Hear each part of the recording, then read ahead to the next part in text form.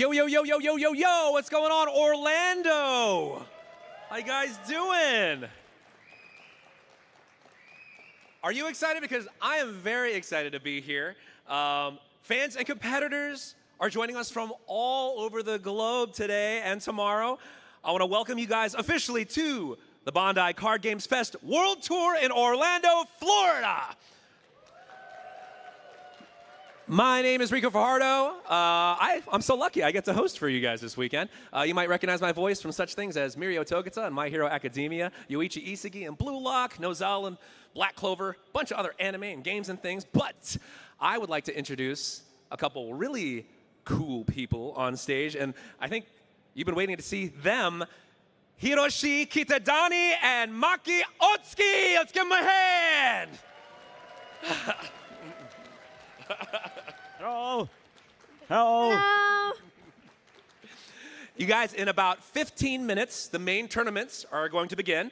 And guys, this is going to be 2 days jam-packed with something for all in attendance. We have photo ops, prize walls, scavenger hunts, side events, demos, retail, and a Matsuri section. A bunch of things to take a look at. But I would like to know, Kitadani-san, what are you looking forward to see at this event?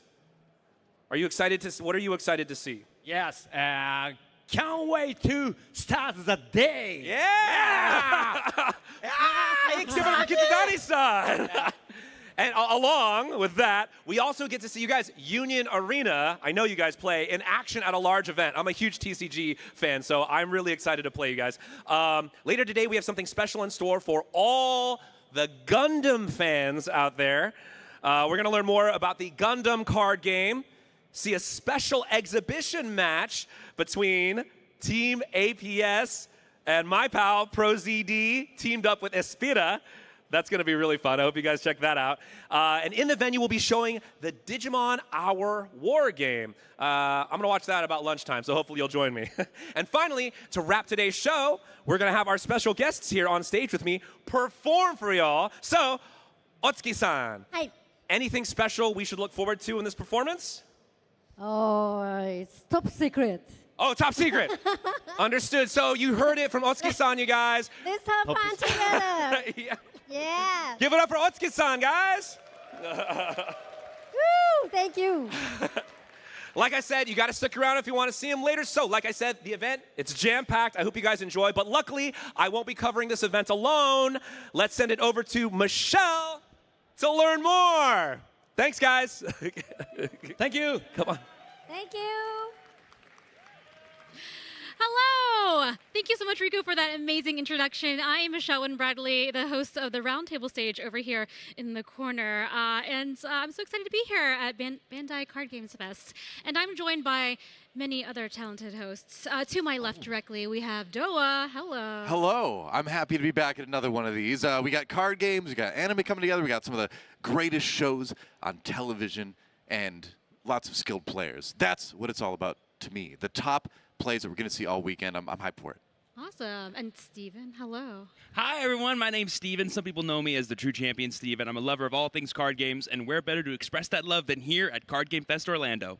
Yeah. Next, and last but not least, we have our caster, UniX. Hey, what's up, world? I am super excited to be here as a lifelong TCG player. We have essentially the apex. Like, I never thought we'd have an event this grand, this big. We got plenty of good card games, a bunch of amazing players, and a bunch of people just with some really, really vibrant energy sitting here playing cardboard. It's wonderful. This is Christmas again. After Christmas. It's still Christmas till like the 12th, I believe. Is that math We're right? still in the season, I Yeah, think. So it's yet another that. present for us, I suppose. Right, this is like the 7th day of Christmas. Close enough, close And as an additional present, besides these wonderful hosts here, we have even more talent coming to you. Let's take a look at who else is joining us today. Oh my gosh, all these wonderful people. We have Cosmic, we have Digipanda coming up very soon. We have, obviously, Doa's here. Gunpla Melly will be joining us for the Gundam section.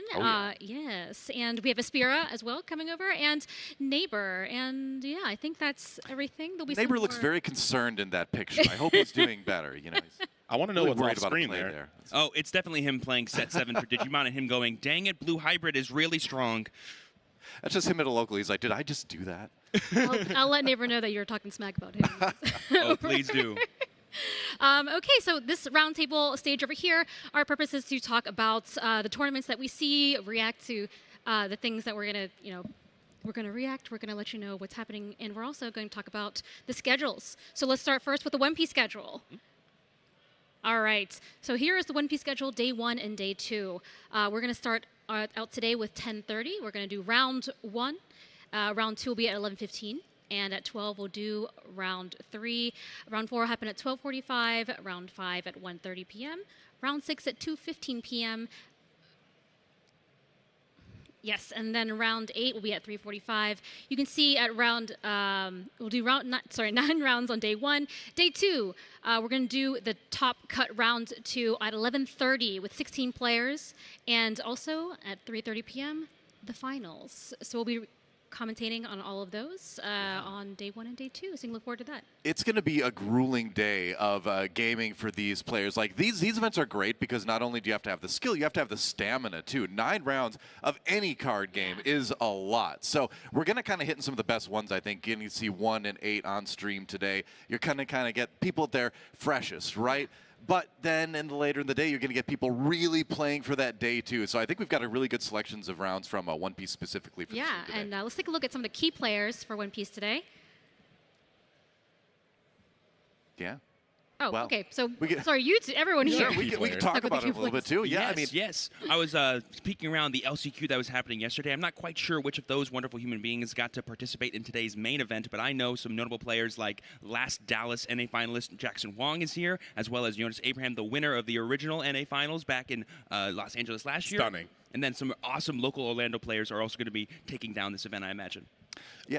The Jackson Honk story is really something else, right? I mean, comes in second place at the Card Fest in January in LA last year, right? A year ago, then comes back in Dallas, and I think it was August, September, or something like that, and wins it. So second in Nationals and first in Nationals. He's going to be going to Worlds. I think he's here competing again today for Pride, right? Then you've got Jonas Abraham as well, who is fighting for his spot in his second Worlds in a row, performed pretty well at the last one. So he's going to be a player to watch today, too. And then you've got a lot of other players from, like, top 8s across big tournaments over the course of last year that we're, I'm guessing, probably going to see in some of our games this weekend and probably going to see in the top cut later. And then I may not have the names of these players, but I know for a fact there's a big group of people who qualified for the Dallas NA finals but didn't get top.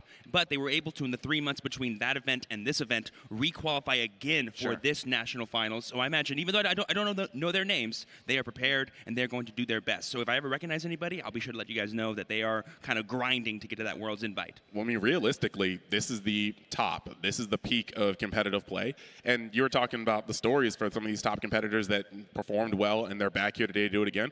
Well, that's really the heart of competition. Once you reach a certain echelon and you reach that height, the only thing you're really looking for is to better yourself and break those limits. So getting second place at Nationals and then coming right back to run it back for a first place finish, that's the improvement. That's where you want to be.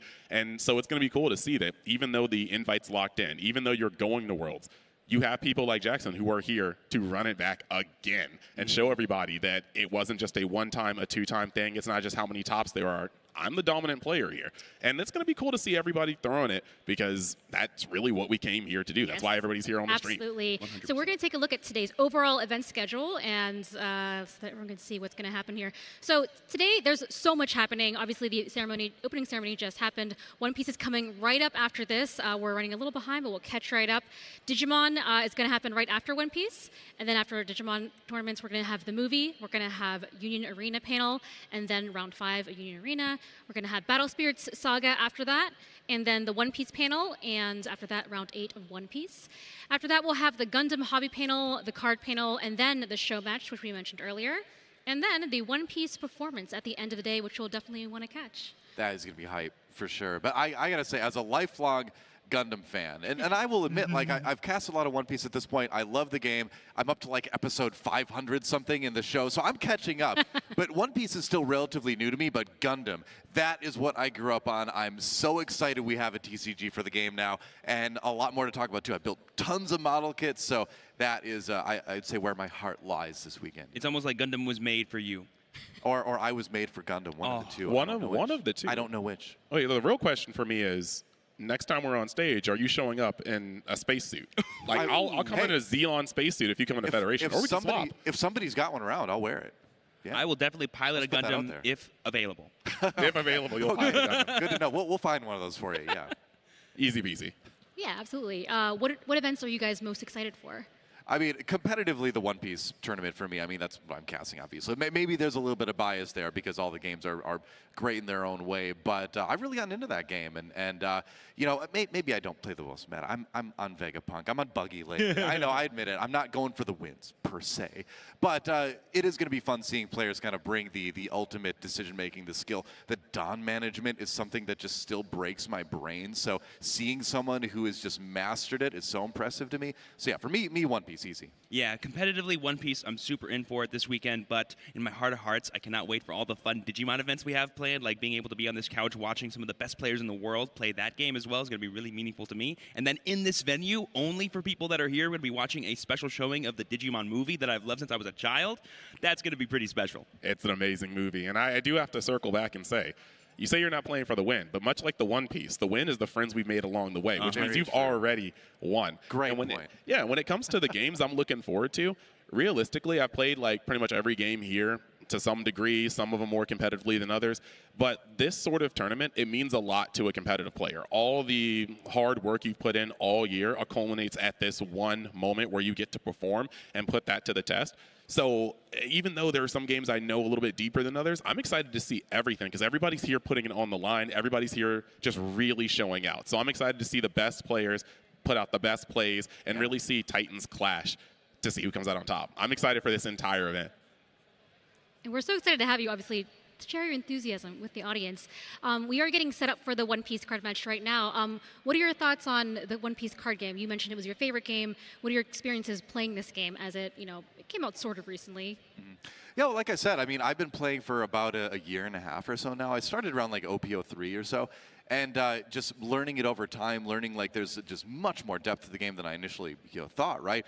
But yeah, I think this meta in particular is really interesting because we've got, I would say, a fairly wide open meta, right? I mean, people like to talk about the Doflamingo deck being really strong, obviously. NA is apparently like huge Shanks fans right now, and so we're going to see a lot of that, but there's still many, many other decks, Steven, that we could see this weekend that I think we could see do well. Oh yeah, 1,000%. Ever since OPO9 came out, people have been talking about all the things that are now available post the 8.5, as some of the people like to call it in the community format, because essentially we have these really powerful inclusions for the starter decks for pretty much every single color in the game, as well as new 4 Emperors-based decks like Shanks, like Marshall D. Teach, that hope to challenge the established meta that we've had for sort of the last like 6 months to a year. People grinding black, grinding blue decks. It's going to be really interesting to see sort of what the actual payoffs will be, given how much time these players have had with OPO9. Yeah, I think that right now, One Piece, in my opinion, I think One Piece is in the best place it's been since about set 5-ish. But the craziest thing about this format in particular is that it's a meeting of playability with actual One Piece hype. We are in a setting where you have the Yonkos, all with valid decks pretty much. Buggy, Buggy's valid. Buggy's super valid. We have a bunch of cool decks. You have every color having some playability. You don't know what you're going to see, and all it takes is a decent run for a rogue Dark Horse to come through and end up at these top tables. So you really have some forerunners. Dofi's going to be strong. We've seen our Shankses. Sure. Lucci is very stable. But there's going to be a lot of things that we can see, a lot of tech, and just this is wide open. And that's a great place to be when you can pick up your favorite character and come in and know that with enough practice, you could have your perfect tournament run. So I'm super excited to see what we're doing. A Yonko theme set to decide who's going to be the next Pirate King. Peak. That's peak. That's canon, actually. So I want to throw a question out there for the three of us here. What's one of the decks that we think could make a top 8 or even a top 4 that isn't one of those top decks? My money, I'm going to say the same thing I said a year ago. I'm going to say Red Purple Luffy. Ooh. Okay. I think the deck is still really good right now. I think people have been having some success with it. It hasn't been like winning tournaments per se, but everyone laughed at me a year ago, right? At Card Fest when I said Red Purple Luffy is a great deck. We got one in the top 4. I'm going to say the same thing this time around. Red Purple Luffy. Yeah, it could definitely be a threatening deck with some of the new inclusions from OPO9, and if the players out there can kind of solve the Dofi matchup, I don't see a bad matchup in the room if that's the case, so I totally hear you on that one. For me, I'm going to kind of go back and get something you said. You were selling yourself short being a Vegapunk fan. I actually think Vegapunk is really well placed for this tournament. I played it a lot during my time in Japan when I was playing OPO9 over there, and I loved the Dofi matchup. I loved the Shanks matchup, and I even occasionally liked the black matchups like Teach. Maybe Lucci was a little bit rough, but honestly, if you're a good Vegapunk player and you get the proper matchups throughout the day, you can breeze into top cut. By the way, True Champ Steven here is a shockingly good Vegapunk player. I thought I was pretty decent on the leader, but we played last night, and this kid grinded it in Japan. Actually, I had no idea. You're actually a great Vegapunk player. So I see where the belief comes from, and I'm inclined to believe you might be right on that too. Yeah. Yeah, I had some friends over in Japan when I was over there in October, and they were like, "Here are 2 decks for you to play during the OPO9 tournaments. Here's Shanks. He's kind of like OPO1 Red Luffy with all these big boys, and then here's Vegapunk, my personal favorite deck." And the friend that was recommending these to me, I really like his tasted deck, so I was like, I'll play that. It was really hard. It was like a yellow control deck, and I was like, I got to figure out these matchups. It took the entire month that I was there to figure it out, but I'm glad it paid off. All right, guys, it looks like we are ready on stage. Our 2 players today are Jackson Wong and Jeff Burnham, the 2 players on stage. Are either of you familiar with these players? Well, Yeah. Jackson Yeah, Wong, a little bit. I mean, the man who won Card Fest in Dallas just a few months ago here, coming to try to get another win to start off the day this weekend. He is one of the best in the game easily, and it's going to be a pleasure to see him pilot whatever he's brought today. I don't actually know what he brought today. Do you know? I'm sure we're going to find out in a second, but.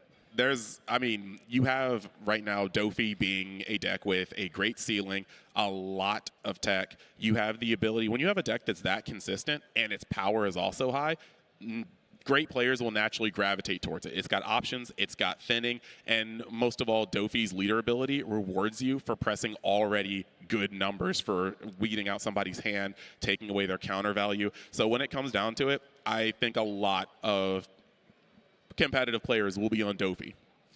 Yeah, and to be fair, I'm not entirely sure what deck Jackson could have brought today, but if he did, like Dofi or BY Luffy, which we know he's a big fan of, I know no matter what deck he brought today, the reason why he's like a big top player, there it is, BY Luffy, one of his personal favorites, he will have grinded it out. He puts in the work. He learns as much as he can from wherever he can to become the best at piloting this deck for whatever the given matchup he's faced against. So I'm sure whatever he's going to play, he's going to bring it with confidence and bring it with skill.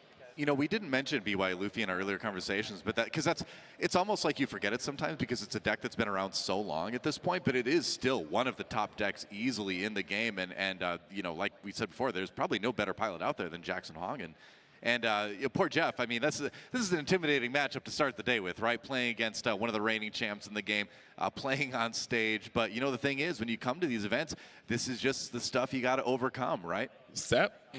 Round 1 feature is generally going to have a people's champion on it. So when you get up, you got to know that your competition's likely going to be stiff. But this is going to be a very, very interesting matchup because we already know both of these decks, both Luffy decks, funnily enough, are extremely explosive.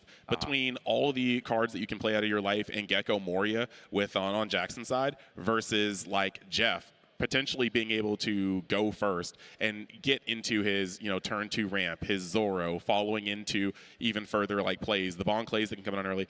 There's a lot that can happen here, and it's going to be very exciting to see which one of these decks gets to high roll harder. And I love you mentioning sort of the dynamic between going first and second, because we've seen a lot of people pilot the purple Luffy deck ever since set 5, and it always feels like, because it's so good at curving out, getting that sort of extra advantage against the opponent going first can be super powerful. But there we see both players. Looks like we're ready to get started here. Yeah, no mulligans on either side. They have the good ones in their hand already. All right, casters, take it away.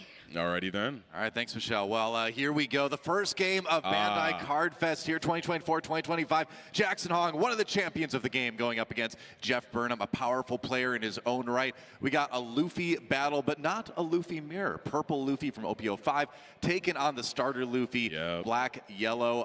Two Luffys, 2 very different decks, though. Yep. Yeah, Luffy may only have a straw hat, but in the card game, he wears many hats of many different colors. Very true. It looks like Jeff actually got his ideal turn 1 play. He got first turn. He played the Law. The Law got the Zoro. So he's on stage to go to 3 energy, 3 Dawn, use his leader effect, and then go into the Zoro to search. So he's got his perfect curve right now. Speaking of searching, we see Jackson using the Garp as well as the event from the original starter deck. The 3 brothers going to be getting the ideal searches there for him to try to set up his late game combos. I think we got Jackson balling out of control with the full gold Luffy Dawn deck as well. He's got 2 of those. We'll see if it keeps popping up, but that's some shiny stuff already. Well, I mean, in the store, you've got Conqueror's Hockey. On card games, you've got Rarity Flexing. That's it's strong. True enough. The will of rarity. Yeah. So there we Zoro. see Jeff using the Monkey D. Luffy's leader ability to burn a life to gain an extra Dawn, playing that new 4-drop Runo Zoro that let him search the top 5 cards of his deck and add even more consistency. He's looking for some of those new bombs that came out in the starter deck, like Luffy Taro, or some of the ones that came out in OP09, like the 9-drop Luffy. Yep. Can't quite see his hand, but right now we are hoping for, okay, so he's got the new huge like boss monster Luffy. He might already have Luffy Taro in hand just to be able to go use his leader effect the next turn and go up to 7. But this looks like the ideal ladder for a purple Luffy deck. I mean, Luffy Taro on curve is just like the death blow for a lot of other decks too. It's hard to face something that hits you that fast and puts out that much stuff already. Looks like a little attack comes in, a little counter from Jeff as well to get out of that one. Kuzan on the board for Jackson. So a way to help him get some removal going. Huge shout out to Jackson for keeping those Kuzans in his deck. I know a lot of BY players have been choosing to take it out because they kind of don't respect a lot of the Lucci matchup as much as maybe Jackson might. I was wondering about that. I mean, it is a choice to make. It is one of those flex spots in deck right now. But I've always liked Kuzan. It draws you a card if nothing else. So it's never going to feel bad to play per se. It's a lightning rod for removal, but especially in this format, you have so many big-bodied late game cards, and so we just have to be able to get rid of that. But we got the Sanji coming down, resting the Kuzan, potentially putting some heavy pressure on it just to chip away at the hand. But you don't want to have that Kuzan stay on the board because purple is going to be able to play a lot of big bodies that Kuzan can potentially bring down to easy removal size. I mean, it helps Jeff, go for the leader swing at Kuzan. Jackson's going to let it go with that, and we'll see what the follow-up is going to be. But, that purple board getting a little bit big. It looks like Zoro coming in now for a little bit of damage. Will we see Jackson counter out of it? I think you just take that life. I mean, Black Yellow Luffy kind of lives on that edge, right, where you want to get down to start your 0 life shenanigans, and Jackson, 1 card closer to that. Yeah, but it could be a little rough sometimes to be like at 0 life before your 8 or even 10 down turn, because then it's really hard to combo out. You need to basically have all your babies already in hand and like essentially a full trash, which is really hard to do until like turn 5 or 6. I mean, we're going to critical mass next turn for Jeff, and we can't really, like I said, we can't really see the hand, but it's going to be very easy for the next turn to get out of control. And so going down to 2 life, I mean, obviously it's the bread and butter of Monkey D. Luffy, like black yellow, but it is a little bit scary going into this next turn. Something I want to point out, too, about Jeff's deck list here is he's revealed a Nico Robin blocker right there in the trash. I just noticed that. That's not commonly seen, but it could be a really fun way to sort of back up your really high-intensity plays in the later half of the game. Yeah, I like it. Rocket Luffy coming in. Yeah, he's just going to activate main to get rid of that Zoro right away. But going back to the blocker really quick, I think it's a good addition. I mean, we do find ourselves in probably more a little bit of an aggressive format. So those early blockers, especially dropped late, just to be a body in the way of an attack can be pretty impactful. We'll see what's going on. And the blockers are very important because sometimes just to get your curve up, you are dropping down to 2 life at times, and you don't want to have your combo power be or your counter power be the only thing that's really in hand for that. 1,000%. When you have a leader like kind of both of these Luffys here who want to be at lower life totals, the more blockers you play in your deck, the sort of longer you get to play the game and play these really big boss monsters. You were talking about the gold Dawn on Jackson's side, but now we've just seen multiple King of Hell Zoro Dawns, and that dude has a mortgage in his Dawn area. I believe Zoro is Jackson's favorite character, so. I mean, it's it's supremacy. It's a very shiny resource deck, that's for sure. He made sure to put that one on top of all the Dons, so that way only the camera sees those instead of the rest. He's like, these Luffy ones are nice, but Zoro. Oh, there's like 3 Zoros, I think, down there. You got to do. You need the intimidation factor, like I said.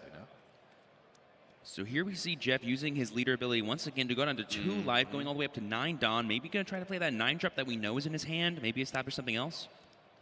Yeah, I feel like it might be a decent turn for that. Honestly, the Purple Luffy is one of the decks I haven't gotten the most reps on either, so I can't say for sure that that's what you want to do. But all I know is, man, when I'm at locals, people are throwing that 9-cost Luffy at me as fast as they possibly can. So we'll see. Yeah, Purple Luffy's going to dwindle. It's going to dwindle its life regardless, just to be able to get on track. Yeah. But this is a pivotal moment because, as we all know, once a black deck gets to its cruising altitude of Dawn, your Gecko Morias and the amount of explosiveness that can come from this deck are going to be crazy. So going down to 2 life now is fine because that 2 life is going to evaporate at some point in this game. He needs to put on the pressure.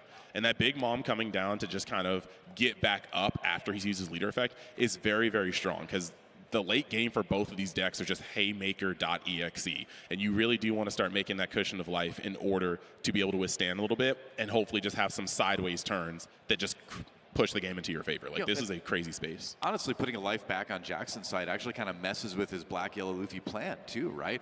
I mean, yeah, has to play a card to kind of swap things out there a little bit, looking for something there. But yeah, I mean, like, you can't get to, again, your, Luffy shenanigans, right, where you're boosting your own leader's power, where you're playing some of that other stuff until you get down to that 0 life area. So that does slow down Jackson a little bit. That said, gets himself down to 0 life right now, so maybe I spoke too soon there. Yeah, the patented Hiyori plus Fist Luffy combo is really strong for just getting that last life out of there, setting up a Sabo baby for the following turns, and then going to be using the leader ability here, discarding a 5-drop Sabo to put, I think, what is that, Rocket Luffy and a Sabo into life. Yep. Very, very good. Now the Sabo's giving, Sabo's giving its field-wide protection. And, Purple has some different things now that can get around the not KOable cards, but he's starting to set up his board in order to be able to withstand this following turn. But now Jeff's in a position where he no longer needs to take life away from himself to start ramping, as he'll go to his 10 Dom, which means all of his plays are now active for himself, which is really good. Because at this point in the board, it's now about winning board and having enough threats that are high enough power to fight through the really powerful, bulky leader that Jackson has. Yep, just asked about cards in hand. Jackson is 2 attacks away from potentially losing the game, and so right now, being able to look at your opponent's board and try to take pressure off it is important. And I know right now Jeff is really thinking what's worth to keep on board, but you do need enough attacks to get around this Sabo blocker and the face-up Luffy that's going to come into play. This is a very, very, very tense turn. Yeah, not choosing to protect the Sanji there because the 2 cards in hand are worth more than the Sanji in play in Jeff's mind. Yeah, I wonder what we're going to see come out of Jeff's side right now, because you're getting into that really, really tricky area against Black Yellow Luffy. That gets so difficult to play into because it seems like they always have answers. It seems like they're always recurring those Sabos as well. So it's like we only see 1 Sabo there. But how many Sabos is that really going to be over the course of the game? 1,000%. Yeah, it could be 1,000. Yeah, who knows? But either way, you're still going to swing with that Big Mom, I think. And what's it going to be from Jackson? Is he going to throw the blocker in right away? Or can you just, counter out of that? I mean, he has the plus power on the Luffy from the hero activation last thing, and that's what also makes things a little bit difficult. You just need more power coming in to do any sort of damage. And Another attack from the 9-drop Luffy, Well, this is actually very, very scary. This is a very intensive turn for the hand. You want to force that blocker off so it's not there to kind of gum up the game later. But we are seeing a 2K come out. The power boost is very important for this turn, allowing Jackson to keep most of his already kind of small hand. But we're just getting to the point where both decks are high octane. Yeah, but that, when the opponent leader becomes, there's the Gecko Moria. When the opponent leader becomes a 7K, it becomes a 9K. You might have 9Ks, 10Ks, 12Ks on the board, and they can still counter out of it even easier. It gets really difficult. Going up to 7 already is Jackson this turn. And here we can see the mastery that Jackson has over this deck. He just sped through the entire full combo. Now, if you guys are wondering, he's probably going to end this turn with at least 1 life, 1 blocker, a 9,000 attack point leader, and that Fist Luffy's currently 8,000 power and is able to attack. Really threatening board. Yeah, this is actually going absolutely crazy.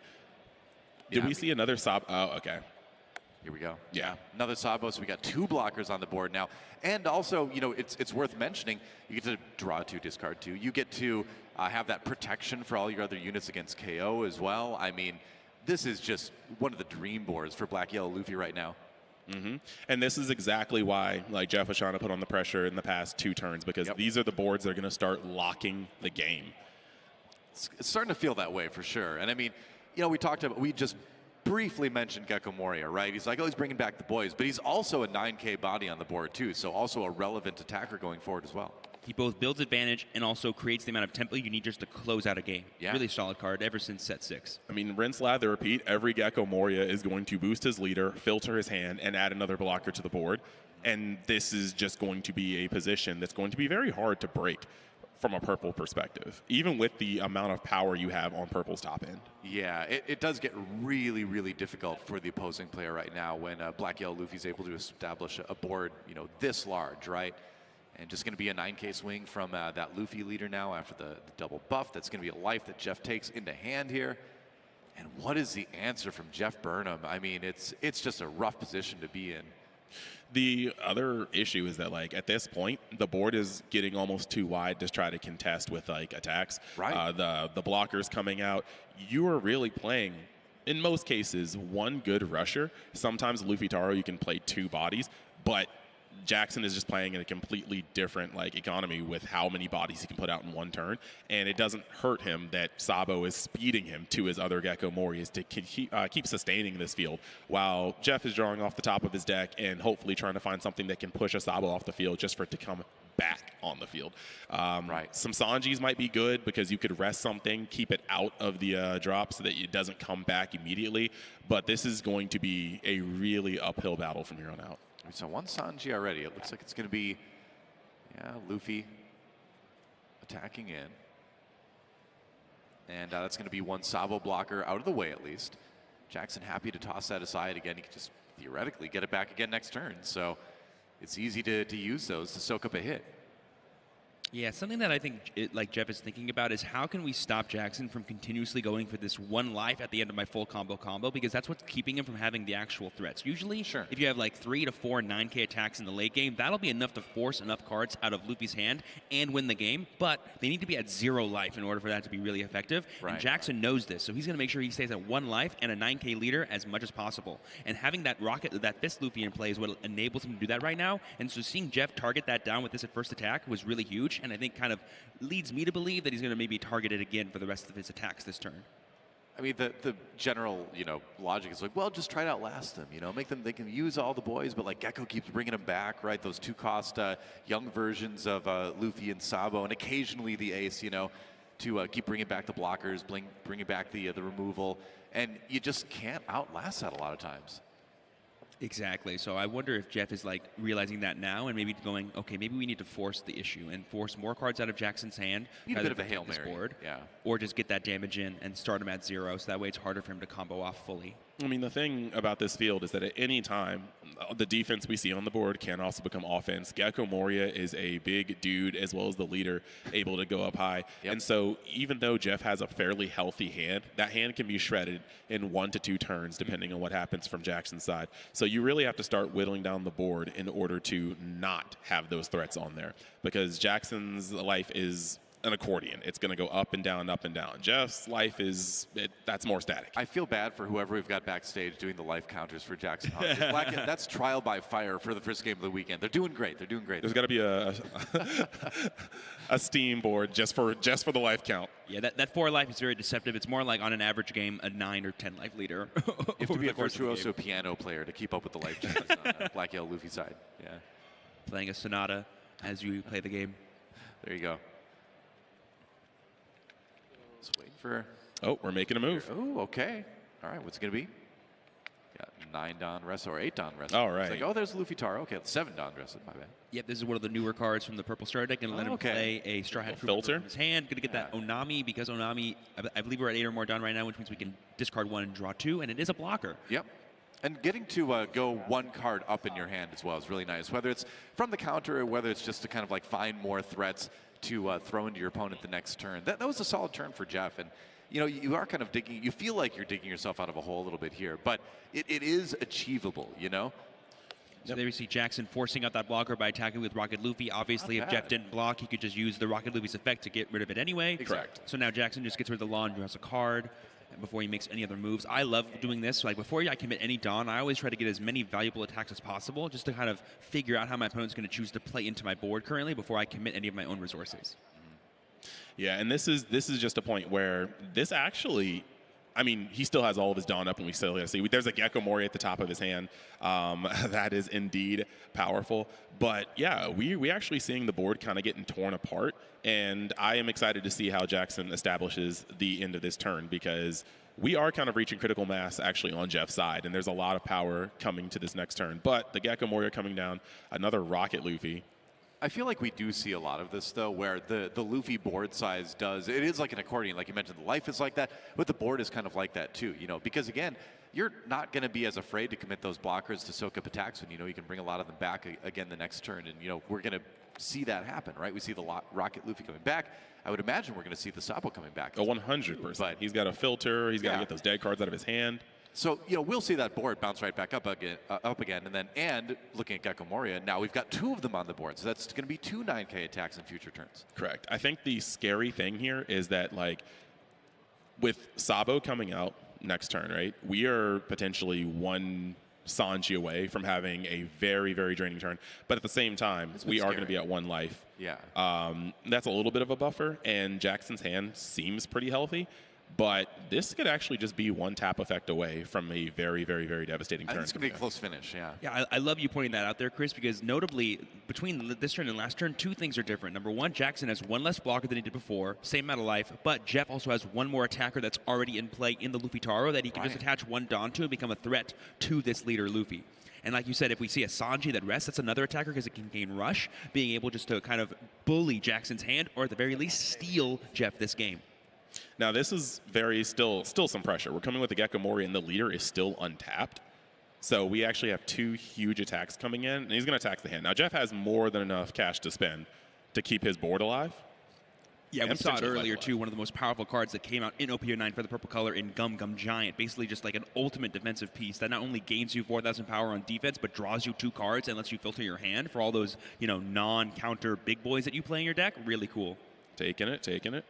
Wow, going down to 0, okay. This is, I'm going to try to win the game next turn. Oh, and that's another... I think so. Oh, is that another Luffy? Is that another... Yeah, that's another be. SCR Luffy on the top of his hand, it looks like. Yeah, I think this is going to be a big turn because he's going to have a lot of big body rushers. This 9K is nothing to a grip. He might have one of the biggest hands I've seen in One Piece in a bit. But, he's going to drop all that to make sure he survives.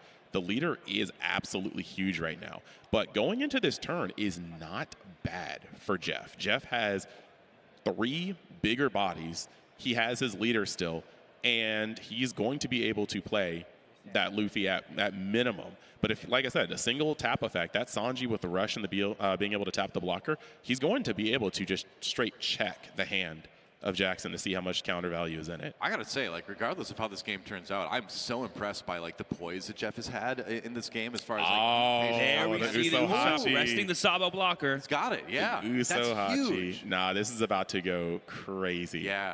Notably, Jeff used a lot of 1Ks to stop that Jackson 9K attack because he was saving this 2K Usopp to go for the game. Yeah, I mean, that might just be the game right there. I mean, Jeff is patient, waited hard, can he finish it off right now? It's looking pretty good. What's in the hand of Jackson Hong, though? And what's really cool is that because of the Luffy's ability, that will go to the bottom of the life. And here we see 13 coming from the big bomb at Jackson. That is that. 11. I think that is that. 12, he still 13, has more. 14. Oh, he still has more attacks.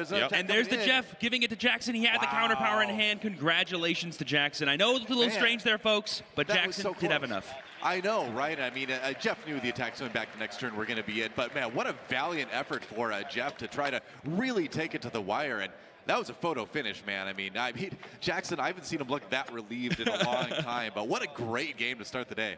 Yeah, I mean, honestly, when your leader is actively that big, it's crazy because it's a blocker on its own. Yeah, Jeff's leader could not move. Jeff's leader could not move on it, and his Luffy Taro cannot move on it. So he really just had to put it all on that 13K and hope it got through. Be like, you couldn't stop 12.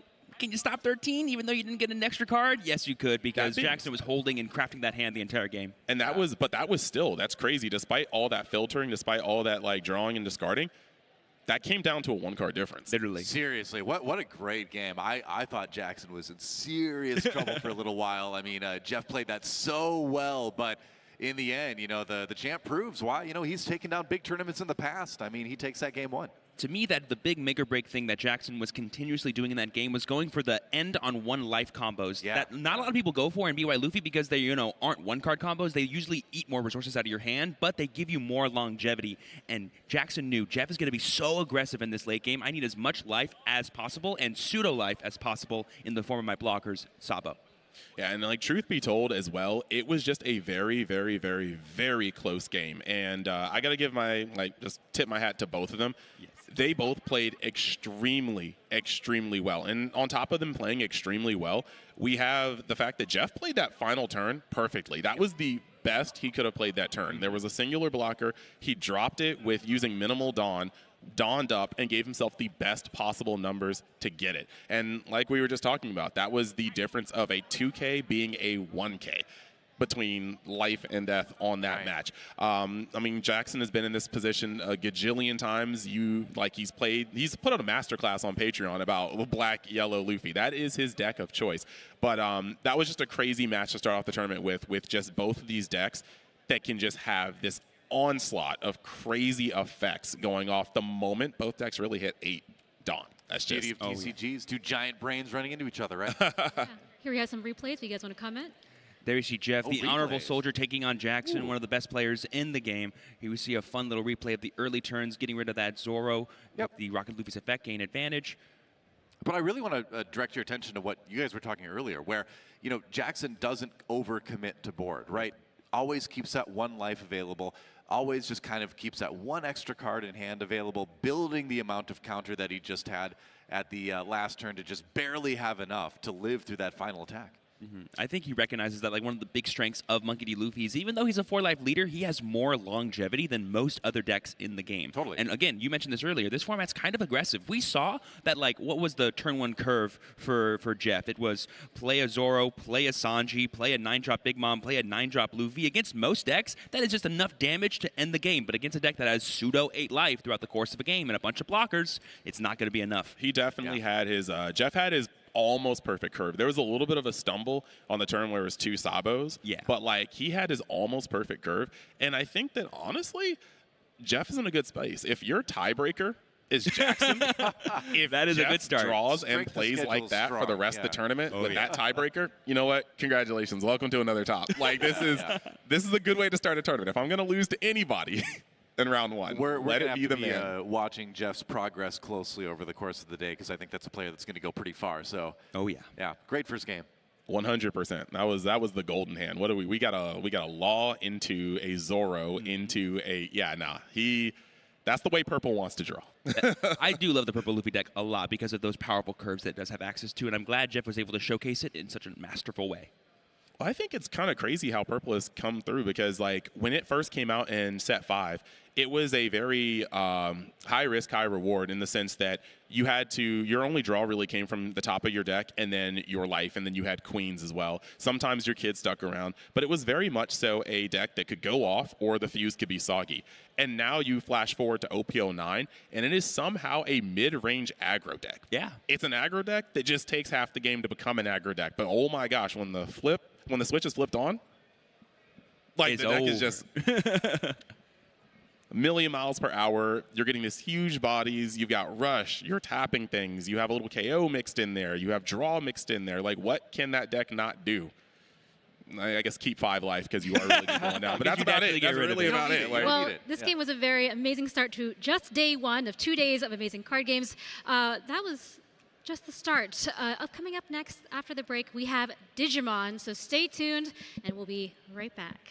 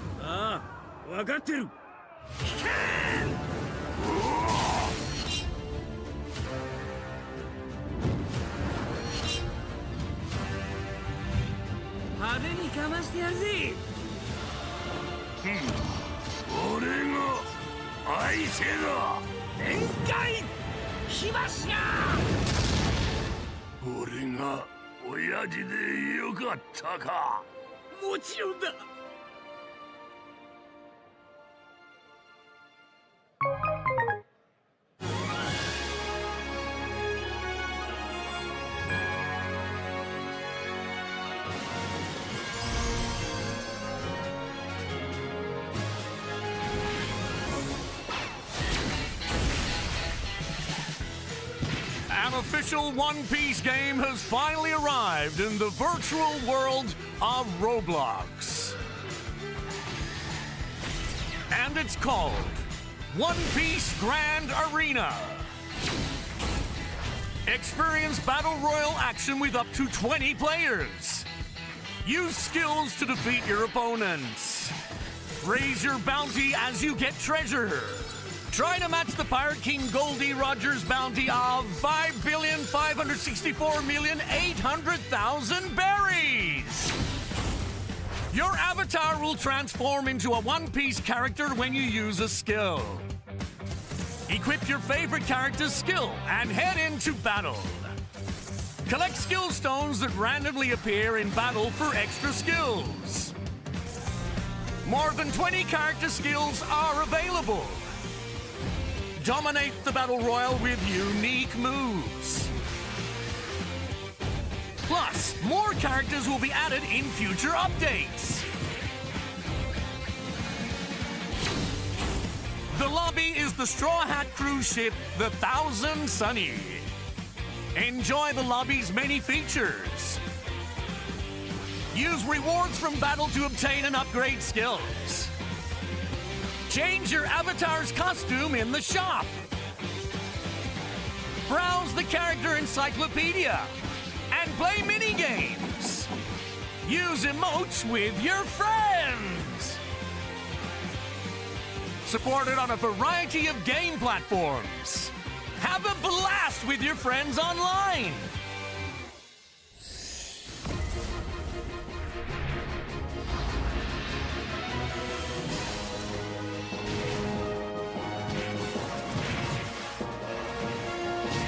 Fight. Collect. Aim to become king of the pirates in Roblox. One Piece Grand Arena. Enter the code in the game to get Whitebeard's cape. For the latest news and updates, check our official Discord. 俺の名はモンキー D. ルフィ海賊王になる男だ私をこのエッグヘッドから連れ出してくれさよーし作戦開始だそう思い通りにことが運ぶとは思えねえけどな筋くらい通させてくださいよ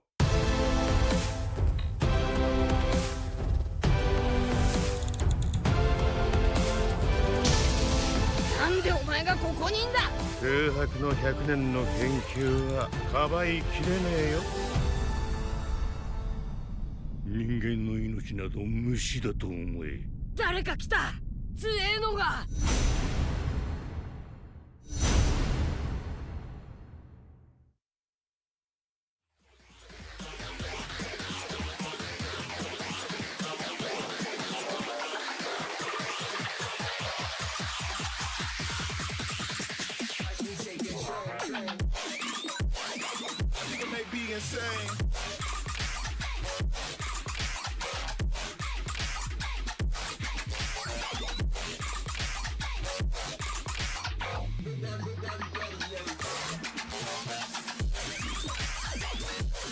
Hello, everyone. Welcome back to Bandai Card Games Fest. We are here in beautiful Orlando. Thank you all for coming. We are here today. I'm Michelle Wynne-Bradley, and I'm joined by Steven. He'll be helping me hosting on the side stage here. Good to be back, y'all. This time I'm back for Digimon, one of my favorite games that we have here playing this weekend. And we've got DigiPanda. Hello, hello. And we've got Neighbor. Hello, everybody. Very excited to be here and talk about, again, one of my favorite games, Digimon, the card game. It's awesome to be here and talk about it. All right, guys, let's get hyped. Let's take a look at the Digimon schedule for today. All right, so we are in day one. We're doing round two here at 11:30. So we've got a couple minutes to chit-chat about all your love for Digimon. We were talking earlier about everyone's favorite Digimon conversation. And of course, there's 9 rounds today total, going all the way to 6:30 p.m. Day two, we'll be talking about the Top Cut round 2 at 10:15 a.m. Doing a cast about that. And at 2:15 p.m. will be the finals on day 2 Sunday. So let's go. I know. What are you guys most excited about for Be sure to stick around. Yeah. Well, Neighbor and I took a little walk around the actual player group, and this is one of the first nationals in which it is a very diverse format. Yeah. absolutely. It's one where we did see a lot of the decks that we expected to see. You know, walking around, there was a handful of Mirage, a handful of Magna X, some purple hybrid, but there was also quite a few off-meta picks that you wouldn't have expected. Somebody was playing one of their favorite Gotcha green decks. I saw somebody playing Ragnar Lordmon, and these are some of the cool, like, very offbeat stuff that I would love to see how far they're able to take their pet decks that they decided to bring to the national stage. Absolutely. So who are some of the key players we should be looking out for this weekend? Well, there's a handful of content creators out there who we're well aware of who are playing, you know, some of the best decks. You've got Huang Zero, you've got Tyler from Gaia Force Gaming, there's Digimon, I think there are a few others too that I didn't. Yeah, as well as, you know, Antics. Oh, yeah. Also, you know, Anthony. Yeah. In the scene, very powerful player. Nolan Card has a podcast as well. You should probably check out. Phenomenal player. And I'm going to be biased for DFW for a little bit. There's a lot of DFW players that I saw on those tables that I expect to see. A lot of players from up. Texas, for sure. I mean, this might be a little inside baseball, but I have vivid memories of, like, you and me, Ryan, at the very first ever Digimon Card Fest, like, what, 2.5 years ago, 3 years ago? And in the DFW area, seeing those masterclass players take down the Set 7 format, which was one of the most scary formats to play, if you guys remember playing back then. So I have no doubts that if the DFW crew is here, they're going to take it down. All the way back then, you know, 2 years ago? 2.5 months, for sure, yeah. And that was, like you said, Set 7. Kevin Kim, a player who did phenomenal day one of that event, I believe went either 8-1 or 9-0 back in the day, is playing at this event, again with a powerful deck that will aim to bring your security to 0 as fast as possible. So that's the name of the game, baby. That's just his MO. We'll be excited to see all these players, but let's talk about prizing for a second. I believe we have a graphic for that. What are these guys playing for? Yes. Ooh, beautiful. Only the best of the best for the best of the best, you know what I mean? Always. That beautiful Magnamon champion playmat is a great start for whoever becomes our North American finalist, and then also moves on to, of course, represent us in the World Finals. And that top 3 Sakuyamon playmat, I'm not going to lie, that's pretty nice too. Always a fan favorite character, and of course, with the amount of Magnamon players that I saw over on that field, they'll want it. I know somebody wants that champion mat. Match their deck to their play mat, bling it out completely. You know, I thought that first place trophy card was actually a Magnamon X at first glance, but it is going to be the new like circuit holofoil Ulforce, I believe. Ooh. Yeah, absolutely. And I had a bit of a jump scare seeing Event Pack 7 and having the poster card be Quartzmon. It was a little scary for me to see. For those that don't know, I've been working on like a multiplayer format for Digimon, and Quartzmon is one of the few cards that I'm like, that's a little too strong when there's more than one player you're playing against. Oh, yeah. That's if you decide to add more players to the field, Quartzmon that just locks everything down. Effects like that are just overall encompassing are so powerful. Death X. Take it out. Yeah. Death X is Mirage. probably a similar one. There's lots of amazing prizes, but obviously we've got to follow the rules. So let's go over the rules and the format for today. Yeah, this is going to be a little different than what you guys saw last round with One Piece. One Piece is, of course, a best of 1 game, but Digimon is a best 2 out of 3. So the number of wins you need per round is 2 out of the 3 games you play. You only have 45 minutes plus 5 minutes of extra time to do so every single round. So whenever you guys are at home and you're seeing like round 1, 2, 3, 4, 5, 6, 7, 8, 9, the best way to think about that is an hour of time that these players are spending over a table against their opponent, grinding, thinking about how to get the security to 0, and then finish that with that final attack for game. And interestingly, this is one of the few Bandai card games that is actually different from Japan's format, because Japan does best of 1 for most of their card games, but Digimon is one of the few that is best of 3. Yeah, absolutely true. And one thing that I love about playing Digimon here is the fact that we do get the opportunity to play those full 3 games. You know, sometimes 2 games if it's very quick and one player gets that, 1-2 punch. But just the fact that we can offset, as card game players, we know that there's variance involved in our games. But when you get to play a best 2 out of 3, you can offset some of that variance. And going into deck building even, you'll see between the states and otherwise, the deck building philosophies can be very different, whether it's best of 1 or best of 3. And even going back, this is a game where we get mulligans, so we have the opportunity to reshape our hand if the first one doesn't work out. We didn't always have that in Digimon, so deck building philosophies have changed a lot from the start of the game to where we are right now, and that's kind of how we get to some of these hyper-optimized. Not to mention all those like really awesome consistency cards that come out for the game. We originally had memory boosts, then we had trainings, and now we have scrambles officially in the game now, which just makes deck building feel a little bit easier, but also opens things up. So it's clear to me what's the most powerful powerful cards in my deck, but the way that I can get to those lines becomes ever branching and super exciting. Yes. It also affords you opportunities to play some of these one-of tech cards that are easier to find now than just hoping you draw it over the course of the game, but being able to search through your deck and find that one card, hold it for the right opportunity to make the big impact, especially cards that are perhaps limited because of their power, something like a Nubismon in purple. Even though there's only one copy of it, it feels like it's ever present at the table, a threat that you always have to be prepared for. The advantage of purple, though, at least, you have option cards like Memory Boost, you've got the training cards. The trainings, on the other hand, can add options or tamers, which means that if you're looking for like hidden potential discovered, that's a specific card that when you get it, usually it's what lets you win. It swings the game by a large amount. 6 memory, 5-6 memory is a big deal. And it makes our job really easy as casters because awesome stuff happens when that card comes down and we're like, woo, let's go! That's when the combo's about to start. You get to see the players start swinging cards left and right, and that's a good time. So let's talk about the current meta for Digimon, please. Yeah, absolutely. We did a little overview where we said, we saw some of the decks that we were expecting to see. We saw Magnamon X.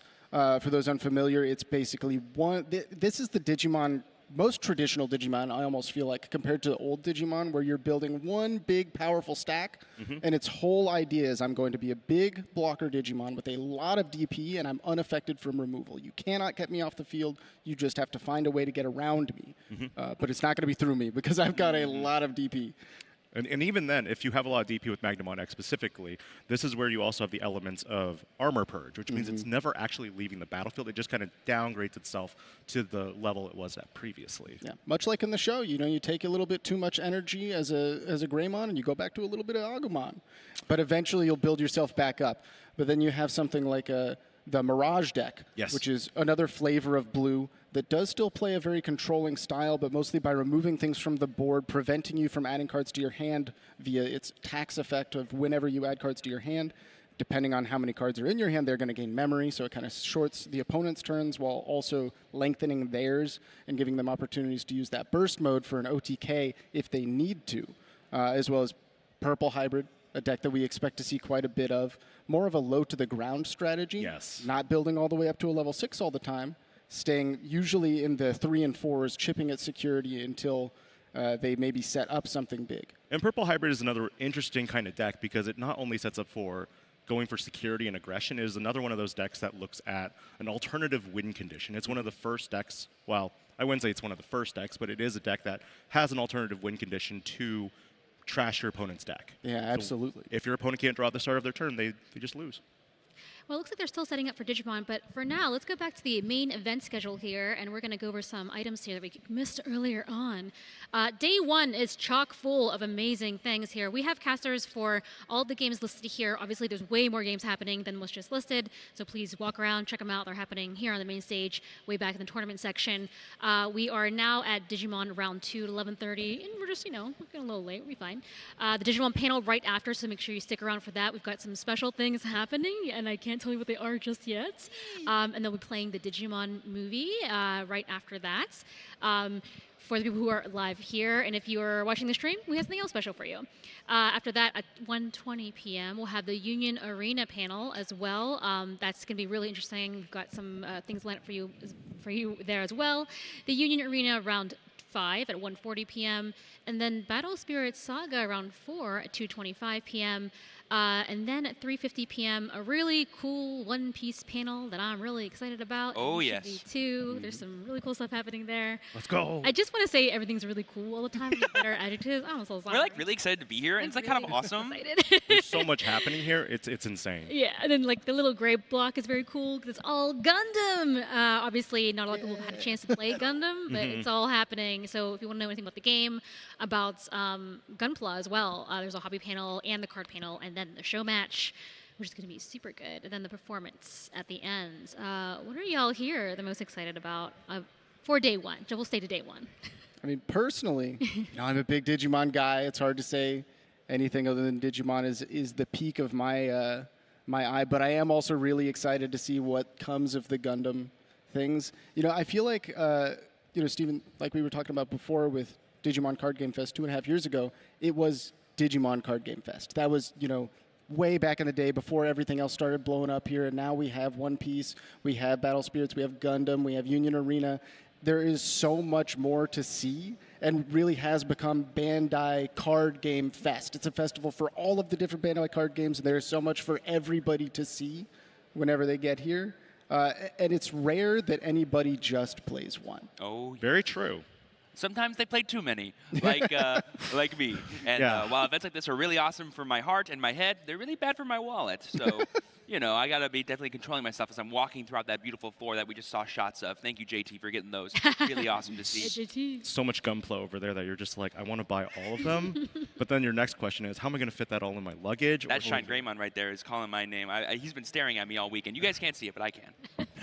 If you're like me and you love card games, but you need to get like your significant other or some of your friends into card games who maybe aren't that deep into it, Union Arena is also a great way to start, because I know we're all nerds, our friends are all nerds, you know, we're going to enjoy a little bit of the anime. Yeah. So, hey, get some Union Arena. There's a whole bunch of different anime that you can pick from to let them play their favorite, you play your favorite, and start to indoctrinate some of these people, take them to the tournaments with you. You should use the word indoctrinate. Indoctrinate, yes.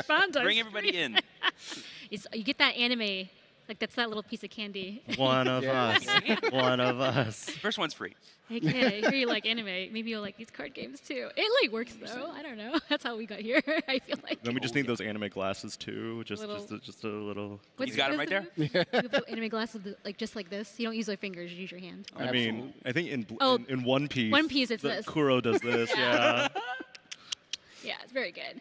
I feel like, you know, we have time to talk, and I would love to, I'm so interested in how you all got started as casters. I mean, obviously, y'all are a lot younger than me, and I just feel like you've had so much experience. You're all so well-spoken. You can talk so fast and efficiently.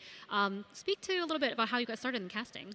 Well, if it's okay, I think I'll go first, because I think it's a really simple story. First of all, I'm just a big old card game nerd. I've been playing these games for the better part of 15 years now, as many as I can think of. And one of the first ones that I found a lot of, like, I would say, success with as part of like a member of the community was the Digimon card game. I was basically one of the first people that got to really experience playing it back when it was a game only in Japan. We would transit the cards over here, play in like a little Discord community, and I'd be making videos about it on my YouTube channel all the time. And then when the game finally got localized here, people kind of looked to me as a source for knowledge, as a source for like, hey, how can I get into this and play it like you do? And I felt really like responsible for a really long time, and it felt like people liked hearing my voice talk about this game, and people also thought that, so they invited me to one of the first ever in-person card game events that happened post the pandemic, and that was the one we were talking about, Digimon Card Game Fest. It all started here, and look at that, 3 years later, we're basically here doing the same thing, but it's a little bit bigger. I'd say a little bit. Just a smidge. Yeah. Just a smidge. Yeah. I mean, in Digipanda, like your username is Digipanda. It's like Digimon. Yeah. I mean, that's where I basically started out with everything, because for me, it was more of, I started doing YouTube just to casually like cover Digimon. I really love Digimon. I grew up on Digimon. I probably watched Digimon the movie every day for a year, if not more. Aww. And it was like my go-to movie. It was like my breakfast ritual of, I'm going to get cereal and milk. I'm going to, turn on Digimon the movie. I'm going to rewind that VHS, and we're just going to play it while I'm eating breakfast before I go to school. Singing I Run Around to Yourself? Yeah, pretty much. That was it. But for me, it got to a point where one of our locals, so at the time, Hayden Costin and the Eggman was actually local to me. So he was looking for someone to kind of play games with him and also work with him a little bit more. So he found out I lived locally to him. So he reached out to me, and that's what kind of started it all, and building up those relationships with Bandai as well. So a lot of what I do content creation-wise and commentary-wise, I have to give a huge shout out and credit to him, because he really, helped elevate me to where I am today. He was your progenitor, as it were. Yeah, basically. Awesome. Neighbor? Yeah, I mean, I got my start in a little bit of slightly different routes, more of the esports side of things. Quite a few years back, Super Smash Brothers Ultimate, or for Super Smash Brothers for the Wii U even, was where I started, and got kind of involved in the scene there, commentating the locals.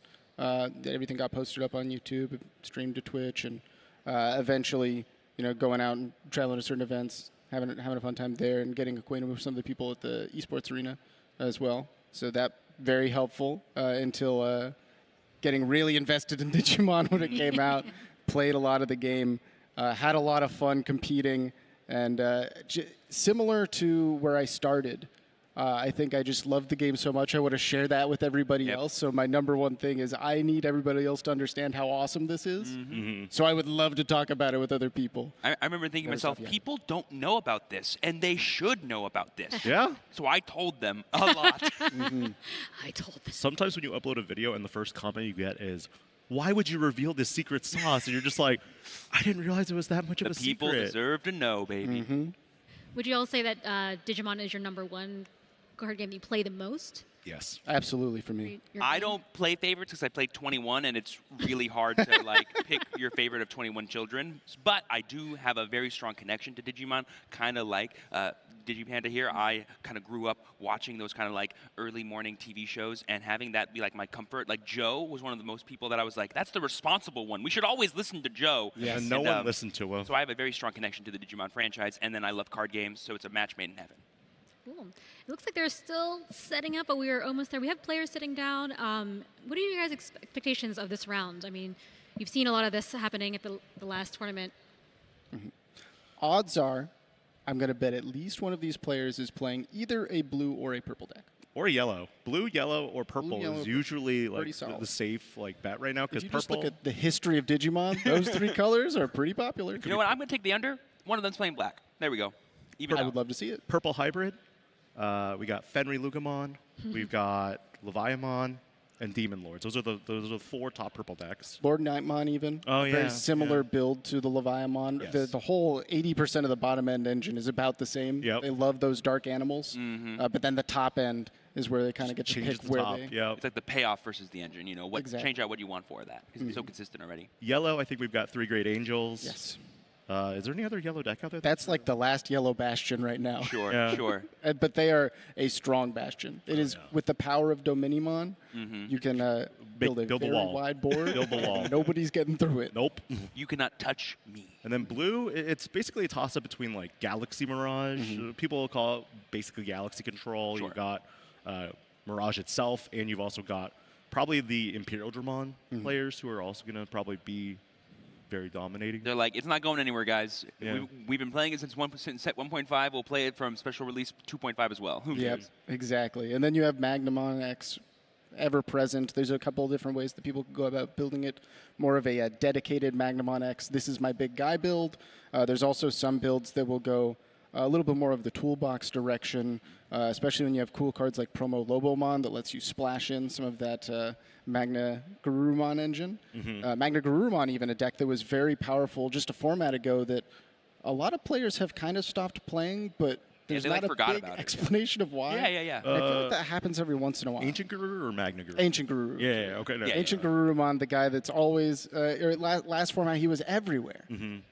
And now we've got a few new cards, and we want to play with our new cards. Yeah. But in addition to that, some of the other colors you might see out of red hybrid. Ancient Gray. Ancient Greymon is an incredibly powerful deck, incredibly powerful Gotta card. go fast. And it looks like we are going to get started here and see what these two players are playing with so that egg is hatched. I see a black card in the player on our left. All right. Oh, we got Galactic Mon. I called it. Black was here. That's insane that you called it I'm just because Guys, just take it away. of all of the black decks I expected to see, Galactic was not the one. So we got Demi V into Vmon, the promo. We play the Ramen Vmon, who adds our Pail Dramon starter deck variant. Yes. And then we bottom decked a Paladin mode Ace. That's a little unfortunate because we kind of like that for later. I think it'd actually be really good in this matchup, particularly because you could bottom deck all those Venmons that are in trash, so then you lose all those resources for David. Yeah, and that is a situation where going first, you might not know that your opponent's on Galactamon, so you might have picked that choice off of your search if you knew going second. Right. It's not very often where going first for going second changes the information of how you do your Digimon plays, but this is a situation where I feel like it does.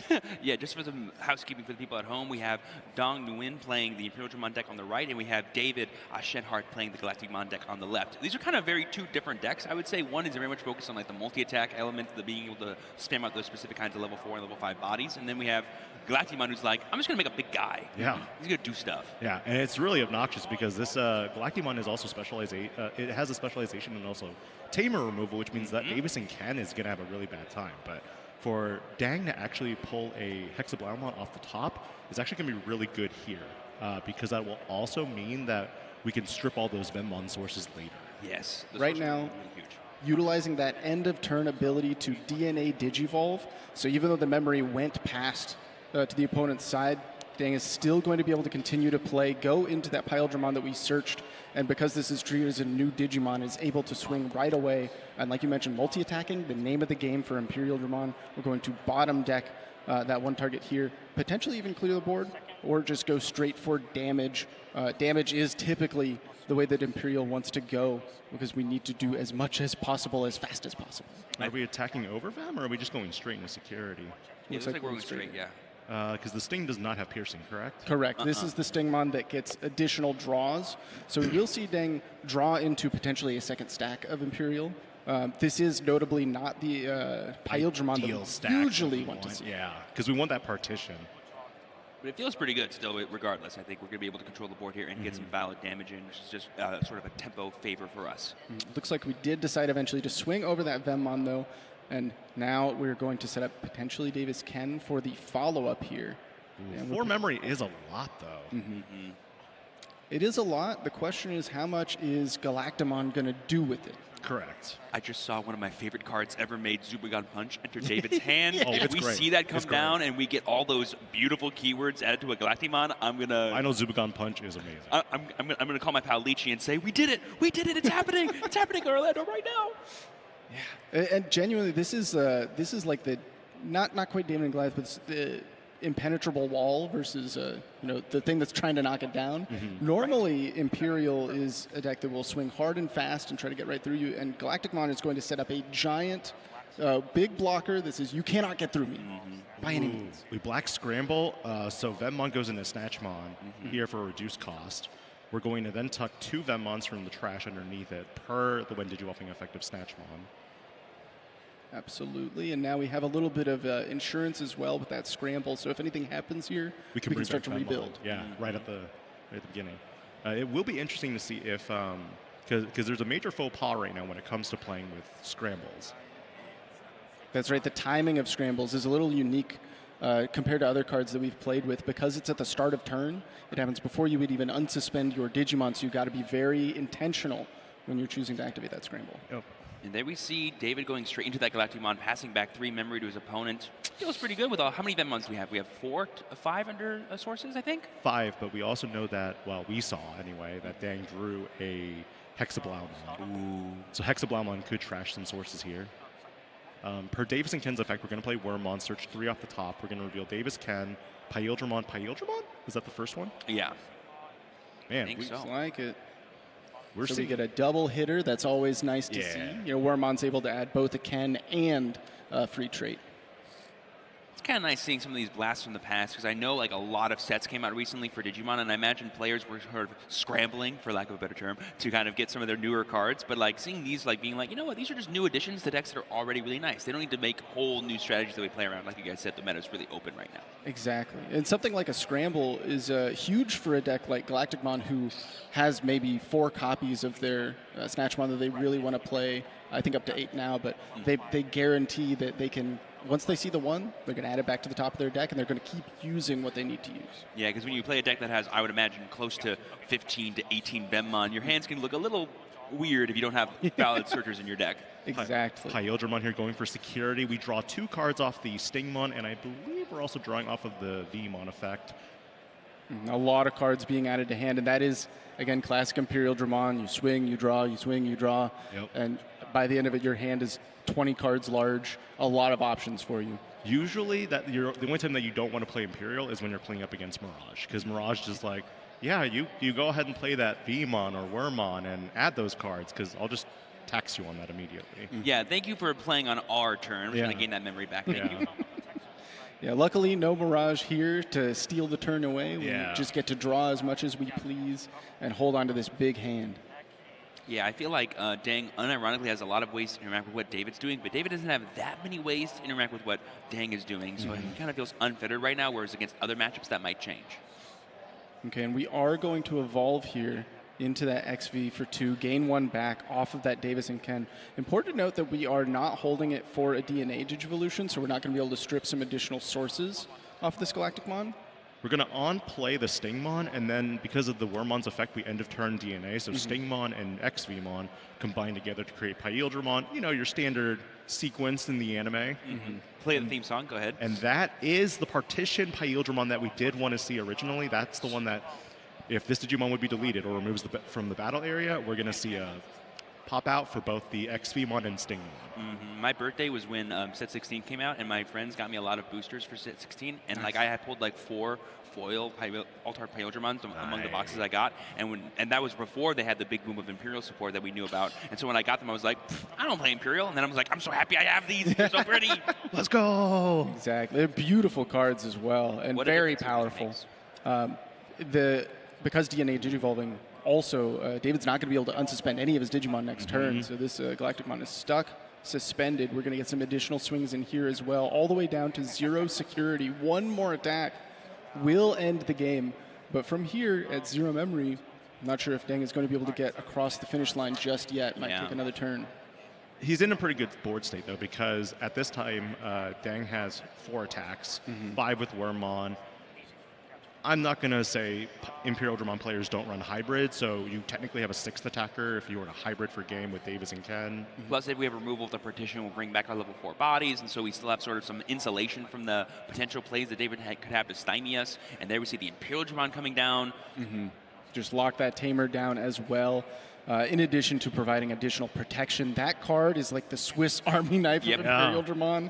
It is so powerful. It's the Ace Be Gone. We didn't even get to really talk about aces much because I don't think they're super prevalent in this matchup, but just a very important thing that this Digimon, if you would Digivolve or play a Digimon by an effect, then this Dragon mode can Digivolve into a fighter mode from hand without paying the cost, so you get additional effects that your opponent might not expect on their turn. So David is cracking the Black Scramble, and he's going to put a card back on top, drawing into it now.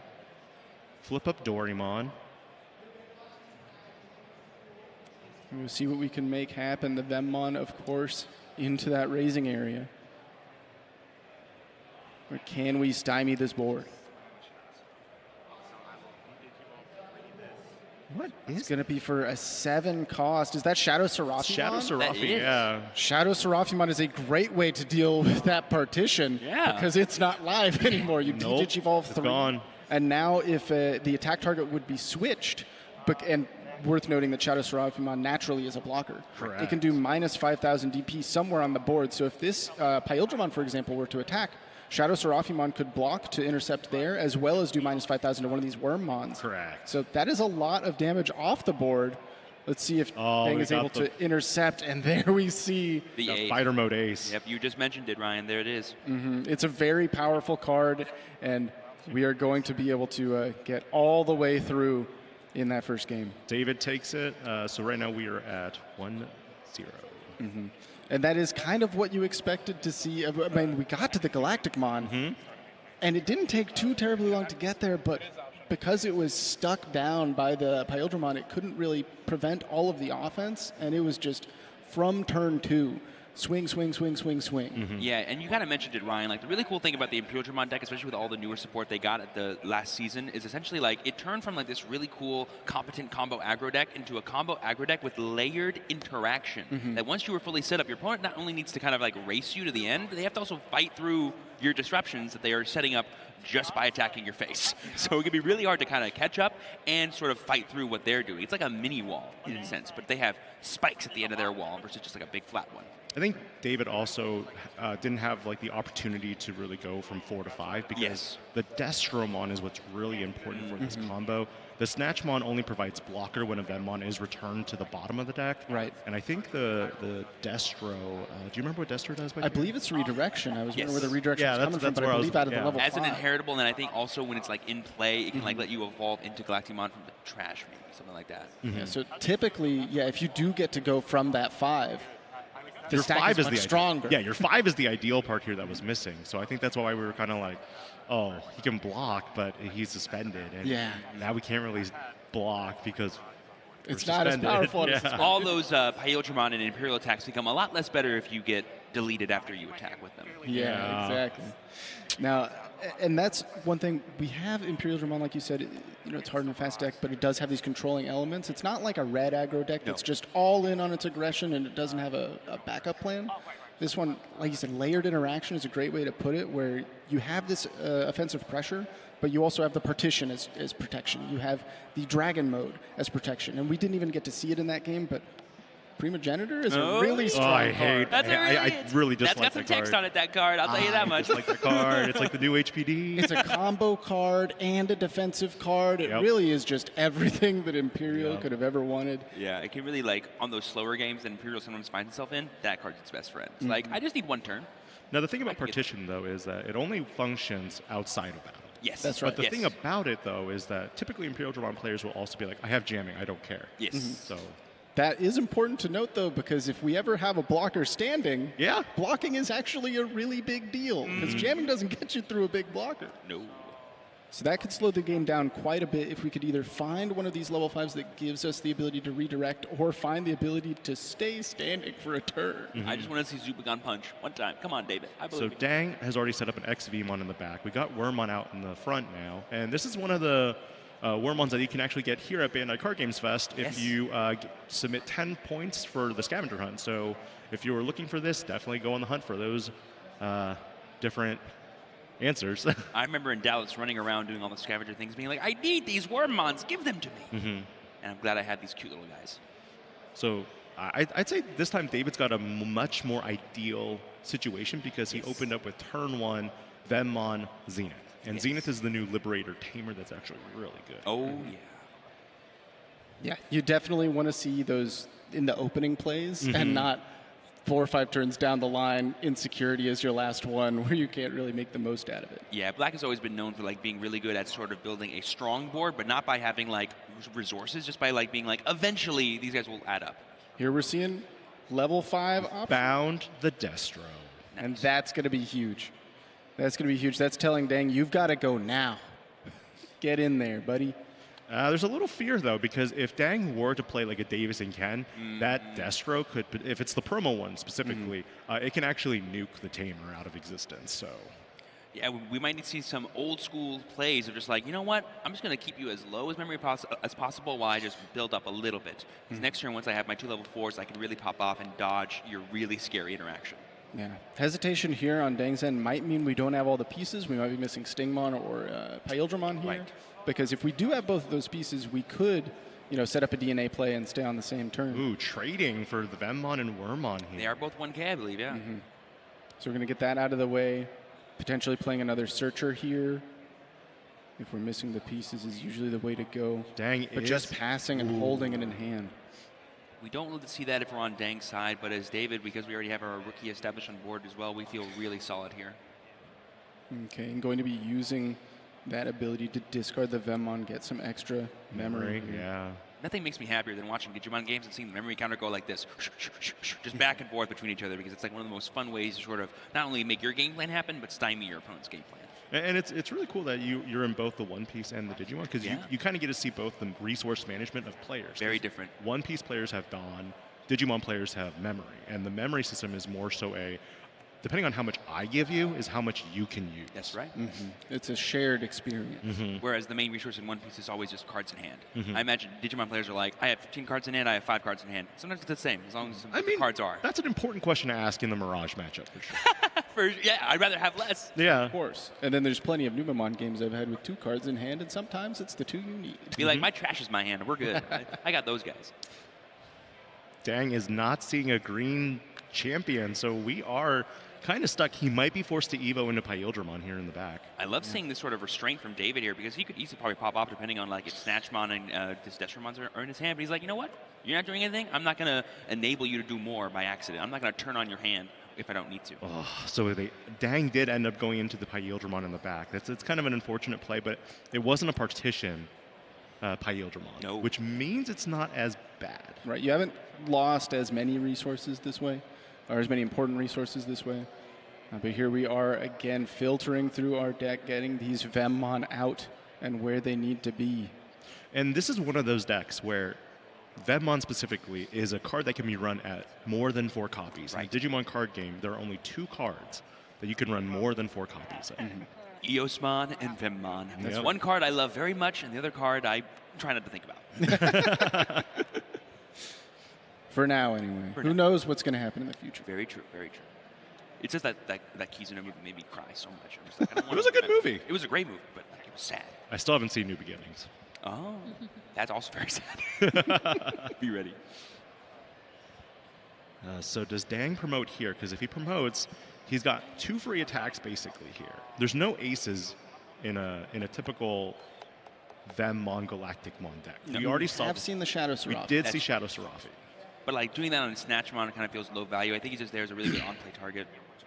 Yeah, absolutely. Or maybe, it could go over the Destromon, but here, there's always the chance that we have Cyberdramon, a card from the LM set that is very powerful. We haven't seen it yet. We don't know if it's there, but usually you want a higher tamer count if you're going to play a card like that, so I'm not sure if you'd play it in a deck that probably is just playing the forward Zenith here. You could run 1 Cyberdramon Ace and then 4 Zenith. Yeah, not the worst thing in the world. No. Not at all. Especially because it just lets you play. Davis, the OG best blue tamer. There's the Sting, there's the Partition. Oh, double add right off the bat. And for a while, they're the best green tamer, too. Yeah, absolutely. Because you just played it to play it. You just wanted to set that memory to 3 every turn and find some of your pieces, because sometimes back in the day, green needed some help finding its cards. And green's removal at that point was also Kokaitis Breath. Some players would just try to be like, I got a blue source here. As you could, man. It worked. Man, we worked so hard back in the day for some of these. Literally. And We then, did. then we just have free stuff here, like DNA Digivolution. You're like, wait a second, you're doing all those effects and not spending any memory? Gaining it even? Gaining What it the is heck? where it's really funny. All right, so Vemmon looking again. We see the Trident Arm. That's awesome. It's like a mini Ultimate Flare. Yeah, very cool card. It's an Ultimate Flare and Laplace's Demon, and just combined forces. Oh, yeah. One thing that's really important to note here, actually, is the amount of filtering that David does with his Vemmons. You actually get a lot of information about what is in his deck. So Dang, even if he feels like he's from a losing position, if you have enough time in the round, it's worth playing out things like this so you learn more about what you need to play around and what to expect. And here we're seeing, like you mentioned before, you might want to hold those Davis and Ken because the Tamer removal is available. Was that a Raidenmon from the Ragnar Lordmon starter deck? Right? I'm not gonna lie. Could have been Raiji Ludo. I think so. I think that's from the starter deck that like gives you an ability. If Lets you have, tuck, yeah. Yeah, it lets you tuck when you attack with like a level 6 or The higher. level 5? If it was a level Yeah. 5, I think it was Raiji. Yeah. Raiji Ludomon, you can tuck it under any level 5 to force your opponent to attack at the start of main. Yes, okay, that's what So it is. it's Yeah. an Adamon-like effect. Colloquially, we call it, there's no keyword for it, but we call it a taunt. Yes. So you've got to come over at the start of the main phase. That's actually really cool to see, and I believe Fight me. Destromon has blocker, right, or no? Well, you need a return. Oh, there's It looks the like Shadow Seraphi. regardless, we've got There it Shadow is. Now we know why Seraphi. the Seraphimon's in the deck, because Yep. he can taunt and then go for this really big value play. That's awesome. I was like, there is a blocker that he can go into, right? Am I crazy? We saw it last Block game. doesn't even happen because the Digimon's deleted before the block. Right. Yeah, 'cause it's the minus. -5. Yeah. That's right. You're totally right. Because the attack was redirected already before the battle happens. And all that at the start of main before Dang actually gets to make any real decisions with his turn. Stuck with 1 memory, nothing in raising yet, is going to have to rebuild from very far behind. Now, 1 saving grace is, well, that's a Shadow Seraphimon. Now it's not a Galacticmon. I don't have to deal with that. Most of those inheritables, I believe, are very relevant to being Galacticmon. So we just have a Shadow Seraphimon that's a target for us to remove at some point and gain a lot of memory off of the Ace condition, the overflow. But Dang playing Vmon to add the Lydramon. I almost called it Raydramon because Right. Raydramon's the English dub. Because we're so used to it. I yeah. know it's crazy the romanizations of some of the names. In The Storm of Friendship. And here we see it is a very strong position for David. The question is, a lot of the time with these control decks, how do we finish the game? He needs to close it out soon because we know Dang added Stingmon. He has the Lydramon. Yep. He has Partition, Pyildramon. You're running into that point soon where if you don't have that level 5 set up for another potential blast play, if you don't have Galacticmon for potentially redirecting or blocking, it's going to be a bad time. So Yeah. at this point, I think the big thing is either set up another blocker or a redirect, and if Dang pushes up next turn, if you give him 2 memory, he might be able to go full combo. I don't think David's that concerned, though, with the speed that we're moving. Look at all of those Vemmon getting tucked under this second Destromon. We are in a prime position here. Yeah. To start going on the offensive. Here comes the Vemmon into security, not hitting a Davis and Ken, which is very important here. That is one way that Dang can really start building back up from nothing. So real inevitability for the Imperial player once they get those Davis and Ken set up. Yeah, it is kind of funny to say, like, it's clear to everyone here that David is currently in control of this match, but the difference between his deck and Dang's deck is that when Dang is in control of the match, his opponent's at 0 security. Usually, Whereas when David is, he's at 5, so he's still got to fight through it and jump, which just gives Dang time to maybe counter, get some lucky securities like that Davis and Ken that I think just came out of there, which is super cool. Yeah, board control is the name of the game. And like I said, we do see that Davis and Ken. It does give an opportunity for Dang to really start building back up. You can strip some of these sources, remove some of the problematic effects from the other side. But hey, look, Steve, you drew your favorite card. Come on, Zubagon Punch one time, please. If Galacticmon can make an appearance here, that's when those Zubagon Punch will drop. How big is Serafi? Does it gain any DP right now? I don't think so. No, I believe it's just 12. Dang, just that's 12. one away Yeah. from the magic number. But it is naturally a blocker, so we do always have to worry about that. And because whenever an attack target is switched, you do minus 5,000 somewhere, it's effectively blocking at 17. And that rushed Destromon from David to sort of counter that lucky tamer that came into security just turns off all of Dane's extension during his turn. Super huge. Yeah, even if you gave 4 memory out, I feel like that is valuable here to remove the ability to start stripping sources. And get a free body. Exactly. The big thing here is at even 4 memory, if Dang were to play like a Wormmon or a Vmon, he only has 2 memory left before he passes turn. So he can't go double 4s at that point. Yeah, I mean, he could promote this Wormmon, evolve into a 4, and then hard play the other one, end of turn DNA, maybe gain some back off of the powerful level 4s that are in this deck that gain memory when you DNA Digivolve. But I really don't know how far that gets you against this massive field that David has. It looks like we're going to evolve in the back into the Lydramon. Ooh. See, if the Davis and Ken had also stuck around, the advantage of that promo Vmon also lets you Digivolve with a reduced cost by 1. Yes. So Is by that removing Gigadeath? tamer- That is Gigadeath. That is Gigadeath. So because he has the blue-green in his That is raising hilarious. area, he can now, I believe that bottoms the whole board. So it suspends 1 Digimon and then bottom decks up to 9 suspended Digimon. So we might still have 1 remaining here. The question, we're probably going to suspend The Destros, right? Just get rid of those because there is maybe an argument to getting the overflow value back from the Serafimon, but I believe that's 3 Destros out of David's deck where he only is allowed to have 4. Vemmon's the only card you get multiple copies of. All those level 5s and level 3s, 4s that you need to kind of go up into your Galactes, you don't have as many of. Well, there's 8. and bottom decking them is really important because we can't get them back with a scramble that's on the board. That's right. Normally, like we were talking about, it's such a valuable resource in scramble lets you keep using them, but putting them at the bottom of the deck keeps them away from that scramble recycling. Now, you have so much memory, but the thing is, at least all your Vemmons are still in the trash. Exactly. I do think, though, that this is a pretty heads-up play if I'm Dang to not just go after that memory.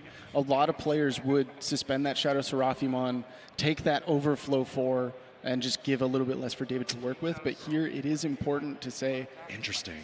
That we're not going to be able to leave those 2 Destros for the Galacticmon to be a big threat. So he's attacking with Shadow Seraphi? And then using Zenith's effect.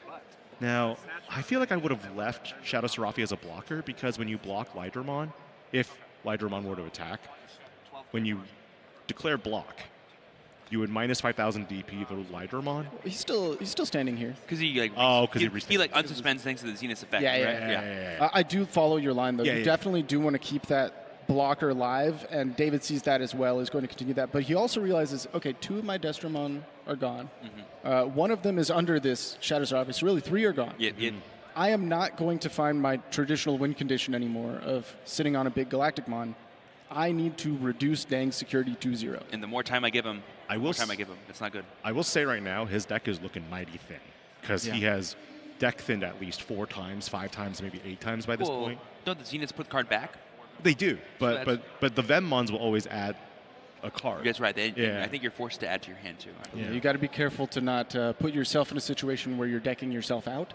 However, all of that churning means you are going to get back to that Destromon eventually. That is a very good point. He has one in hand now. There it is. Hey, not too far off. We found the next copy. But it's the non-alternate version, so can we really say David's winning right now? So there's a promo version, and then there's the, I think, BT11 version. Yes. The promo is the one that can delete tamers. Oh, and there we see 2 of them go to the trash. So that means that they're accessible via Scramble scramble next turn if Dang puts a Digimon on the board. I think that's the original Destromon from BT11. Does that mean we've looped all the way around now from where he bottom decked those Destros? The fact that we've seen 2, I think, does mean that. Yeah. Because there were 3 in play, and you can only play 4 in the deck, and we saw 2 more. Oh, the Zubaga punch. We did it. It's just being used to choke Dang right now. I understand why he's doing it. He's not going for the big flashy play because I don't think anything's up right now, but he still played it. But the fact that it gives him that avenue to choke is actually really cool and important as well.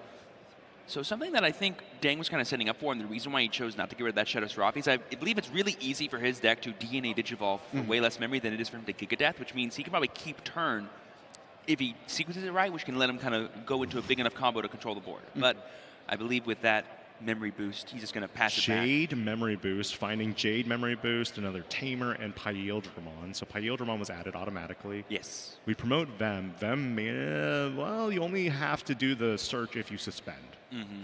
That's right. Now, I mean, there's a chance we're not worried about searching anymore. We just need to get these last 3 swings, and I count 3 Digimon. There's Galacti, right? And the Galacti can always burn security too, I believe.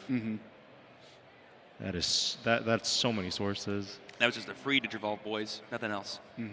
Zenith ability once more. We're going to recycle some pieces of the deck, stand back up. Can you imagine if Galactimon was green?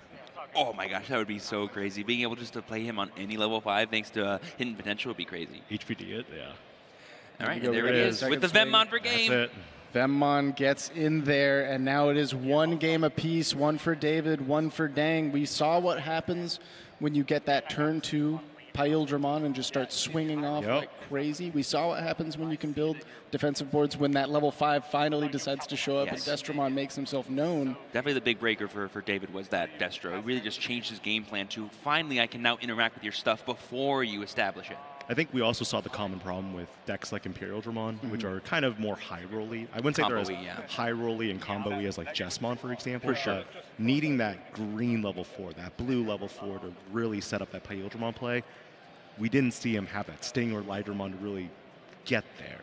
Yeah, and like other more, I would say, traditional decks, if you just have your Magnamon, he's fine by himself. If you just have your Mirage Gagamon, he's fine by himself. But in this, just XVmon or just Stingmon don't really do anything for your deck besides make you evolve for 4 into level 5, which almost never feels good unless you have your big memory engine going. Right. I mean, and I think Mirage is the perfect example because we've seen 3 or 4 different ways to build up into a Mirage over the course of this game's history, and it's always been strong because Mirage is the strong top end. But here, it's all about the combo pieces together. It's, you know, the piece is stronger than the sum of its parts. Yeah, literally, the payoff is the fact that these cards work so well together, not necessarily any one card you can build to.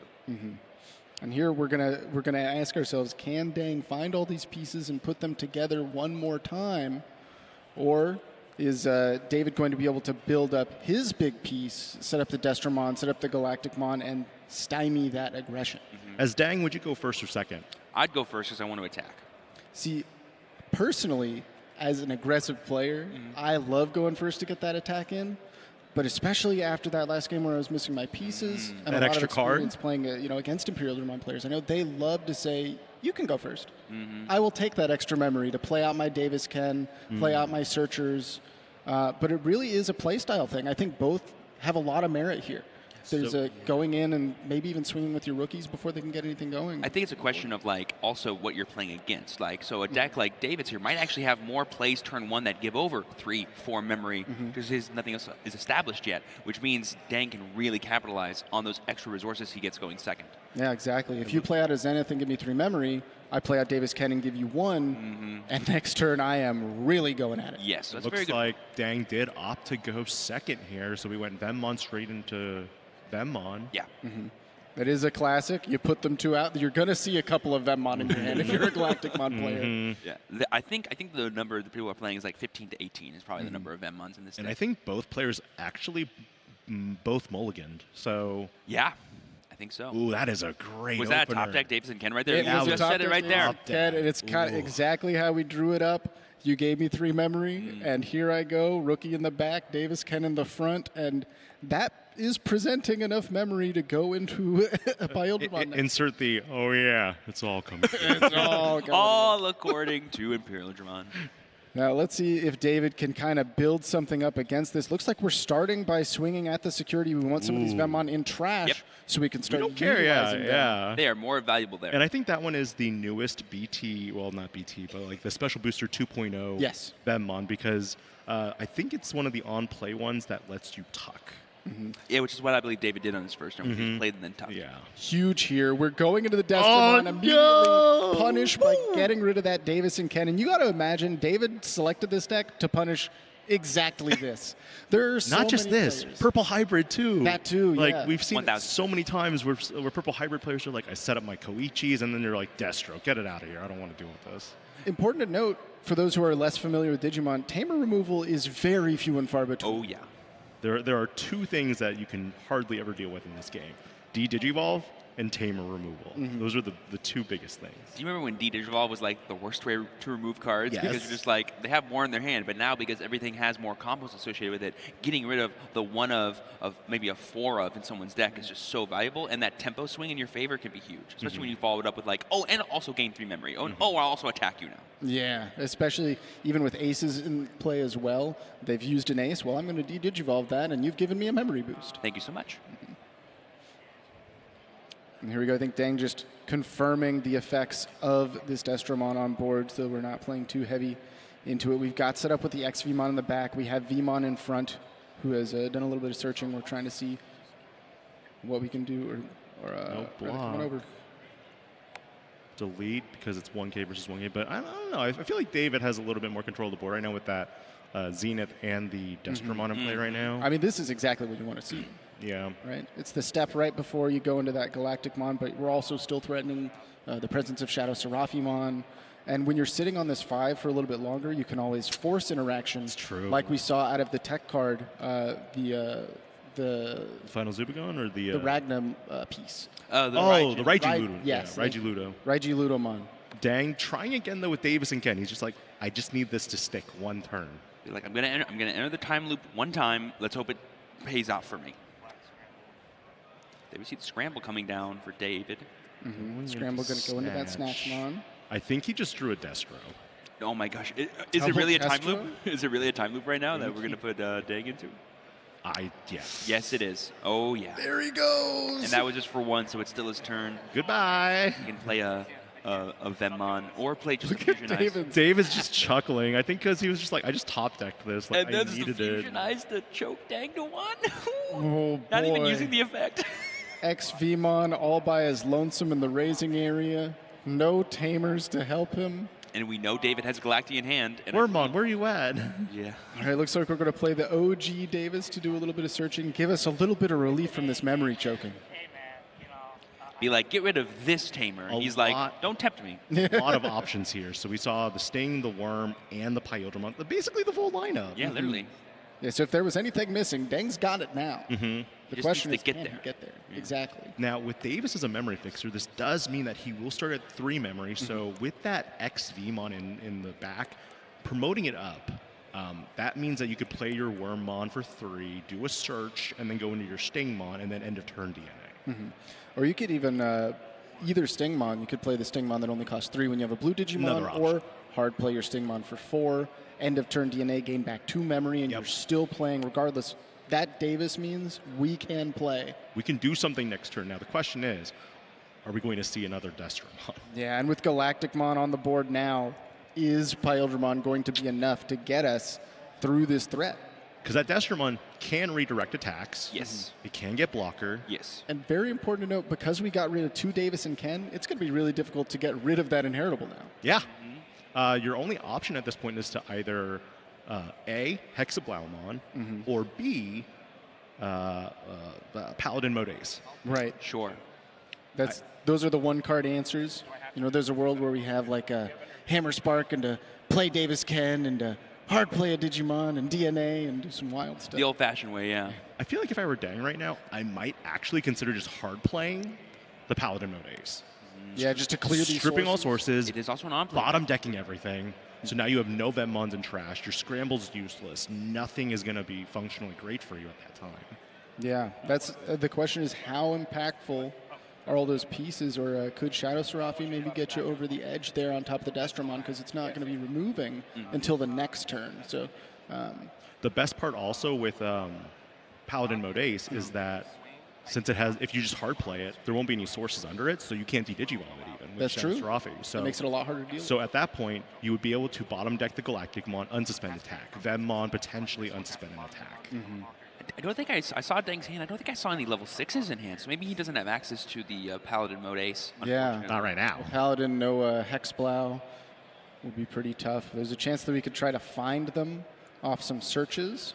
It looks like we're going for the Vmon to try to maintain some memory here, because like you mentioned, with a Tamer on board, it's only going to cost 1 to evo into this Stingmon. Ooh, the good one too. Here we have end of turn DNA. Both of these champions will gain back a memory when DNA digivolving, so we'll slingshot back over to 1 memory here with our Pyldramon. We are going for, of course, the BT16 Pyldramon that is going to suspend the entire board. Is anything making the Galacticmon unaffected? I don't think so. No, it should be affected. Maybe Deng just confirming abilities. Or maybe they know something I don't. Yeah. Which is very possible given... Let's see. There could be... Does the new Venmon have an inheritable or something that I don't know about? It just They has should all more be the reduction same. effect. Yeah. They should all be the same. Yeah, just a Digivolution reduction. Does the new Destromon have an inheritable that I don't know about? It just redirects attacks, right, guys? Yeah. It could be Snatchmon, maybe? Because I thought there's one effect where when you would suspend, I think you can bottom deck 2 Venmons to unsuspend. Really? But I didn't see any sources going anywhere. That's the thing. That's where I was a little bit confused. But he did DNA Digivolve with Partition. Is he just choosing not to do the effect? I guess you don't have to, right? As Pyldramon? I'm not sure if it's optional. Oh, okay. It might be, though. There's might a lot be. of those effects that... It just says, like, you may do this. They're optional, but... Why would you ever? Why wouldn't you? Yeah. But maybe in this case, there's not a point. We add the Dragon mode here off of the Vmon. So we have a 6 now in play. The bright side, though, is that we do have a stream judge watching their game right now, so whatever the sports state is, I'm assuming it is correct. Oh, of course. We have no doubt in my mind. We just don't have the full knowledge that David does. No, he just drew Trident Arm. Oh my goodness. To play around the partition. Oh my goodness. He's going to Trident Arm here, remove the Pyldramon, and then probably make it, well, it has to attack whichever one he targets. Right. He'll blast with Shadow Serafi to block and then delete the Vmon. Yeah, it's going to be a full board clear. That you can is- have as much memory as you want, but there it is. Boom. De-Digivolve. And 3, then right? force the attack. Yeah, I believe De-Digivolve 3. It has to stop At the rookie. at the rookie. Yep. And then at the start of main, it's that taunt effect that we saw again earlier in the set. It's going to force this Wormmon to attack. We can Shadow Serafi Ace, block that attack, and then do -5 to the Vmon, and this is going to be a full board clear. I was so confused for a moment because I was like, what happened to Galacticmon? The judge was just reading it, I think. Okay. Because he has like so many effects. That all turns effect is really useful. So force the attack. Are we going to see Shadow? There it is, Shadow Serafimon. Beautiful alt art, by the way. We just drew Zubagon Manchu. That means next turn I think we're going to use it. And we're going to get the full value this time. Oh, yeah, clear the the Zubagon board. punch here is going to make quick work of that security. Oh, I think it's over. I think David's going to take this one. Yeah, Dang is playing from the back foot, if there ever was one. Searching. Oh, maybe. Paladin Mode Ace, let's go. Let's go. Hard play it. It's cost 9, right? Yeah, it's cost 9. Ooh, we can hard play it. Let's But it's too late. Your security is pretty scarce compared to the board that's been built. Yeah, unfortunate. Like, if the Paladin Mode Ace made it so that... Let's just like design Dang a card right now that would like hopefully win him this game. It's going to be Paladin mode plus Omnimon. They're a dual Digimon. They come down. They're exactly cost 10. Everything cannot attack, and I gain 3 security. Boom, done. Honestly, I feel like the Giga Death would just be a fine card to play here if you have it. Oh, Gigadeath would Suspend also... one Digimon, bottom deck all of the suspended. We do have blue-green access thanks to the Wormmon, but there we see the Paladin mode Let's Ace. go Paladin Mode Ace. And it is the play you were hoping for earlier in the game, but It's too late. It is a little I farther. feel like it's a little late, but... Because Galacticmon notably has 14,000 DP no matter what. Yeah. it's just a big guy. Paladin Mode Ace has 16, but the thing is, it's not a blocker, so... No, and unbeknownst to Dang, but beknownst to Steven, we have that final Zubagon punch in hand. I'm going to text Lychee as soon as this is Yeah, over if we see it that happen. final Zubagon punch is going to be merciless. Watch him have 2 because he's at 9 memory. He just plays both of them, No, make it 4 damage. Stop. Do as much as you can. I can only take so much emotional damage. And with only 3 security remaining from Dang, this is looking open and shut for David.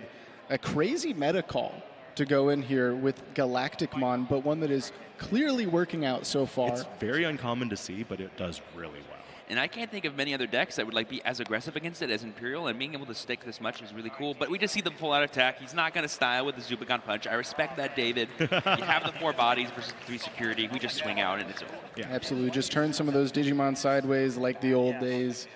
Get it over with and move on to that next round. Clear head. Don't want to invite opportunity for misplay when it's just right there in front of you. Really good job for David kind of breaking that swerve from game 1, you know, losing and then trying to kind of claw his way back in the next 2 games. Really hard to do, honestly. Yeah. I will say that I think for Dang specifically, I think it's a lot harder for Imperial Dramon players because you can usually high roll 1 game, but high rolling 3 games is where it is a huge problem, which is why I think our meta is always so different from Japan's because they have the ability to best of 1, so they're building for that type of game mentality.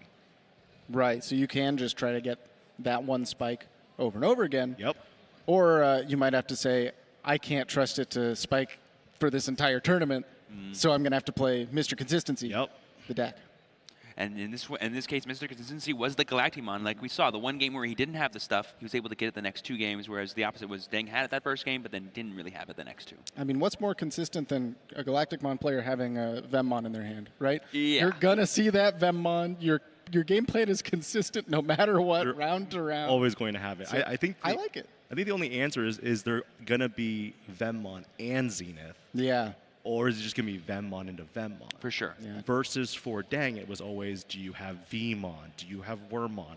You need one or the other, and then you need Davis and Ken. If you don't have both, that's where it becomes problematic. And then David knew that, and he's like, you know what, that Davis and Ken, that looks real nice. Put it in the trash. Thank you, appreciate that. I like him in your trash a lot better. And then Dang would be like, can this one stick? And then No. David's like, nah, get him out of here too. Surely they don't have the second Destromon. Never the second Destromon. Yeah. You'll have some favorite moments from the matches you just saw? Yeah, I just think the fact that we got the 2 Destromon in a row. Yeah. Right? Yeah. We had what seemed like a perfect opener in that last game of making David go first. Yep. Setting up their Davis and Ken to set to 1 memory, and then very swiftly answer with a Destromon, clear off that Davis Ken, and then doing it right once more the next turn. I think in particular where the 2 Destromons went bottom decked by the Gigadeath, really good play on Dang's part. Definitely. And then we were all kind of like, man, I thought his deck looked tiny from here, but you guys were kind of like, He had no, 4 cards left, he I still think. had plenty of cards. And then we saw the 2 Destros go to trash, and I was like, I'm pretty sure we just looped back around. Yeah, we guys. went all Like- the way through. Like, hello? And David recognized, too, he's like, I know I don't have that much time to win this game, so I'm going to take the risky play and start attacking with the Seraphimon multiple times. So that way I can kind of fight through that security. Because like we said, as cool as David's deck was, when it controls the game, you still have 5 security, 4 security to fight through.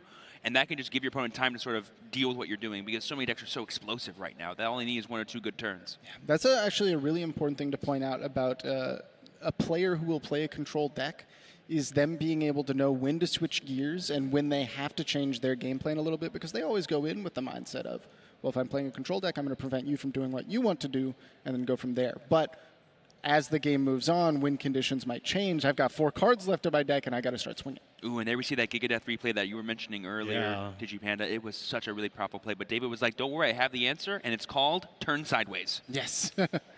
Sometimes you just have to suspend those Digimon, and here we see that first Destromon come down, take out that Davis and Ken, and And once I'll do it more, again. back to back, just starving Dang of resources so that he did not have the opportunity to get through it. And look at how happy David is. He's like, I just played Galactimon on stream and beat Imperial Dramon. That was awesome. It was a good game. And again, I feel like that is almost exactly what you bring Galacticmon for, is I know that in this field there's going to be just a mass amount of Imperial Dramon, there's going to be Purple Hybrid, and there's going to be quite a few different decks that are just reliant on 1 or 2 of their key tamers. So if I can build a big defensive piece while I am using an effect that not many decks have access to in this tamer removal, along with the consistency of having like you said, 15 to 18 Venmon probably. Yeah. And the ability to filter through your whole deck to where you got 4 cards left in a game, you are going to see the pieces you need playing powerful cards that haven't seen a lot of play recently because they're brand new, like Shadow Seraphimon, incredibly powerful card that not a lot of decks get to play. And then a huge shout out to Dang by seeing that like kind of out of left field pick of Galactimon and not just doing a double take the entire round. Yeah. And I've been like, dude, no way you're playing Galactimon. We would have like talked about how cool that was the entire game and forgotten how to play. Yeah. I would have been like, dude, you got it, man. Like that, you're styling on me right now. Good job. Yeah, despite everything where it felt like there were multiple times where Dang was on the back foot, it always looked like he still had a plan and was trying to play to his best outs, finding the right pieces and setting up what he could. Played phenomenally as he could through that situation.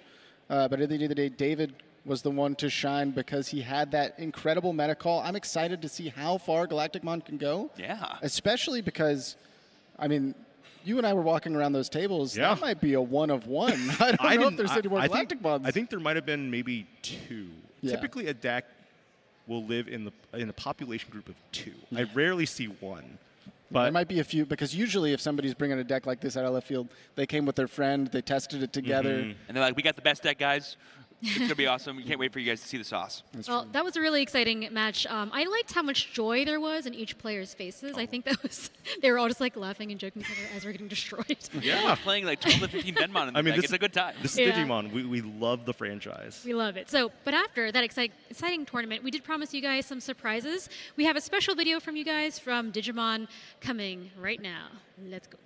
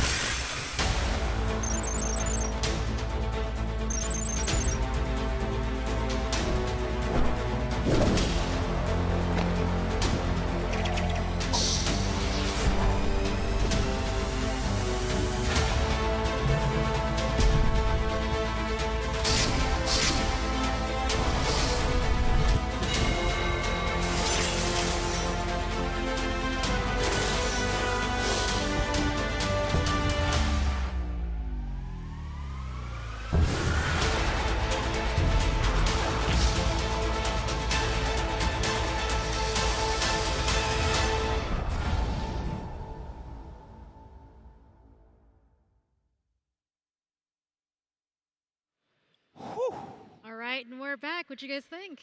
Pretty awesome. More Greymon, always. Like, if there's a Greymon involved, I'm in. I'm always in. Terramon Star of Digimon Liberator coming out and fighting against War. Greymon Star of Digimon Adventure. Let's go, baby. Yeah. Something that you just love to see. It takes me back to the days of like Digimon Rumble Arena. Yes. Oh, what a great game. Just all of your favorite characters battling it out the way that you did at peak potential. Be like, I love watching this show. I love the good vibes it gives me, but make them fight. I want to see them fight. Dance for us. Do it. Well, that's not all we have for you. We next have a video from the Digimon English producer, Chi Wu. Take it away.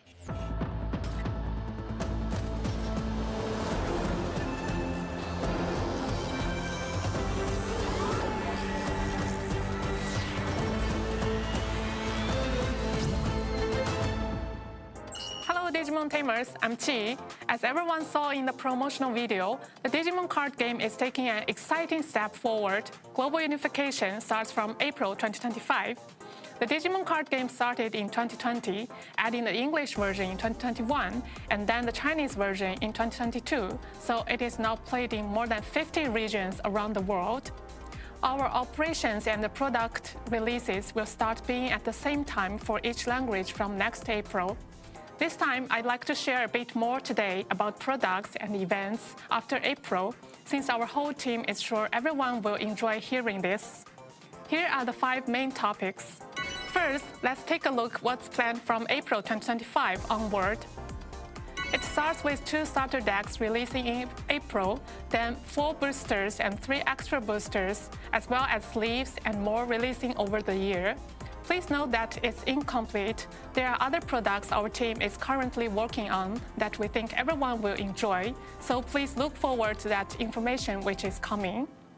On April 18th, we'll release 2 new starter decks, Starter 20, Protector of Light, and Starter 21, Hero of Hope. This time, the 2 starter decks include a full gathering of Digimon Adventure characters, which we believe are perfect for a fresh start to the Digimon card game. As you can see, the package of Starter 20 has War Greymon, and Starter 21 has Battle Garurumon. Starter 20 will include Tai, Izzy, Kari, Sora, and their partner Digimon. Starter 21 will include Matt, TK, Joe, Mimi, and their partner Digimon. Each deck will also include the versatile scramble cards in each of the 6 colors with a new illustration. Also, if you are lucky, you'll get the special design card of Agumon in Starter 20 or Gabumon in Starter 21. To celebrate their release, we'll host beginner-friendly store events, including special promotions for players who bring friends just starting the game. Details will be available on our official website soon. The concept for Booster 21 World Convergence is experiencing the anime from over the years, which started with Digimon Adventure. All the protagonists and their partner Digimon are gathering in this product.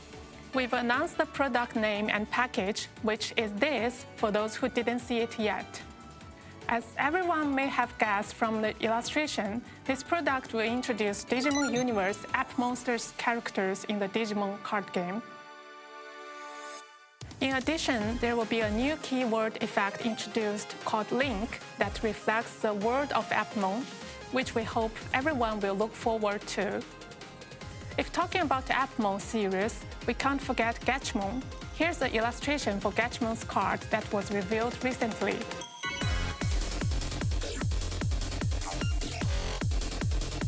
Of course, this booster will include cards to strengthen existing decks of anime protagonists, like Starter 20 and 21 as well.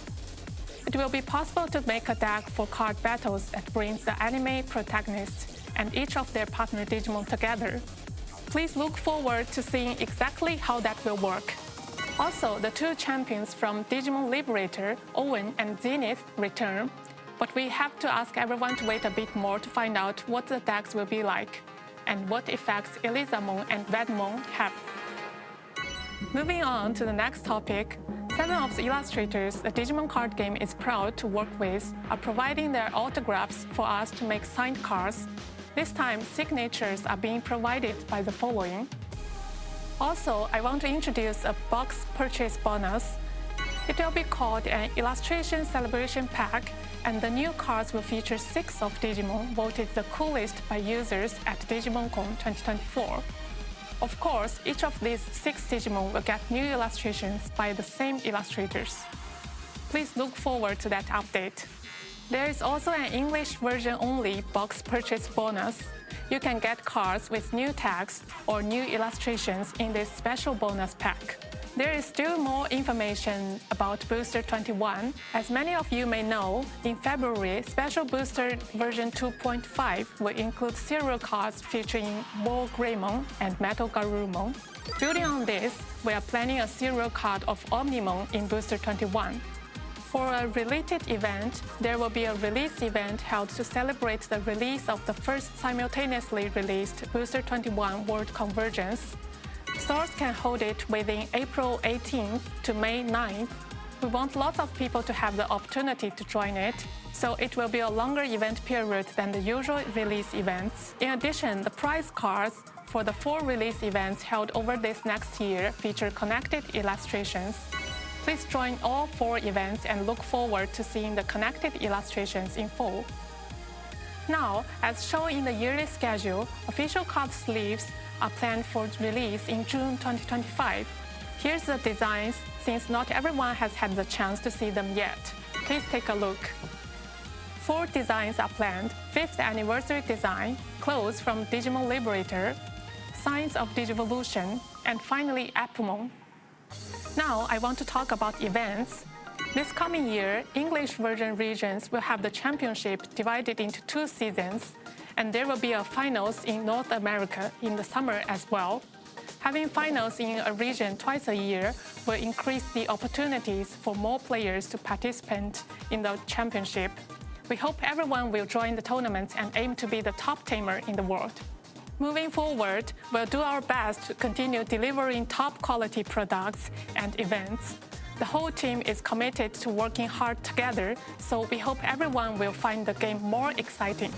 Last but not least, an event for all Digimon fans, DigimonCon 2025, is coming on March 19th. We'll be sharing the latest updates on the Digimon card game along with a variety of exciting Digimon news. Subscribe to the official Digimon YouTube channel and stay tuned. Thank you for watching, and I hope to see you again soon. Until next time, bye for now.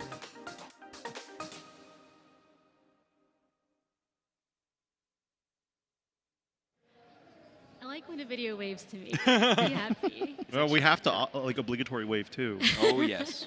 So what do you guys think? I thought that was awesome.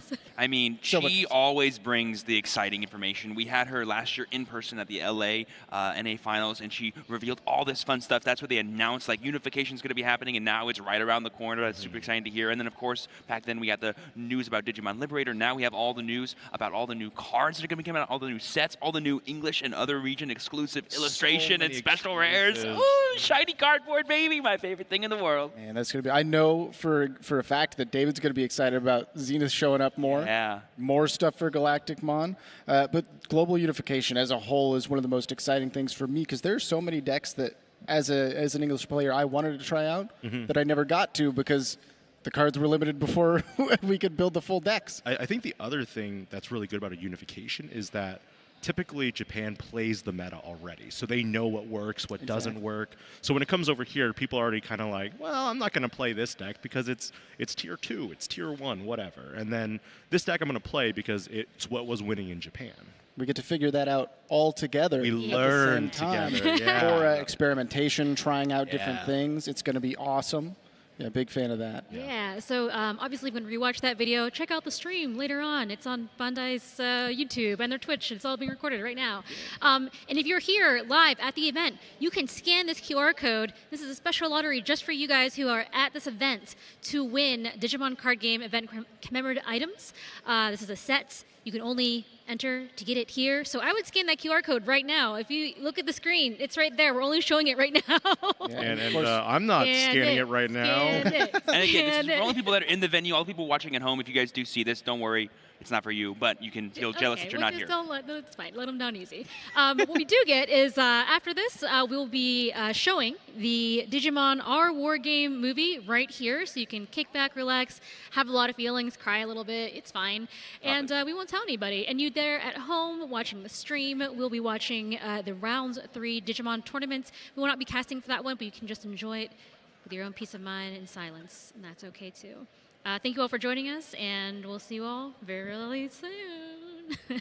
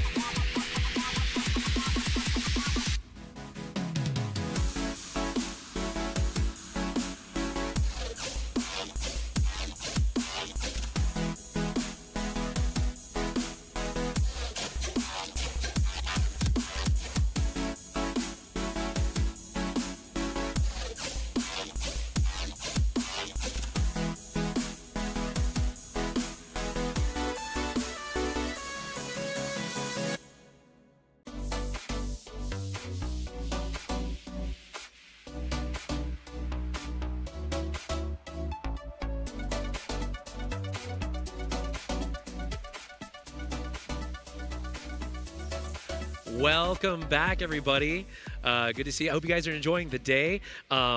It's me, Rico Fajardo, hosting you today at this stage. I wanted to quickly have some lovely introductions here for a few of my new friends, if you haven't met them already.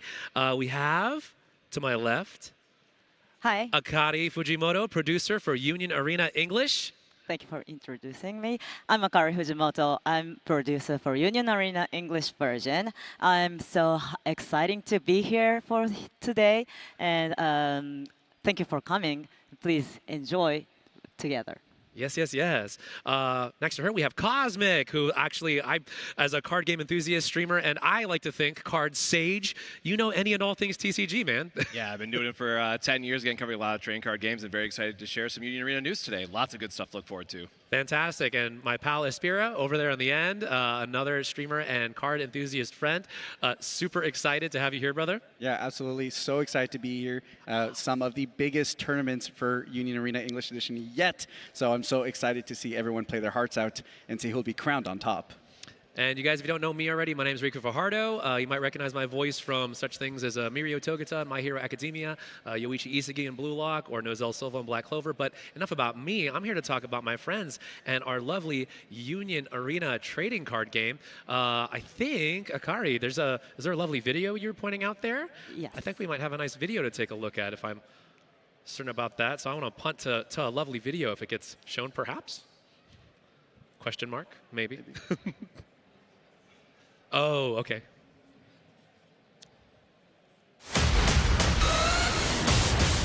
Iconic characters from hit series gather beyond their worlds. Union Arena.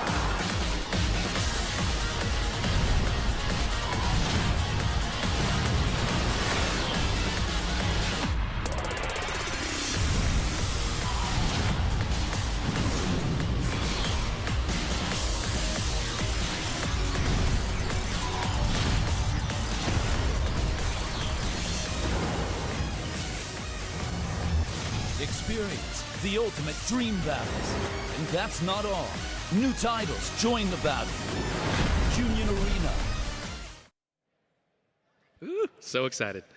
Okay. So it has been 3 months since the Union Arena English version launched in October 2024. I'm so happy that so many people are enjoying Union Arena. Yeah, this live stage is being streamed right now, so there's people also joining us online. We're going to have 2 days worth of information. And then again, we have Espira and Rico with us today to share some of the excitement with us that we're going to be talking about later.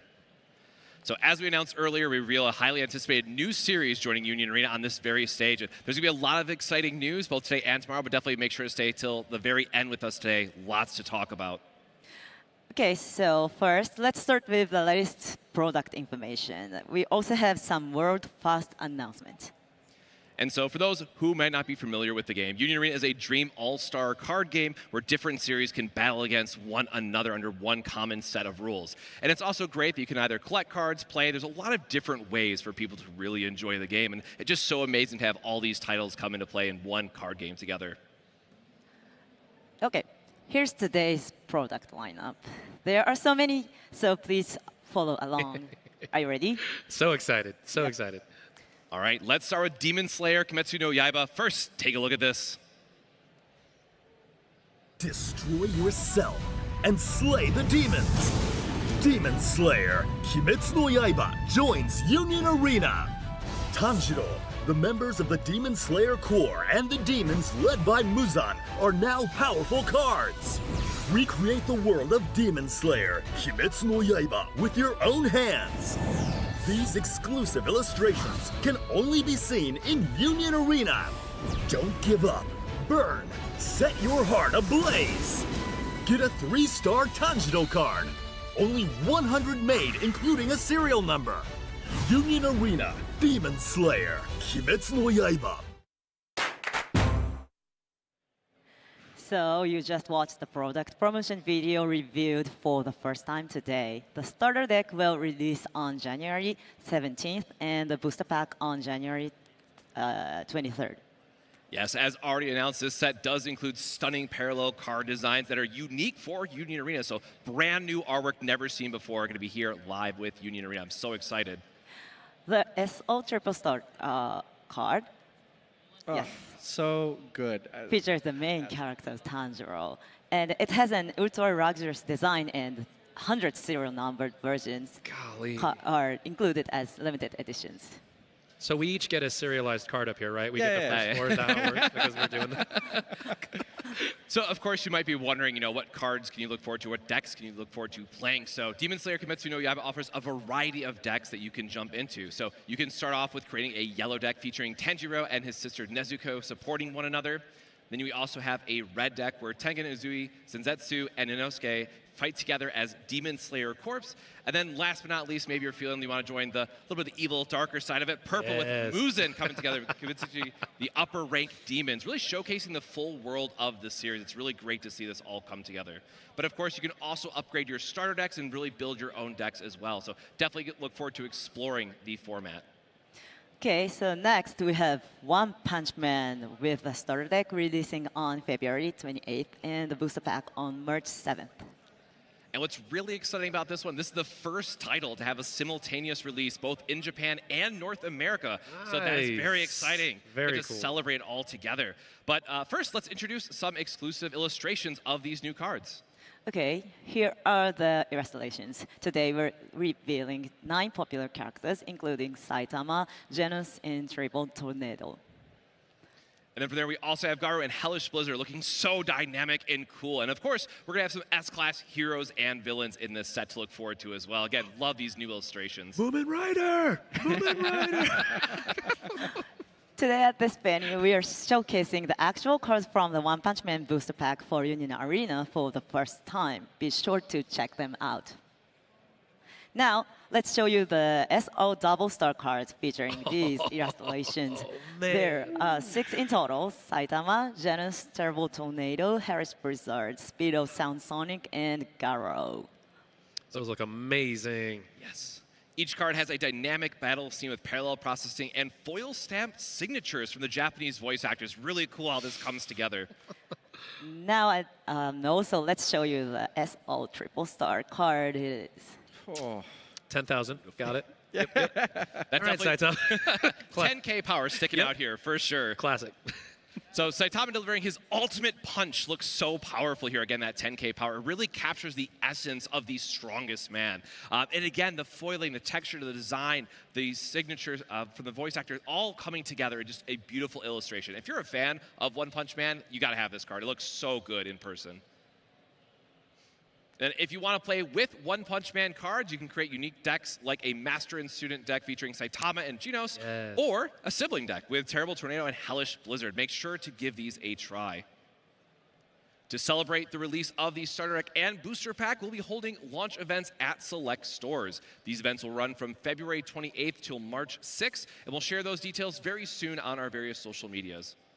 Okay, let's keep going. Next is Sword Art Online. The starter deck will release on April 25th and the booster pack on May 2nd.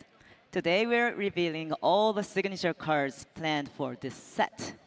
Let's start with SO triple star cards. Oh man, that Asuna looks so good. Yeah, and this is really special because this is going to be the first time where we have 2 SR triple star cards together. And of course, you couldn't break this up, right? You got to have Kirito, you got to have Asuna together, and really the matching artwork for these two is really showcasing their bond. So these 2 cards next to each other look so, so great. And again, foil stamped autographs from the Japanese voice actors making this luxurious style really stand out here. Yep. That's so clean.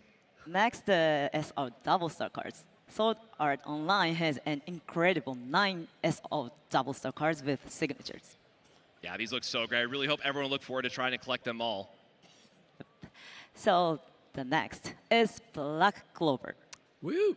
Both the starter deck personal favorite. both the starter deck and the booster pack will release on May 13, with the release event running from May 23rd to May 29th. For all the fans who can't wait for the release, let's reveal the SO triple star card. Come on. Oh, yes. How did that look? What? Guys, look. That's so clean. And this one actually has something a little bit special too. So it has a signature that is exclusive to the North American English version. This does not appear in the Japanese version of the game, so truly something special for the North American audience. And again, I really just love the black and the red and the gold styling of this, how great this pops out on the card. So it really stands out from some of the other ones. Like, I don't know, maybe I'm a little biased, but I love the colors theme here. So this, maybe like this one a little bit more. You know, that is my favorite so far. So awesome. Yeah. And now the SR double star cards. There are 6 in total, 2 Asta cards plus Yuno, Yami, Noel, and Mimosa. Yeah, and these designs really capture the dark and stylish world of Black Clover perfectly. And again, they have unique backgrounds in this. Really love seeing how this all comes together. These are must-see cards you're going to want to get in person. I don't see Nozel Silva, captain of the Silver Eagles, but that's okay. Noelle's there. She's great. We all love Noelle. Noelle's great. Additionally, starting with Black Clover, the starter decks are going to have a couple changes in them. So, Akari, how will they change? Yeah, the starter deck will now include a promotional rare card pack. This pack includes 4 rare cards with the new text from 2 attribute colors not in the starter deck, making the game even more fun. You can enjoy building your deck by combining it with the booster pack. Additionally, the 2 SR cards in the starter decks will now feature holographic designs, and they'll be included twice. So players are really going to be excited to see that change. And then again, with these packs that are getting introduced, the previously included North American exclusive SR single star designs will not be part of the starter decks, and the holographic AP cards previously included in the starter deck will also no longer be included. So please do look forward to these special packs, and we're going to be seeing some exciting stuff coming out of those starter decks at your local game store soon. Exactly. Next, we have Bleach 1000 Year Blood War Volume 2. Nice. The release date and event schedule have been finalized. The release will be on May 30, the same as Black Clover. The release event will run from May 23rd to June 6th. So did anyone expect the second volume to release in just 6 months, 6 months after the first? I'm so excited to see what impact this is all going to have to change up what we already know about the set. Yeah, and Bleach has been very popular in tournaments too. So, you know, some people are playing it today in the tournaments that are happening in the back half. And again, this is a great opportunity to revisit some of those cards that launched in Volume 1 in October. Yeah, and today we're giving you an exclusive preview of the SL Double Star autograph cards. Oh, They feature Ichigo, Renji, Byakuya, and Lukia. All of these cards will be the new color, blue color. Yep. All these illustrations look absolutely amazing. You can really feel the strength from these characters after they're training with Squad Zero. So really love how these come together. And just like the first volume, the second volume also features autograph cards from the voice actors. So can't wait to see some of the other SR double stars and triple stars from the set. Okay, there's more to come. Next is Jujutsu Kaisen Volume 2. The release of Booster Pack Volume 2 has been confirmed. The release date is set for June 27th. The product release last November was very popular, so I'm sure many of you have been looking forward to this. So today, as a sneak peek, we're showing you some Union Arena exclusive illustrations. Oh, yeah. These are great. They really capture the essence of this series, and I think they really look cool here. I'm very excited to see it. So to keep those updated, Volume 2 is themed around the popular Shibuya incident arc. It's going to introduce the red color for JJK and introduces new characters like Chozo. So lots of exciting stuff to look forward to out of this set. There will also be cards that strengthen your previous deck, so stay tuned for more updates.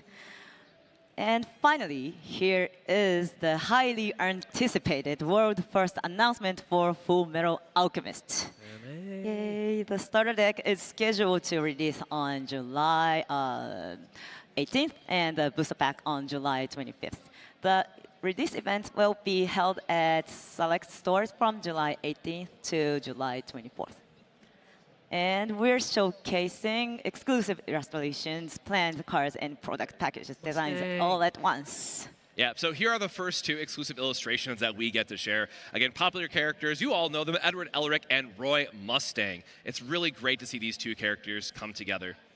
So next we show you the card designs using these illustrations. Oh, come on. Beautiful. We've created truly luxurious design card that including autographs from the Japanese voice actors and even their character lines.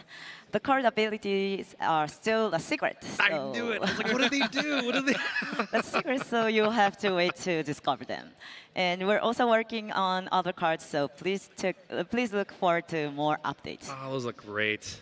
So good. So dynamic, too. I love the art style on these so much. And then finally, here is the package design. Make sure to visit your local card shop in July to get yours. And, this has really been such an exciting lineup of announcement, but there's even more product information coming out on all of our official website and social media, so don't miss out. Okay. All right, everyone. Thank you for waiting. It's time to announce a new titles. Let's go. Yeah, this is absolutely one of the most exciting moments, isn't it? So please, here we go. I'm ready.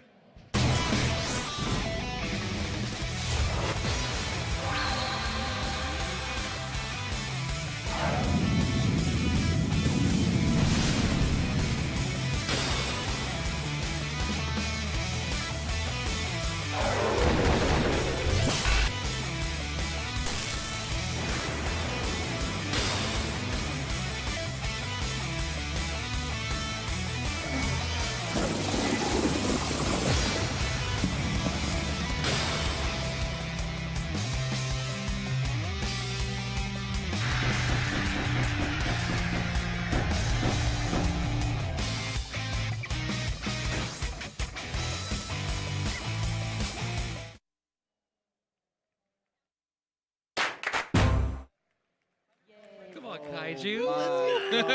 So exciting 3 new titles are joining to Union Arena. First, we have Attack on Titan, a global phenomenon that tells the story of humanity's struggle against overwhelmingly powerful titans. Next, we have Goddess of Victory, Nike, where humanoid girls armed with firearms fight to reclaim Earth from mysterious invaders. And finally, Kaiju number 8, where the Defense Force fights to protect humanity from kaiju. This is also a title that many Union Arena fans have been hoping to see become a product. Yeah, and each of these titles is a perfect fit for Union Arena. And what's really nice is at this time, Bandai has prepared some card images for us. So let's reveal some of those cards from the new titles. Here they are. Well, first, from Goddess of Victory, Nike, we have Rappi and Marion. These 2 characters play a key role in the story and are absolutely adorable. Rappi features a Union Arena exclusive illustration with a signature. The second set we have today is Kaiju number 8, featuring Kafka Hibino and Mina Ashiro. These 2 cards have Union Arena exclusive illustrations. Again, really glad to see something new here for Union Arena. But what really stands out to me, and I love it so much, the foil stamped Japan Defense Force emblem really adds a little bit of extra flair to these. Oh, it's so clean. I love it. We're continuing development on each title, so please stay tuned for more updates. Next, we have event information. So first is the Union Arena Rare Battle. This event is held under the 1 battle rule where players compete using decks from a single designated title. Currently, we have events going on for Bleach 1000-Year Blood War Arc, Hunter x Hunter, Jujutsu Kaisen, and Code Geass Luch of the Rebellion. Here at the Orlando venue, as we mentioned earlier, there's also a tournament taking place, so a lot of players coming out and enjoying Union Arena. The Union Arena Rare Battle will now include Demon Slayer, Kimetsu no Yaiba, and One Punch Man. The next slide, please. Yep. The event period will run from March 7th to April 6th. As before, you can participate at select stores. And you might have already seen them, but the prize cards are also ready, so let's show them to you. Here they are. So these are the Union Rare winner versions of Tanjiro and Saitama, available only to the champions. So just like we've seen for the other rare battles, they really add a little bit of extra flair, and I love the winner's stamp that goes on them. Just a little true symbol of victory to claim yours. Okay, additionally, participation prizes include an action point card sleeve set and event packs. So be sure to join at your local game stores. Nice. So we have shared so much information today. No doubt there's things will get even more exciting from now on. I really can't wait to see what's next. Yep, Union Arena English version is being developed with a North American play environment as our top priority so fans can enjoy the game. We have many plans to make sure everyone keeps having fun. And there are new titles for 2025 we haven't announced yet, so please look forward to them. So in tomorrow's stage, we'll have even more new information to share. So there's more announcements coming. It's really exciting. So make sure to follow the latest Union Arena updates, on our official Facebook and X, formerly Twitter. And then right after this stage, there will be an autograph session with producer Fujimata-san. So it'll be held at 2 p.m. in room A, so don't miss out. This session's only happening today. So again, please make sure to join us there. Come along. Yes, I got to get in line for autographs as well. I'm excited. Man, there was so much you guys shared. I'm pumped. Is there a certain thing that you're looking out for? Yeah, I mean, just obviously the new titles are super exciting, and then there's the Volume 2s that are adding even more to play. So leaning into the huge tournaments we have in the back and seeing how all of that's going to come into play is going to be exciting, as well as the gorgeous cards. I mean, those signature cards, like I talked about, the Asuna that we saw, the Kirito. I love Kaiju number 8, and something that's really exciting is that I've helped run a lot of demo events for Union Arena, and the amount of people that are talking about, I want Kaiju number 8, I want Attack on Titan, right? Like, it's people's excitement and the way that it's going to develop into actually being able to people to hold the cards and play with the cards has me so jazzed. For me personally, okay, there's so many amazing IPs that are involved in here. I'm a big fan of Blue Lock. I know the Japanese, I bought a bunch of things of that. I'm hopeful one of these days, I'm hoping to get my fingers crossed to get a hold of a winner, Isagi. I don't know if I'll ever be strong enough to win a whole tournament because there's only that one, that gold foil stamp that says winner. I'm like, oh, have you guys ever won one of those before? Have you ever actually played and won a? Yeah, I mean... Amazing, really? Yeah, well, Cosmic, the card game stage that he has played in a ton of games. I see him all the time posting on social about the rare battles that he's running into and playing in and the different strategies that he's deploying. So it is very... it makes you take a step back and be like, whoa, when you hold it and then you actually get the card. And even then, there's a moment of, this can't be real. Man, I feel like that will be just a life achievement if you ever achieve that. And so everybody watching, I want to let you know that we want to remind you that we have an updated event schedule on the screen, so be sure to check that out. We have some new data for you, along with all our wonderful announcements that we've just given you. Don't forget, again, Akari has an autograph session, so be sure for those here in the building to come attend that. I think it's only 30 minutes, so you gotta get in line. But yeah, thank you guys so much for watching. Oh, there we go. There it is. There it is. Yep. Day 1 and day 2 for y'all. And yes, we'll be going to a quick break, and we'll see. Oh, sorry. In just a moment, we will be rather. Yeah, I want to keep talking to you guys about literally everything we just saw. Yeah, there's so much to cover. There's a lot there. And again, more tomorrow, too. So, really exciting time. Exactly. Yeah, I mean, the tournaments are running. They're going smooth, like we got the update with the schedule. And that's just because the tournaments are flying by. So I love the pick up and play nature of the game that allows anybody to take it, run with it. We can see that in the tournament scene, and it makes it so easy to just, hey, you love this IP, whether it's one of the ones that we have established right now or one of the ones that are upcoming. They're the prizes. It always keeps you in tune. So the fact that the people are playing out for these amazing prizes that span across the amazing series that we have. Oh my! So there was the winter play mats. I've signed one of those before for different characters and things. That is so cool. Yeah, what I really love too is that it's smaller down there in the middle, and maybe not a lot of people know about, but the 2024 World Champions Special Match Invite. That's kind of the big thing that players are looking forward to. So the winner of the event today and the winner event tomorrow are actually going to battle it off in kind of a winner's take-all look at getting to go to this special match. So I'm really excited to see our matches, both today and tomorrow, but really to see what's going to happen at the World Championship for this. Yeah, right. Oh my goodness, it's so exciting. And just to break down the rules and the format, of course, players will be playing in a best-of-1 format with 30 minutes in main time and then 5 minutes of extra turns overtime, with the prizing that they'll be playing for playmats, sleeves, event pack boxes, and so much more. And we're just getting started when it comes to touching base on organized play for Union Arena. So you guys are definitely going to want to check out more details over on the Union Arena TCG website for anything and everything releasing in terms of the series lines as well as playing in these phenomenal tournaments. And here are the players about to be getting set up here. So you guys, get ready for another thrilling match. Yeah, so excited here. And we've seen some awesome developments of the meta as we transition to the players getting ready.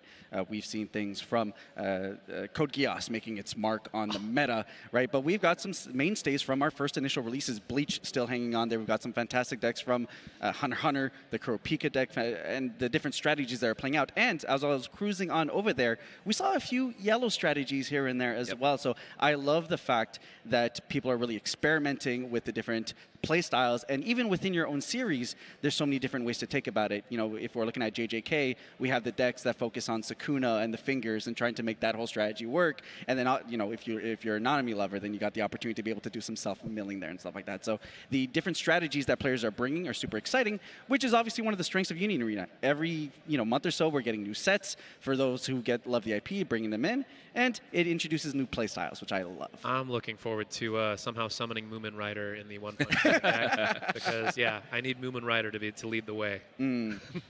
Yeah, that's really the best part is getting to play with your favorite characters. And I think that's why when we were, again, going back there was a lot of Code Geass. I think that's been a very popular set and would not be surprised if it's one of the most popular titles back there just of what players brought to the tournament. But again, in each one of these IPs, you have, of course, 3 different colors you can build from. So there's, as Aspira was mentioning, a lot of variety that you have to look forward to as well. So especially if you're a fan of the series, you can definitely look forward to playing multiple decks from that series on the Union Arena stage. Yeah, we were seeing things like if you're just looking at Code Geass, you've got the Reds strategies that's leading to be more aggressive and utilizing more of the students versus Green, which is a little bit more rampy and playing these big Lancelots and being these powerful plays versus leaning into Lelouch in purple and making these fantastic board control plays alongside CC and everything in that front. So it is fun that even within its own IP, they can lean into the different ways that the characters play into the themes of the game. So you have the base rules that anything can play with,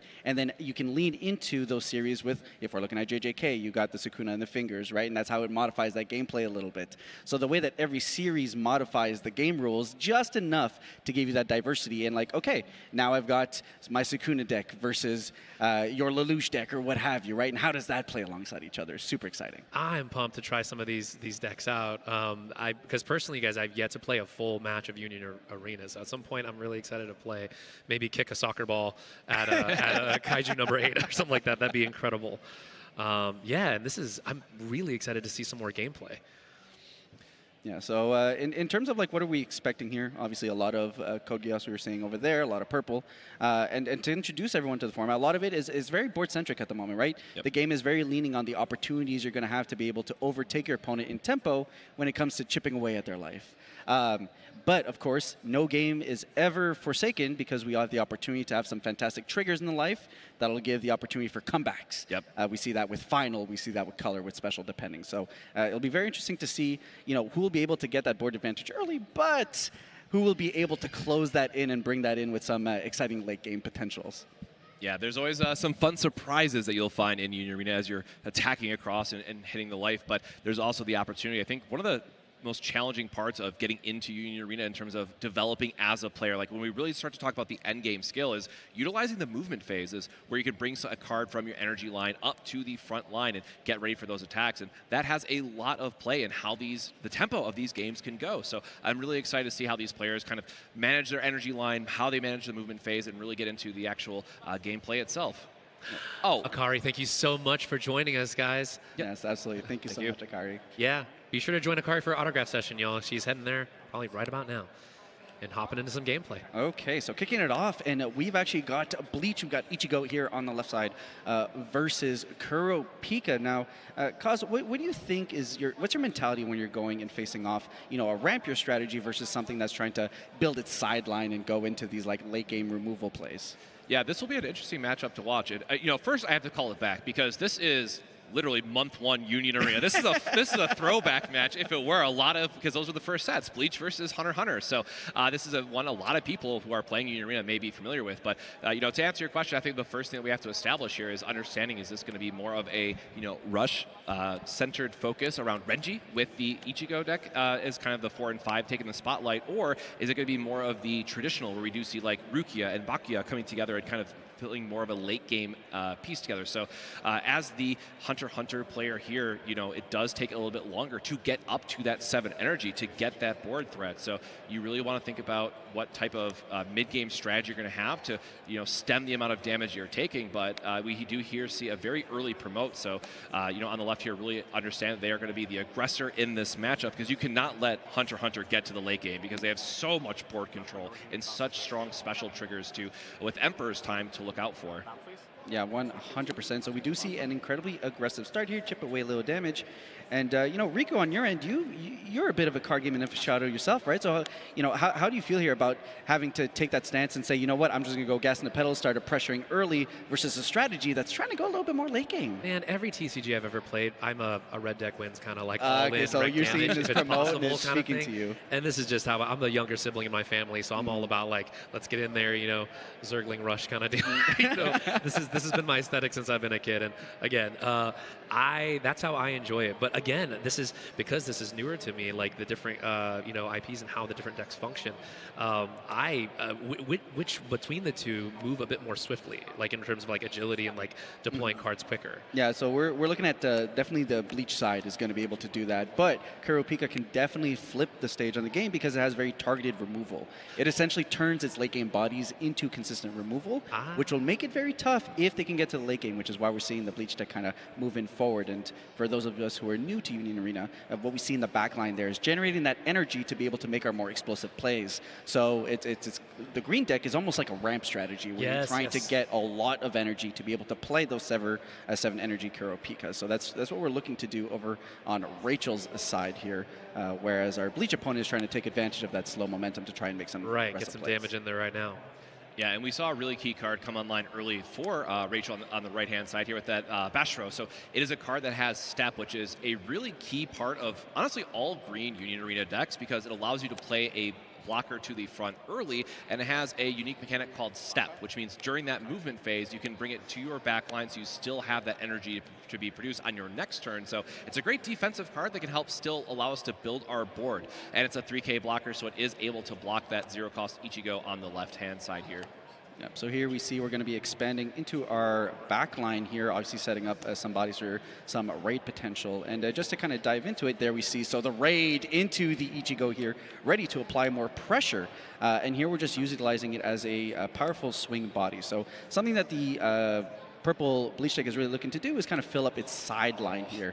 With the Emperor's Time, talking about a special coming online and being able to remove that Ichigo. So special triggers, every deck has 4 of them. That is one of the rules in Union Arena. When you build a deck, you can have 4 special triggers.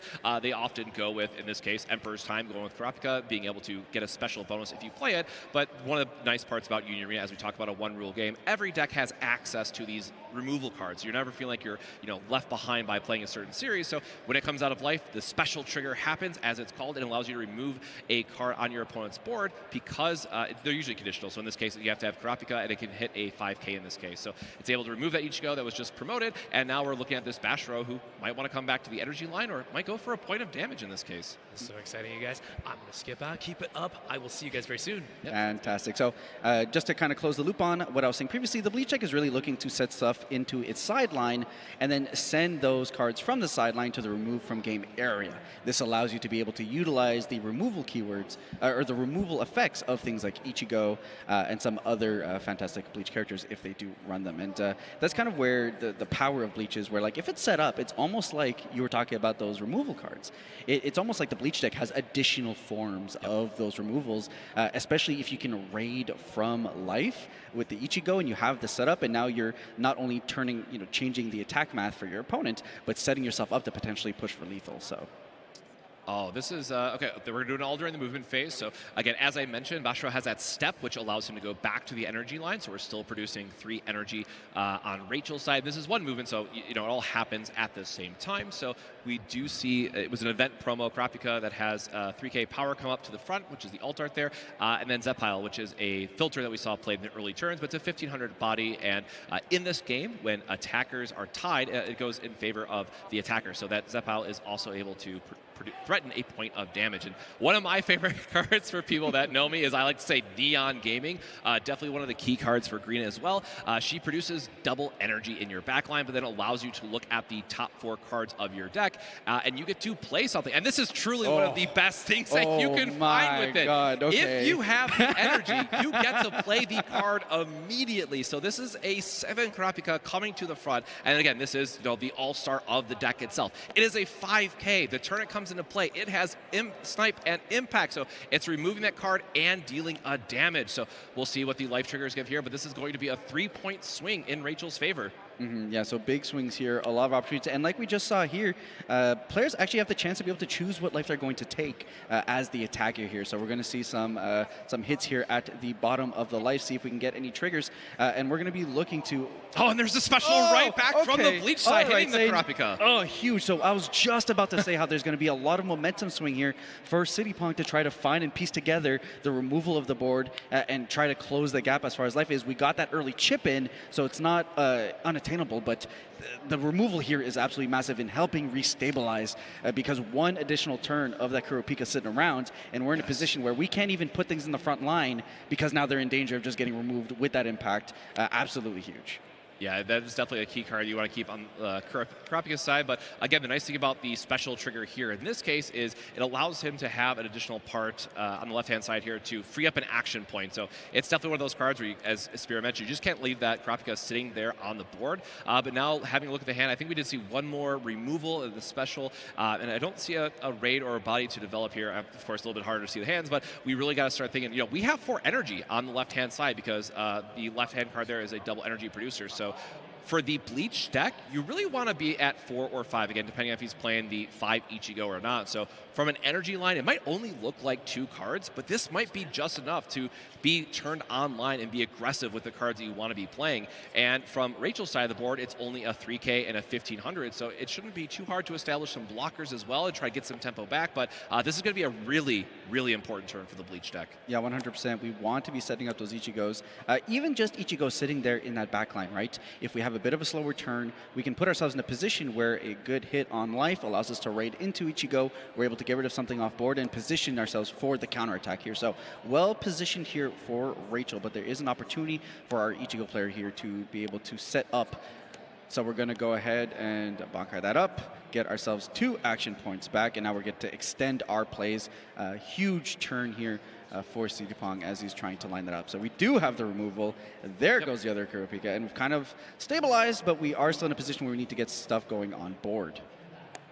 All right, so we are going to see a Renji come to the front.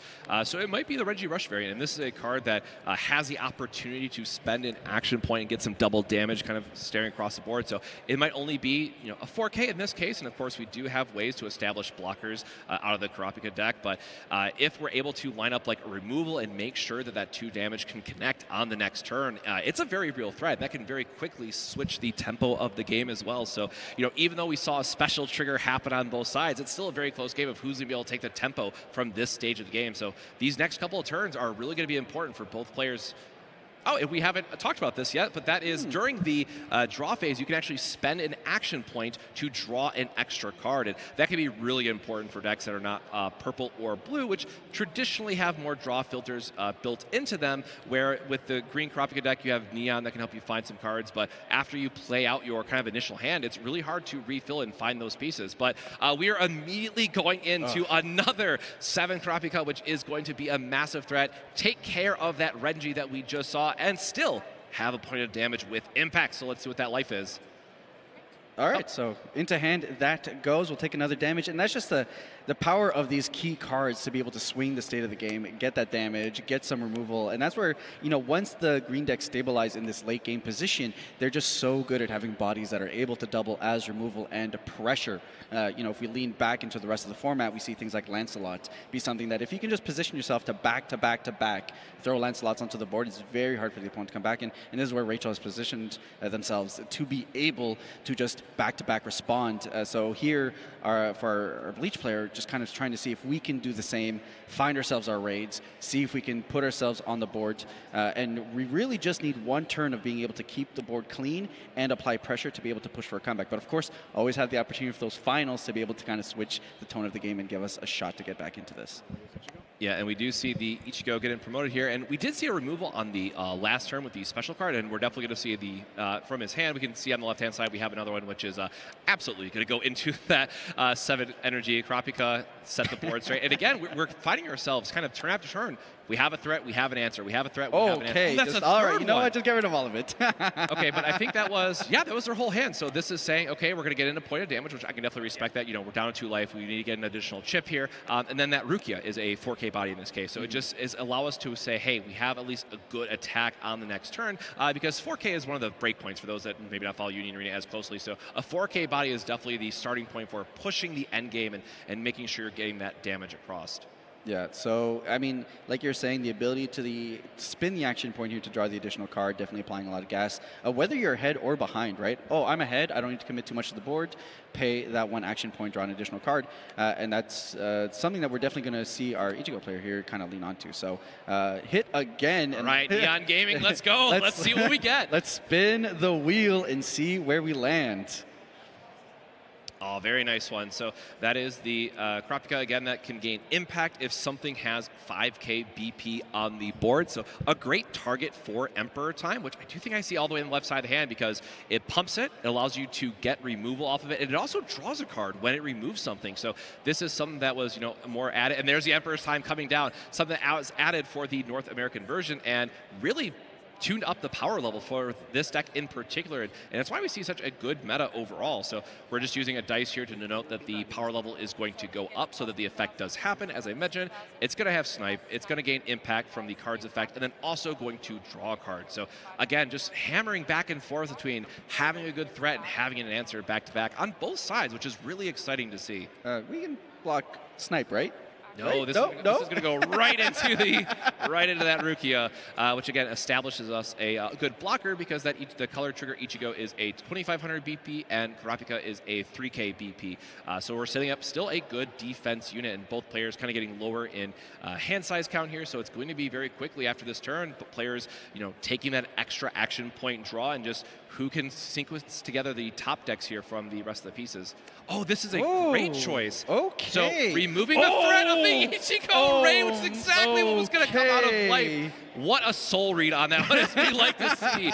Ah, man. So again, for those that are unaware, as we've seen as play out throughout this game, you do need to have that base card underneath it, the Ichigo, to go into the raid. So again, the deck on the left really is going to have between 6 to 8 copies of the Ichigo raid that you'll all be playing. So removing kind of the base level there was just a super heads-up play by Rachel's side, and just making sure they can't have any big tempo swings. Now, you are saying, hey, that Rukia is going to get a point of damage, but it could have been a much bigger tempo swing if they potentially left that Ichigo on the board. Yeah, just like we see here, paying the action point to draw the additional card because, like, oh no, now I don't have an Ichigo, right? It's essentially putting yourself in a position where, like, okay, so you do have the Rukia, but I'm so far ahead that I'll probably be just fine to be able to allow you to net a little bit of advantage because I need to play for the worst outs that I could face.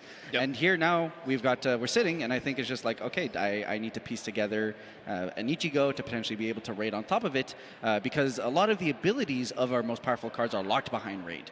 So you'll notice a box around that raid section on some of our most powerful cards there. And essentially, if you're not raiding, a lot of the times they're just big vanilla. Still have some good tempo lines sometimes of just playing a 4,000 beat stick and just saying like, hey, that's going to get through. But very key here to line up raids for your most impactful plays. So Sitapong here in a position where they really have to start questioning, what can set me up for the win. Not so much what can allow me to not lose, because the advantage here is very much on Rachel's side. So it's just what plays and what outcomes do I need to play into so that if I can swing the game into my momentum, I can close it out for a win. Yep, and that Leorio is actually threatening kind of a big play here in the back, able to be a draw engine itself, but it's also able to grant itself a BP boost and then also getting impact. So we are looking at a board state of trying to figure out how we can answer that kind of last threat that's on the back there. Or again, just the Kurapika deck has so many other ways to get impact. So being at just one life against any green deck for that matter, always have ways to close out the game with impact or otherwise, is a very scary spot to be in. So we're definitely from Sitapong's side going to see try to establish a board because there's still final triggers. There's still other ways things that might happen that maybe give us one extra turn to see how we can sequence this back. But again, when we're staring down this kind of top deck between both players, the options are more limited in late game like this. Yeah, especially since we've had such a reserve backline here. So deciding we need to juice up our front line, get our swing here with the Rukia. Gonna proc off the top here. And no triggers for us to worry about. And then the plays here deciding that we just need to lean on that defense. We need to see another turn, give us the best position to also be able to potentially push for game next turn. And now swing over to Rachel. And quite a few decisions here in terms of their turn. Are they going to push anything up into the front line? How much are, 1 life left here on our Bleach player side? So how much pressure do I need to push through to be able to guarantee we're going to get there? Yeah, trying to look at the hand, I do see another Bastro, and we do have some, I think that might be some Hunter license in the card, so on the left end there. So a way to reset our action point. But again, I think here the plan is just trying to establish a board, and there are some cases, and so again, we talked about the final trigger in this game. So if that last card on Sinapong's side is a Bankai, he'll actually take the top card of his deck and put it back into life. So there is a board state here where you could push up 3. You still have 1 open window and just check that last point of damage. But you do want to try to see if you have a hand that can play around a final, which as you become more comfortable with Union Arena, it is pretty easy to play around the final trigger, just how the decks flow in and kind of what sequencing of plays you want to look forward to. But it is still something that can steal a game when you're not expecting it. So definitely something that we're going to see how we navigate this turn and what bodies kind of get promoted here and what else we can play out of our hand. Yeah, so the left side is presenting 3 blocks. Technically only need 4 attacks to be able to close out the game, but like you said, the final trigger, depending on how we block or don't block, maybe banking on a removal trigger that'll be able to get something off the board. So technically, while lethal, quote unquote, is on board, it actually more realistically, you have to account for not only do I just win, but like how does my opponent get out of this situation? Here, that last trigger is going to be very key into that. So how do I remove something off the board? How do I get another impact on the board? How do I make it so that the math isn't 3 versus 4, but either 3 versus 5 or 4 versus 2? So that you can kind of guarantee that additional swing that'll kind of secure you versus that trigger. So we do see the full-on movement here. So we'll just have to be able to line up our plays, set up, and then commit to our swings.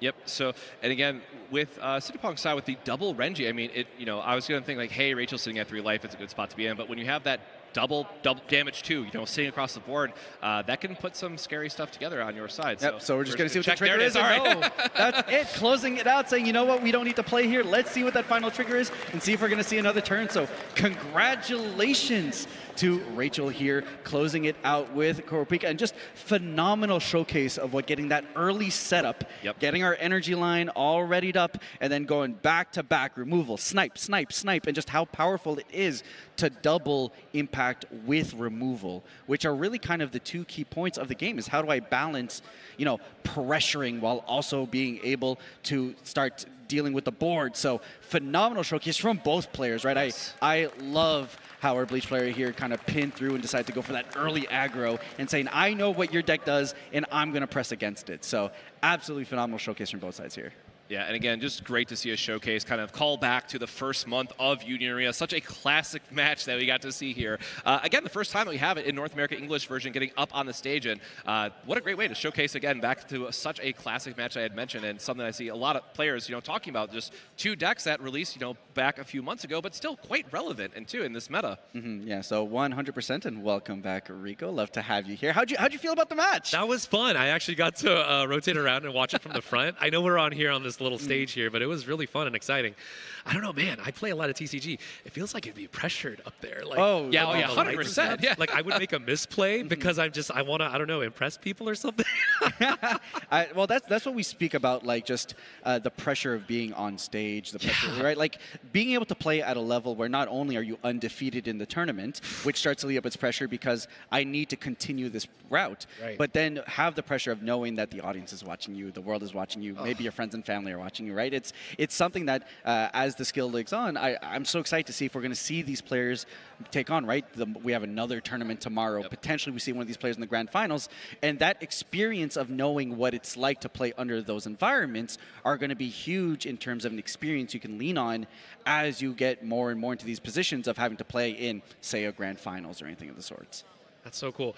Quick question, like functional question. Are you allowed to like sideboard things out of your deck after a match? So the format is best of one. Okay. So at the moment we're not in a position, but this is. I was just curious. Yeah, of course. Yeah. And actually, there's a lot of really wonderful cards in the card pool that allow you to tech in the main deck for the format, right? So like we were talking about, there's a lot of purple in the format right now, a lot of Code Geass, a lot of JJK that lean on those colors, and there are cards that will reward you if your opponent is playing a specific strategy.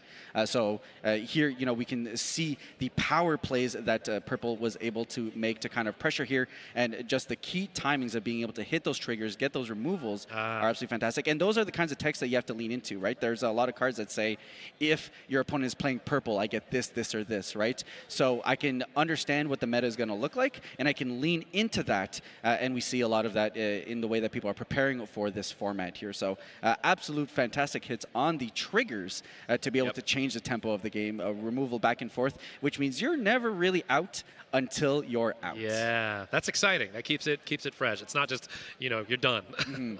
Yeah, this is a really great game, again, specifically to showcase a lot of the just back and forth that happened. Because, sometimes one player might see all their special triggers and the other person doesn't, right? And that's card games, it's variance at the end of the day. But we did see just an absolutely perfect match, back and forth, key removal at key times we really wanted them. Both players navigating this so well. And it's really great to see a close Union Arena match like this. And again, two decks that, maybe people forgotten about a little bit because there's new shiny decks that people want to play with, Code Geass being a big one. But this was just, again, someone who covers the game and watches a lot of the matches. This was like a perfect game to see. It was so exciting to see at the stage. It's got to be competitive, right? You got to be competitive. Yeah. Bad draws are like, doesn't feel like your deck's doing its thing that you're trying to do. This is very exciting to watch, you guys. Yeah, the stakes are so high. and the game has some beautiful mitigations for that, right? The pay-to-1 action point to be able to draw another card. We saw both players in both different positions of the game do that. Rachel was ahead, decided, I need to see more options, right? I don't need to commit to the board. I'm already ahead. Whereas Sidapong was just like, I just need to see things, right? So digging in. So the opportunity to be able to mitigate a little bit of that bricking is really nice as well. Well, it's fantastic, guys. Up next, we have Battle Spirit Saga. We're going to take just the smallest of breaks in this very, very packed day of so many things. Thanks so much, you guys. We'll see you in just a little bit.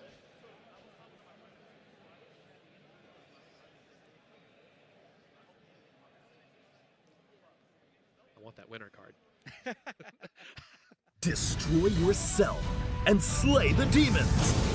Demon Slayer, Kimetsu no Yaiba joins Union Arena. Tanjiro, the members of the Demon Slayer Corps and the demons led by Muzan are now powerful cards. Recreate the world of Demon Slayer, Kimetsu no Yaiba with your own hands. These exclusive illustrations can only be seen in Union Arena. Don't give up. Burn. Set your heart ablaze. Get a 3-star Tanjiro card. Only 100 made, including a serial number. Union Arena, Demon Slayer, Kimetsu no Yaiba. Destroy the world with the power of Geass. Code Geass, Lelouch of the Rebellion, joins Union Arena. Code Geass characters are now powerful cards. Seize victory with your tactics. These exclusive illustrations can only be seen in Union Arena. Destroy the world and create it anew. Get a 3-star Lelouch card.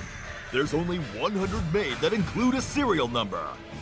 Union Arena Code Geass Lelouch of the Rebellion Booster Pack arrives December 13th, 2024.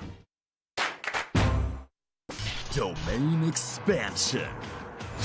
Jujutsu Kaisen joins Union Arena. The battle between Jujutsu sorcerers and cursed spirits has been turned into cards. Recreate the world of Jujutsu Kaisen with your own hands. Includes illustrations depicting the courage of the characters.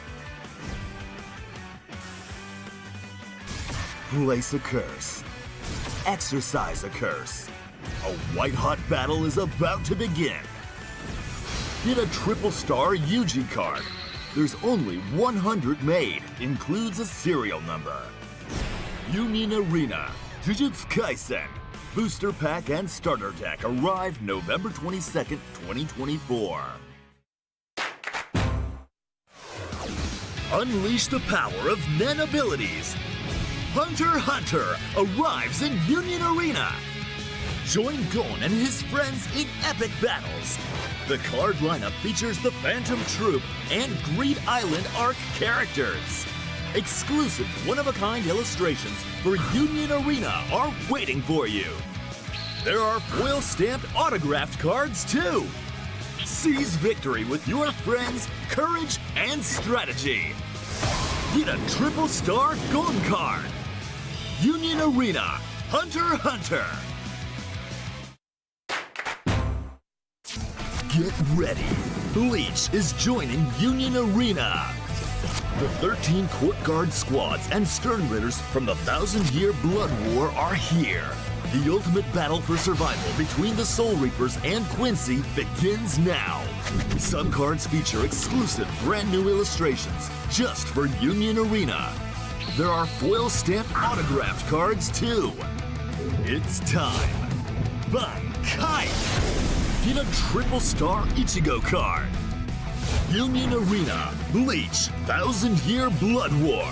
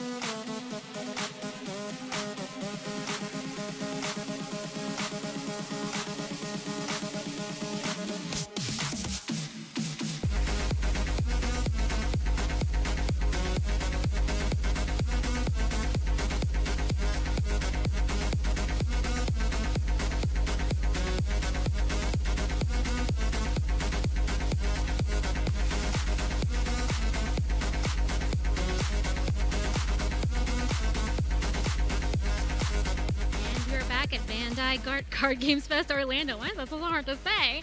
You get it. We got all weekend. We have all weekend to figure this out. We are in day 1 of the Card Fest.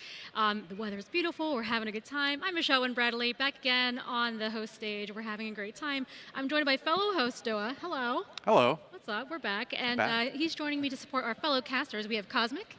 Hi, everybody. And we have UniX. Back again, baby. We've had a lot of great games so far, and it's going to keep on going on. Right now, we're focusing on Battle Spirit Saga. That's coming up. We're going to take a look at the schedule real quick. Right, meow. Hey, nice thinky graphics. All right, so we're on day 1 at 2:15. Oh, we're like basically on time. This is round 4. And then day 2 tomorrow, we'll be looking at the finals at 1 p.m. So we're going to take a look at the game today. We're going to cast this, and then also tomorrow we'll be casting the finals. Any thoughts? Well, I just want to say it's a special treat for me to be back for this. I got to cast one of the very first, I think the very first big Battle Spirit Saga event back in Set 1 in Palm Springs, California. Last year? No, 2023. Yeah, 2 years ago. That was ages ago now. Yeah, and I haven't, honestly, I haven't done a lot with the game since then.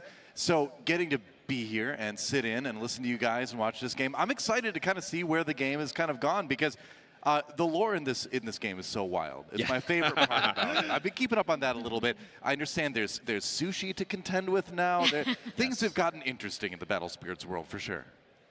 Yeah, the second set that we've had, the second series of story that we've gone into has had a lot of interesting character developments and also, too, just a lot of fun decks that have, popped up and surprised us. Year 1 was great, and 2, but I really have loved Set 5 and Set 6 in particular, just with the new strategies they've brought out and some new mechanics that I'm sure we're going to see, or we'll talk about in our match today as well. Oh, 100%. It's actually very astounding. Very few games, I think, have been able to make such a shift in the first 6 sets of the game. Like they're legitimately, it's night and day the levels of complexity and mechanics they've brought in with these new sets. So we've gone from dragons and serpents and mechanical beasts to now sushi, sumo wrestlers who also use sushi. We've got a bunch of critters now. Like there's a lot of cool things going on in this set and a lot of great strategies. And deck building has always been so intricate with Battle Spirit Saga because there's no color restriction. It's just,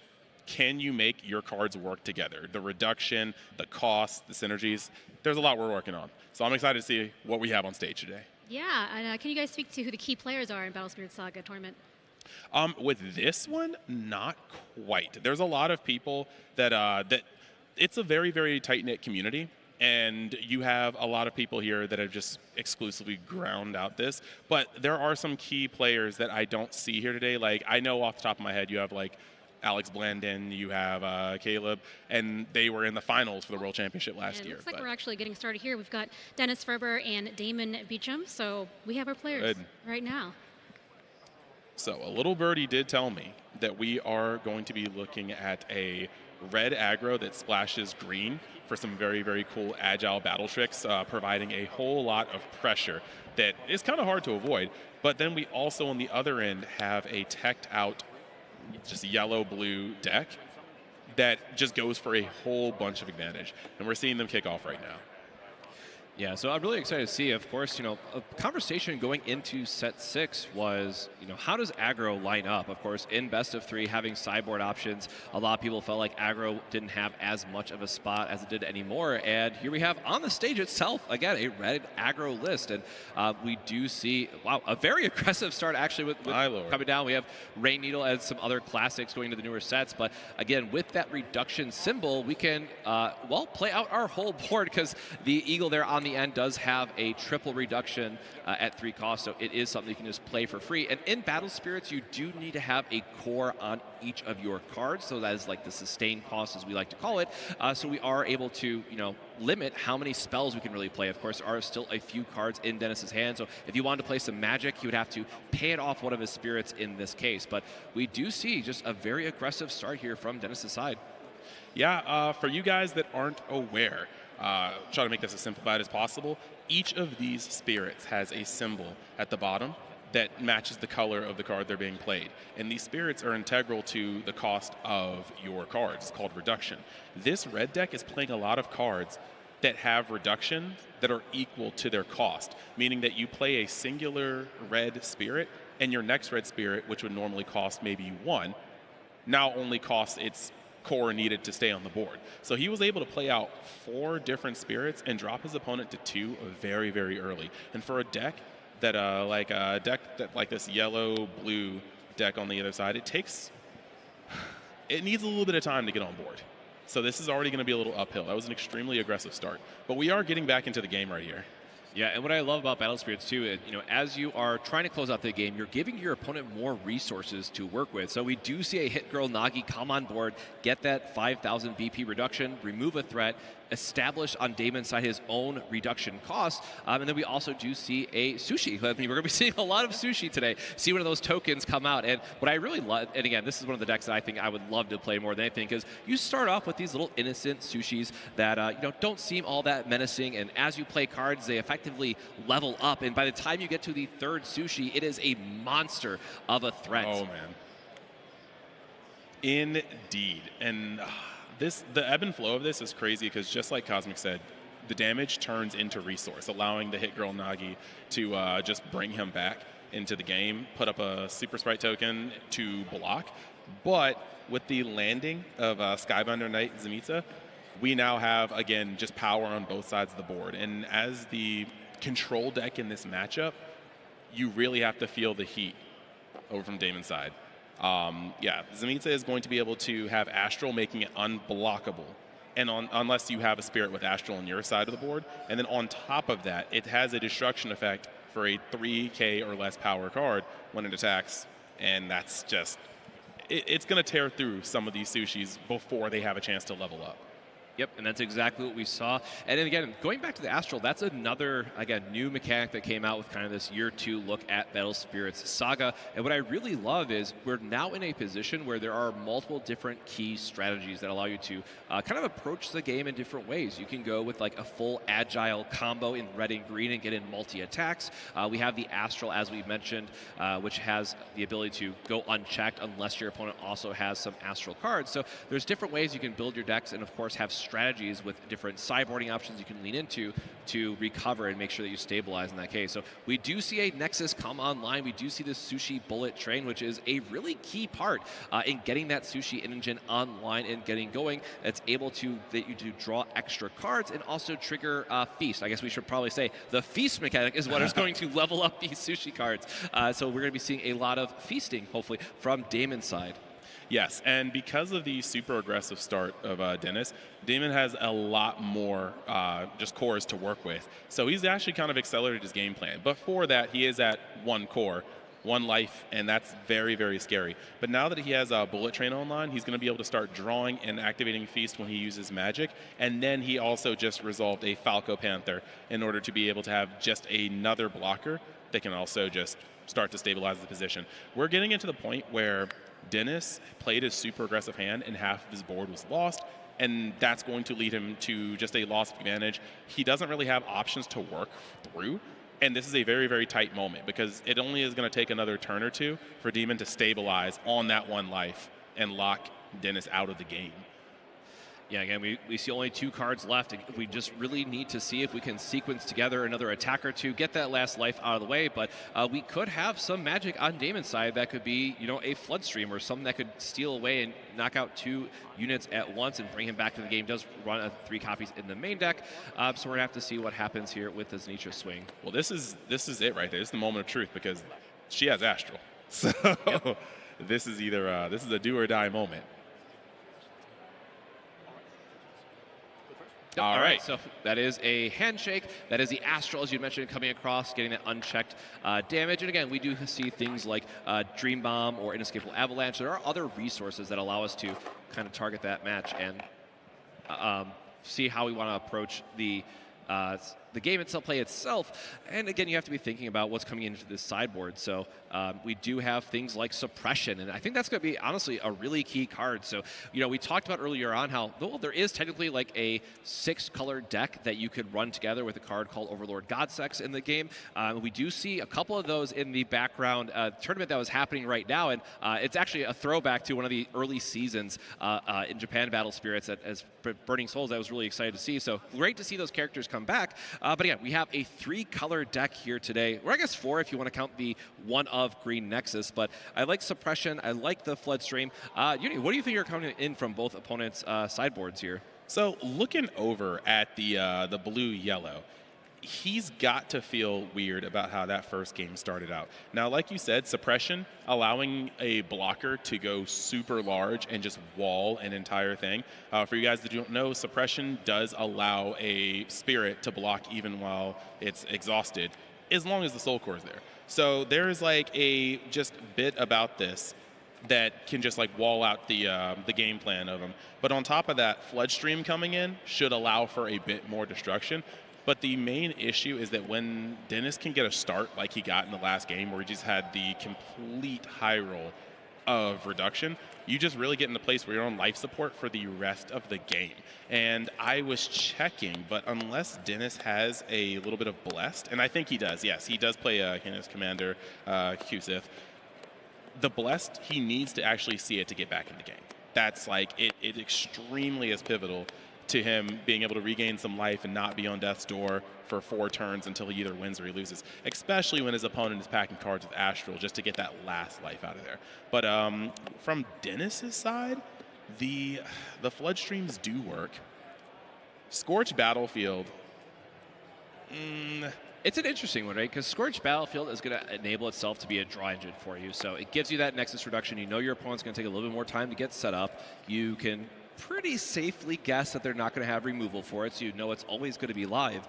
And it just comes down to, you know, do we want to lean into that aggressive strategy again, knowing that our opponent is going to be bringing in those flood streams, and just try to say, hey, do you have it? I'm up a game. Maybe we risk it, right? Maybe we just say, I'm going to go for the same aggressive start, try to close out the game the same way. And I know you're probably going to 4 flood streams because that's a common card out of blue, or you can play a little bit slower, play the Scorched Battlefield, get the extra draw engine online, and try to grind out through like an Astral finish at the end. So very curious to see which way that Dennis is going to pilot this matchup and take another, you know, going into game 2 of 3. See if we get a game 3 or if we're just going to close out here with the red aggro rush again. Yeah, so personally for me, when you're up 1 game and you're an aggro playing to control, I think you risk it for the biscuit here. I think you go full throttle and you just try to close it out in a 2-0. And if that 2-0 doesn't work, you have another game to not only adjust to the whole like game plan, but also adjust to what he sided for you.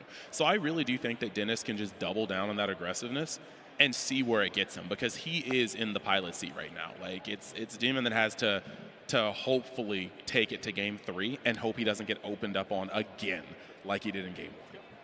Yeah, again, having the opportunity, as you mentioned, to go into a game 3 and decide if you want to be on the player draw is also huge as the aggro player. So having that comfort of knowing that, like, hey, if it goes to a game 3, I'm going to have that choice. All right, so the same exact start from last game. Yep, so the glider in this case, it is the Eva Alt Art in this case, but it mills the top card of your opponent's deck. It allows you to either draw a card or you get to ramp a core if it's a magic card. So in this case, with a very, you know, spirit-heavy deck, we are going to be drawing a card in the vast majority of cases. Okay, and here we go again. We get a Rain Needle into an Ovi. Okay, so only 2. Only 2. Only 2 this time. That's fine. You know, that's a little bit more manageable. You have to be sighing a breath of relief if you're gaming right now. Only 2 bodies compared to the 4 that dropped on turn 1 last time.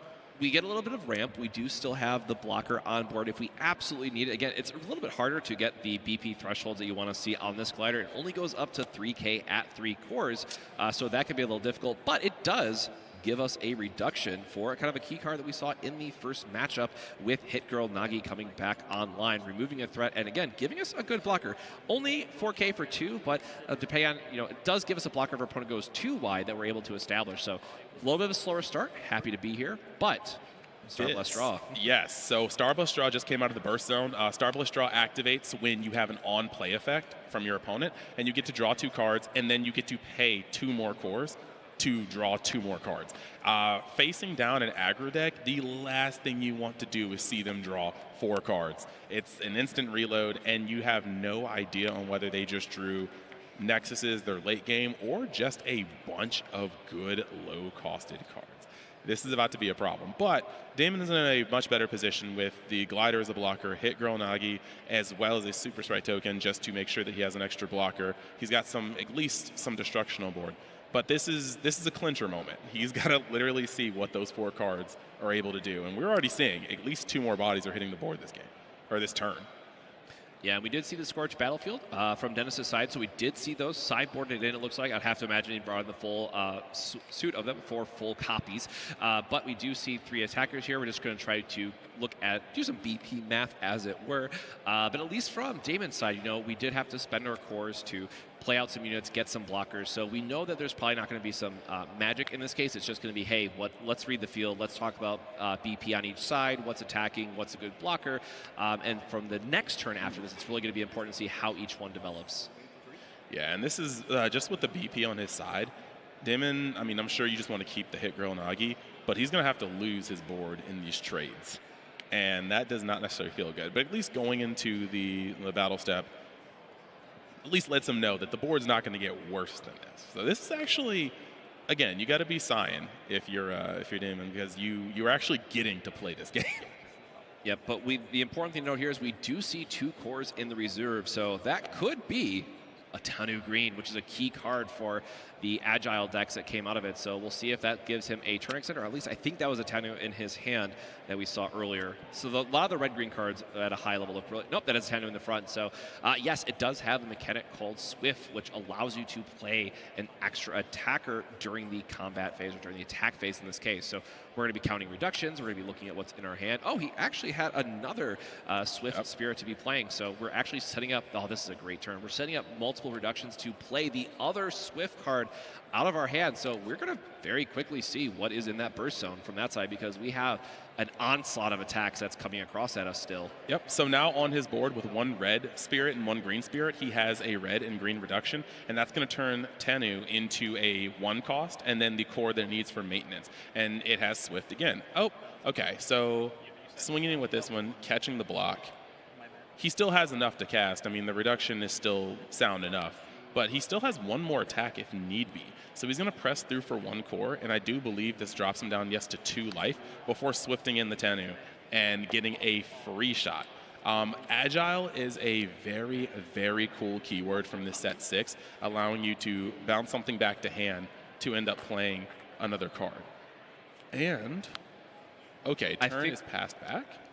I think there just might have been a missequence from there, because, again, for the Tanu itself, it does have Agile and Swift, so it allows you to kind of bring it into play in 2 different ways. So we'll see if we're going for like maybe a Floodstream play, right? Maybe you try to clear the board on the next turn, develop a kind of wide strategy again, and try to force your opponent to use their cores on their turn, so they're not able to kind of set up as defensive as a line here. So really curious to see what we're going to see promoted from Damon's side in this case, but we are seeing the Steam Factory Nexus, I believe that's the alt-art version, coming online, which is part of which is interesting, because, right, we're talking about all this sushi stuff, but now we're actually seeing the white-yellow luster side of this deck come online as well.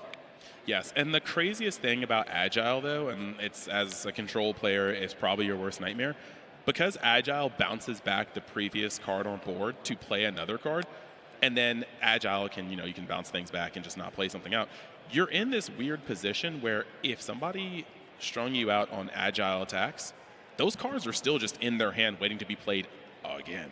So it's not like Dennis lost the ability to hit him 3 times, 4 times this turn. He turtled it all back in his hand so it could not be destroyed in his opponent's turn. And now Dennis is in a position to swing out heavy, and Damon has to hold up his cores in order to hopefully just not have the game ended right here. Yeah, and this is such an important card, the Force Scout Pheasant, which has the red and green reduction that allows you to kind of play out the rest of your hand. Again, being able to choose which side of those packages that you want to lean into for Swift. So we are going to see, the constant reduction enabled on board here. We have a few more Swift or Agile attackers in Dennis's hand that he might be able to close out the game in this very turn. Yep, 1 attack blocked by Hit Girl. Oh, okay. And he's actually getting the untap on his Hit Girl Nagi so she can block again. That card is normally a little heavy on the cost, but because of the steam-powered factory making double reduction, he's able to play it and still have things up. Now this is going to be a much better position because he has her up to block again. But there's still a fair amount of cores on Dennis's side, and Dennis still has the ability to swift in another card, which he does choose to do. Another one. So yes, this first beetle may be getting blocked, but now we have this out, and I do believe with that being KO'd, we do have the ability to still play another one. And this very well could be the end of the game. We have to see. But the Absolute Ice Shield is there it through. is. Very, very good. That's always the course of the, we're playing the aggro deck of, hey, do you have that Ice Shield? Are you going to have Are you going to cut off the battle step? But, and yes, he did. Yep, we do see a pass back again. Absolute Ice Shield really buying you that extra turn or two. Sometimes you really need to establish and see what kind of combos you can pull together with spirits or magic. And I could not see yet. He really slid that down very fast in the burst, so I just missed it. But we do see another burst come down from Damon's side, which can be another Absolute Ice Shield. So we might have a couple safe turns here. Or again, Floodstream is an interesting card to set here as well. To maybe your opponent thinks that it's an Absolute Ice Shield, and then you can get him with the Floodstream instead. Yeah, this is like, I'm catching secondhand anxiety watching this because from Dennis's side, he's just like, so anyway, I started blasting. But from Damon's side, he is like fighting for his life every single turn, man. Like no turn is safe.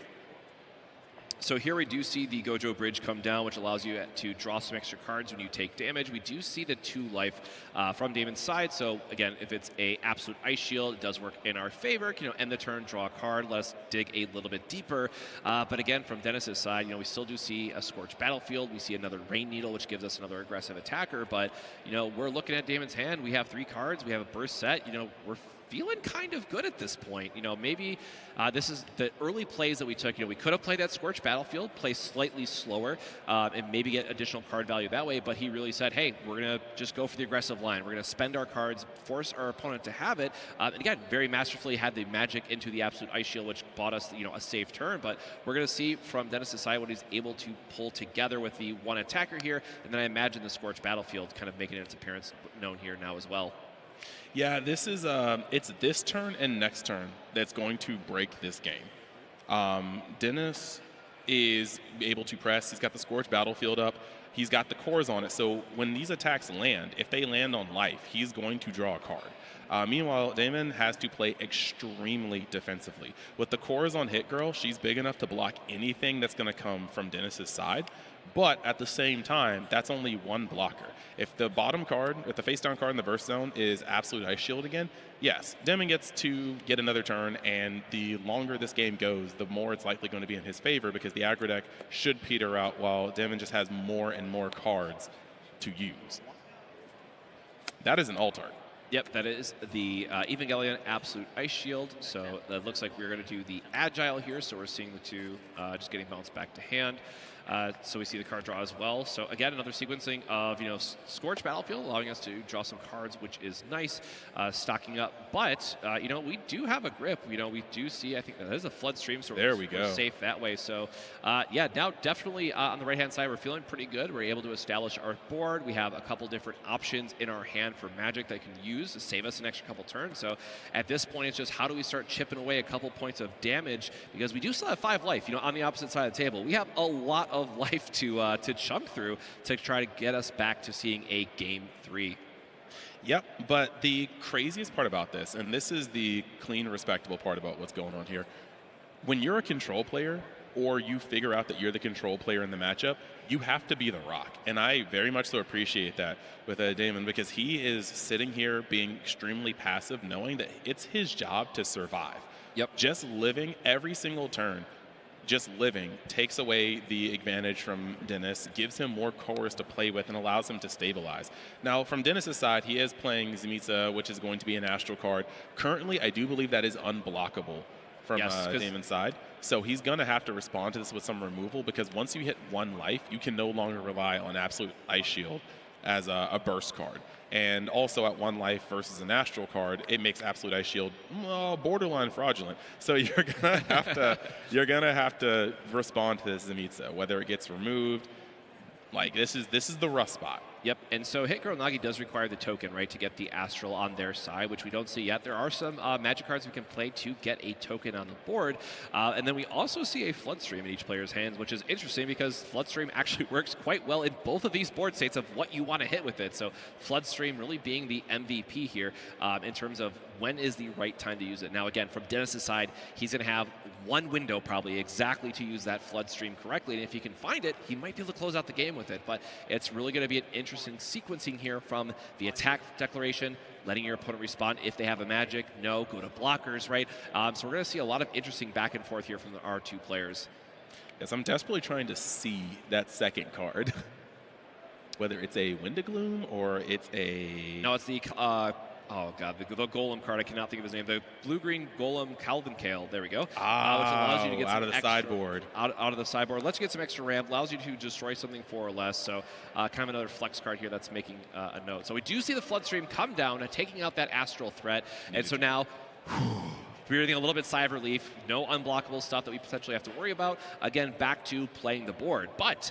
against the red-green aggro deck, you know that that's going to be things like Swift and Agile coming down. So there's still multiple. Every card your opponent has could be a threat in this matchup. Yep, and the simplicity of this, like, lots of people hear aggro and think that aggro is easy and it's brainless, but aggro is a strict numbers game. You have to understand your windows, you have to understand your numbers and your angles. And I love how this deck is crafted. The use of Swift and Agile is a miniature reload. Who needs to draw every single card in their deck when you can reuse the same 2 to 3 attackers every single turn? And that's what Agile brings to this. Plus, he is still drawing. So right here, he is getting his mileage out of these cards. And we've lost the Hit Girl, which is very, very hurtful. That card is a pivotal card to Damon staying alive, being able to potentially create tokens as well as destroy spirits on his opponent's side of the board. But now we've got the Beetle going in. Yep, looks like we're deciding to do something pre-block here with the Floodstream, which would take exactly the rest of our cores, which means we wouldn't be able to get another Spirit on the board if I'm counting the cores here correctly. So it's just kind of removing the threat, making sure our opponent doesn't have a blocker, and putting them down to 1 life, as you mentioned, can be really important for closing out the game with Astral on a following turn, because then you can't rely on just that absolute Ice Shield. Correct. And now we've got the last attack. Well, we got the Agile to bring it back, and yeah, like that's... This is a really rough place to be. Like I said, now that we're down at 1 life, we can't set Ice Shield. He does run Blessed in his list, but I don't think I see it. And he has to know, unless he has like another Floodstream.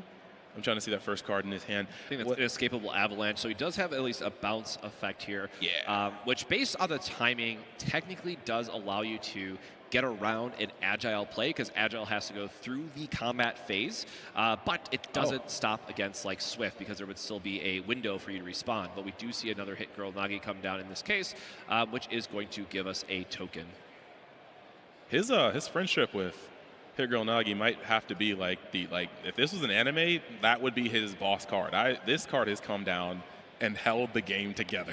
Yep, and I apologize, I forgot. It only creates a token if there's something to destroy. So to Dennis's credit, putting that card back in hand was a true heads-up play and really impactful here in making sure that his opponent can't also get that Sprite. Because as we mentioned, the Sushi, as it gets to the large side, it gets the Blessed, it gets the Raid, like it really becomes a house of a card to fight against. So, but the important part of playing the Hit Girl Nagi here still all the same is we can still threaten a magic card that allows us to produce a token, which can give us a surprise Astral blocker, which is also really important.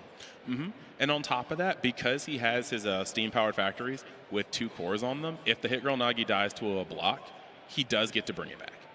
It goes back to his hand, and so that's going to actually be able to play it again next turn. This is still very, very, very tense. He is fighting to just be able to play out a game 3. And even with just 3 cards in hand, a veritable like 5 because of the cards that are going to get bounced back. It's rough. Like, Dennis has been able to keep the pressure on every single turn. There has not been a moment to breathe for Damon. And especially with Agile, right? Like, we know these cards are going back to your opponent's hand, so now it's like, you know, how well can you track your opponent's hand? What cards have they used already? So you do get a little bit of information. That's maybe the slight downside with Agile, is like, hey, I have 3 cards in hand. You've seen me loop back 3 of them, so I have only 1 unknown card, right, to your opponent. So they're able to plan out their turns, more effectively if you agile too much. But again, agile is still just an insanely strong keyword when it all comes together. And this is not even like the agile core deck itself. It's just a really good green aggro piece. So we do see the inescapable avalanche there, bouncing a card back to hand to end the combat in this case. But we still do have 1 more red-green attacker, which is going to still at least enable agile if we don't have an immediate response for it. And I don't know if we have... Nice. Okay, so we have the untap here. Yep, so Snow Melting Light, we are going to untap. The reduction is crazy on this right now. I believe that only cost 1. So now we get to untap and block, and then we get the Beetle coming out again off the back of Swift. This is just, it's a lot of pressure coming in. Alrighty then. We are actually at this point getting the suppression coming in. All right, so suppression is going to wall us out here, allow us to get another turn. Again, we're just looking from the 3 cards from Dennis' side, so desperately holding on, as it were, for that 1 spirit. But hey, that's all you need sometimes, in these more controlled style of strategies, because you're able to play spirits to the board through magic cards, right? Get extra tokens. We do see that Golem come back online. We do see a Floodstream in his hand as well. So again, we still have quite a few answers too here in terms of how we can interact with our opponent's board state. And I can't make out the last card in his hand, but I believe, if I remember correctly, that's a Cooking Conveyor Belt Sushi. So again, having the ability to select a spirit and give it minus 2,000 BP during the turn, or save it for activating Feast. And when you're playing against a red-green aggro style of deck, yes, they have Scorched Battlefield, but there are going to be some times where if you can catch them, they're going to go down to exactly 1,000 BP on the card, getting 1,000 BP from the Scorched Battlefield, and then you're able to answer it with that kind of secondary function of the card that you might not be thinking of because you're always focused on the Feast side. But instead, we do see a second Scorched Battlefield come online. Yes, and something that kind of is tilting this matchup, like you can kind of see Dennis is very much so committing, because I think he's starting to understand that we are very close to stabilizing on Demon's side and locking out the game. But the part that was very scary about last turn is that Demon didn't bounce cards, he blocked them. A lot of cards went to just the trash last turn, cutting off the kind of chain of cards he had going back to his hand, and now he's flood streaming. So these are cards that Dennis is not getting back. And now the hand of 4 or so cards is simply a hand with 1 card in it and 1 card on board. This actually may be the turn that Damon just takes command. He's gotten rid of most of the advantage. He's broken the agile Swift chain for now. And all Dennis has to his name is a singular card that might actually just get blown up this turn. We are seeing the Sushi Conveyor Belt come down to activate Feast, making a Super Sprite token. And now that means Hit Girl Nagi is going to have Astral. And then we're going to move some cores over from Cabin Kaleo. Yeah, again, this is really just setting up the defensive wall. We really want to protect ourselves from the Astral. As you mentioned earlier, being at 1 life, it's still, you're sweating every single card that your opponent is going to top deck because the Astral can go unchecked if you don't have the Hit Girl Nagi's effect with the token available for it. So that can be really stressful, but we do see kind of a wall being built up now here. All right, getting some removal with the Clavicle and the Steam Flower Factory, or just a Nexus in general combo happening here, controlling the board. So yes, we are losing a blocker, but in this case, we're happy just to remove something so our opponent can't agile combo with it or build up their board any additional, because every threat, again, 1 life left, it's Astral. We have the Scorched Battlefields, which are boosting the BPs, meaning our BP reduction effects aren't as effective. Oh, just a hard pass here from hard pass. Side. So that last turn, Cabin Kaleo with 4 cores on it, when it attacks and it's at level 2, you're going to be able to exhaust one of your Nexuses to place a core from the Void onto it. So a little ramp. But then when you exhaust a Nexus and it's at level 3, you can destroy something with that costs 4 or lower. So that's how we got rid of the Spirit on the opposing board, to make sure that there was just 1 less attacker, while keeping the Super Sprite token up to have Hit Girl Nagi have Astral to block his opponent from just playing Zemitsa and just swinging for that unblockable 1 damage. But that turned into, like Cosmic said, a hard pass from Dennis, not being able to do anything. And this is it. A second hard pass. We are now going into turns where we are not having to expend cores. Like, this is where Damon wants to be. He is taking a commanding presence. Now, he will have to start dealing damage soon to close out the game. But every time he turns a card sideways, it's a card that can't block, and you never know when Dennis might just open up with 4 bodies and try to end the game. But we right here have another Nagi coming down. Yeah, and again, I think really leading into those tokens, if we can find, there's quite a different ways to level them up, as it were, in this deck with the feast mechanic. That, again, if they can get blessed, if they can get raid, we are more than happy to attack with those. Again, we're slowly chipping away our opponent's life. We're able to bring up our own life count, getting into the large sushi spray, as we mentioned, but we need to find the cards that enable that strategy to happen to get to that large size that we ultimately need. Yep, we got a hard casting of Starblast Draw just to draw 2. We did get some spirits in there that are going to allow him to go a little wide, and here he goes. This is the exact reason that even with that commanding board presence, Damon did not turn a single card sideways. It's because there's always this potential. Yep.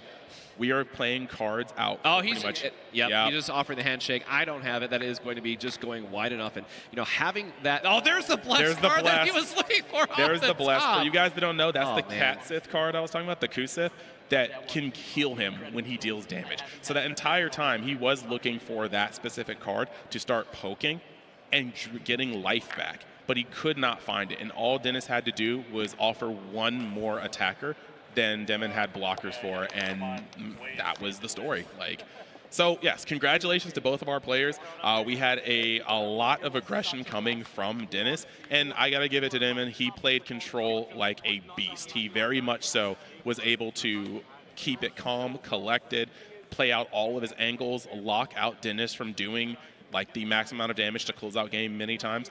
But unfortunately, sometimes your tech cards do not come through, and he was not able to find the bless to keep him in the game. Yeah, again, wonderful game by both players. And again, something that I think a lot of players kind of coming into this format were thinking about aggro decks in general versus kind of the rest of the format, because Sushi has been the deck everyone's kind of top of mind and been playing. And we saw a really cool, again, in this case, 3-color Sushi deck get some of those key pieces. Looked like it was just about to stabilize. And then again, Dennis had found just the last spirit he needed. And it was very, very rough because Demon did not get into much of his draw this game. And just a couple of cards deeper in the deck, and he would have been able to, what a lot of people may not understand is the moment that card hits the board and can turn sideways, he's going to start packing at a life and gaining a life. Yep. And he only needed to gain 1 life to probably just be safe from dying for the rest of the game. But 2 life, 3 life, that would be game over. And so it's got to be a little frustrating not seeing that card and then seeing it as your next card. But he did do, he understood the assignment. He held it down, and he turtled, and he was just a hair away from solidifying a game 3 right there. Yep, absolutely played well. And again, by both players, Dennis really respecting the agile, the part of it you may summon, right? Getting that card back to hand, not allowing the Hit Girl Nagi to get online, produce the extra tokens and whatnot, just being very reserved with his turn so that he could line up that last attack to close out the game and ultimately win. Yep, and just to double down on what Cosmic is saying, the Hit Girl Nagi, like you said before, to make the token, it has to pop a card. So yes, Dennis could leave spirits on board just to be like, hey, we're going to keep this on board so we don't have to spend for it next turn. But understanding how crucial Hit Girl Nagi is and how just that singular token could really, really, like they're showing it right now, destroy something, make the token, just by going, okay, I'm going to activate Agile, bounces back to my hand, but then I'm going to use the up to 1 to play 0 and keep my board clear so you will never get that token. That's the level of complexity that Battle Spirits brings to this TCG sphere. It's just these microtransactions that will really edge you ahead. It's just small moves like that that kept that advantage off, so where he never had the token. He could never have Astral online. And when those were going on, those turns of just popping that Agile card back to his hand to negate Nagi were turns that a singular Zenitsu off the top of the deck just goes unblockable because you don't have Astral. So Dennis kept his route to win open the entire game, and that's just masterful play. Yep, absolutely. I mean, I just love how complex the core system is with this. This is my favorite part about the TCG by far, but man, Damon, why? Don't look at the top card. Yeah. Don't do it. Don't We're do it all to yourself. guilty. I know we've all done it to ourselves. We've all regretted it because it's always the one you're looking for. That's how it always goes. It breaks my heart. It breaks my heart to see, man. Don't do it. That was rough. That was rough. Yeah. That was. You're on the replay, but do you have any more top moments from this last match here? I mean, as as funny as it was, as simple as it was, Dennis's, that was definitely a highlight reel. That was a highlight reel. That was a highlight reel. Every time. The taste of despair. Your deck will do it to you every time. Yeah. I think from people that played from set 1, when we saw Dennis open up, it was terror because essentially back in set 1 there was a deck that pretty much just capitalized off of playing that many low-cost reduction things, and it had the Rain on the Overraptor, and it got so bad that Battle Spirits had to ban a 1-drop dinosaur.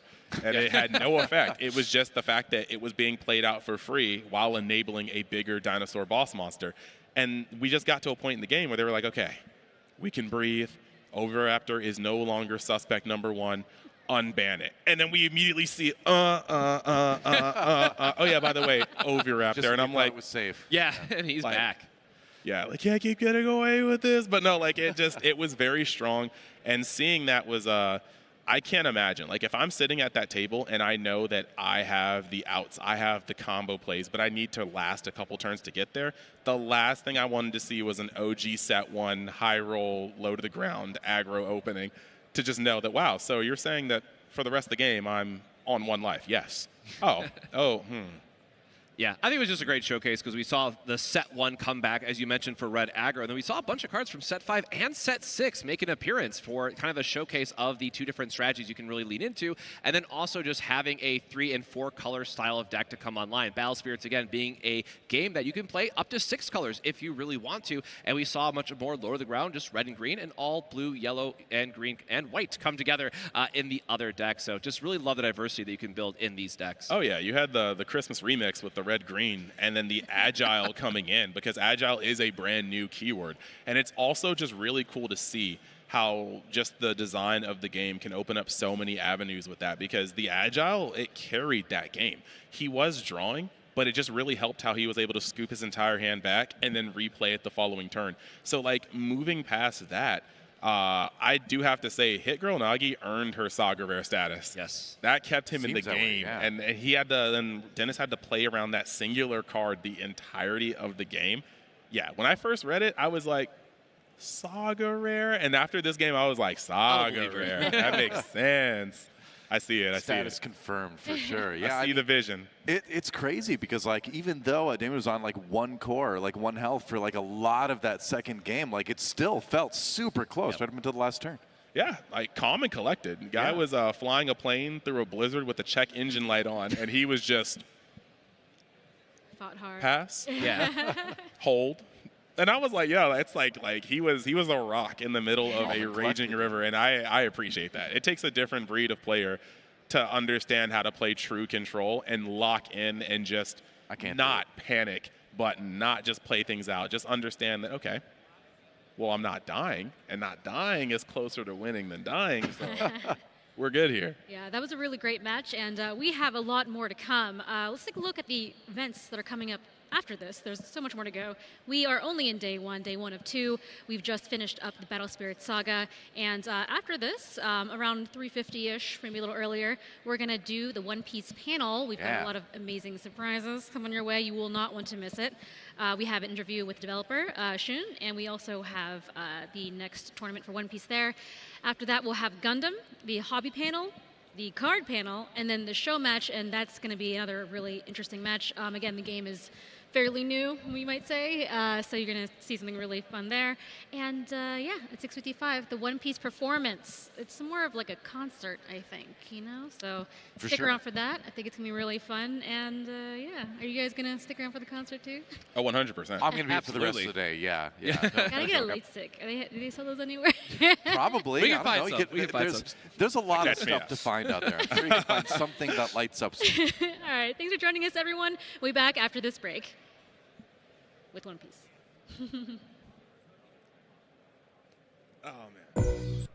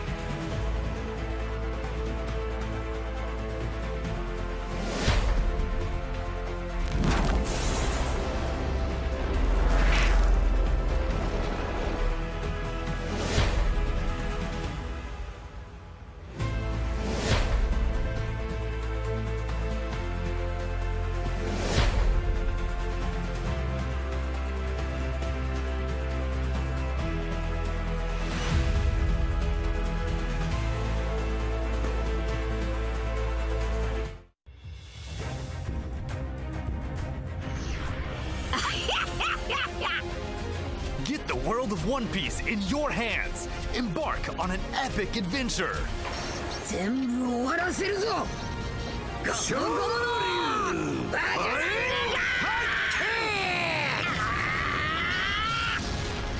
Meet and recruit over 3,000 One Piece characters.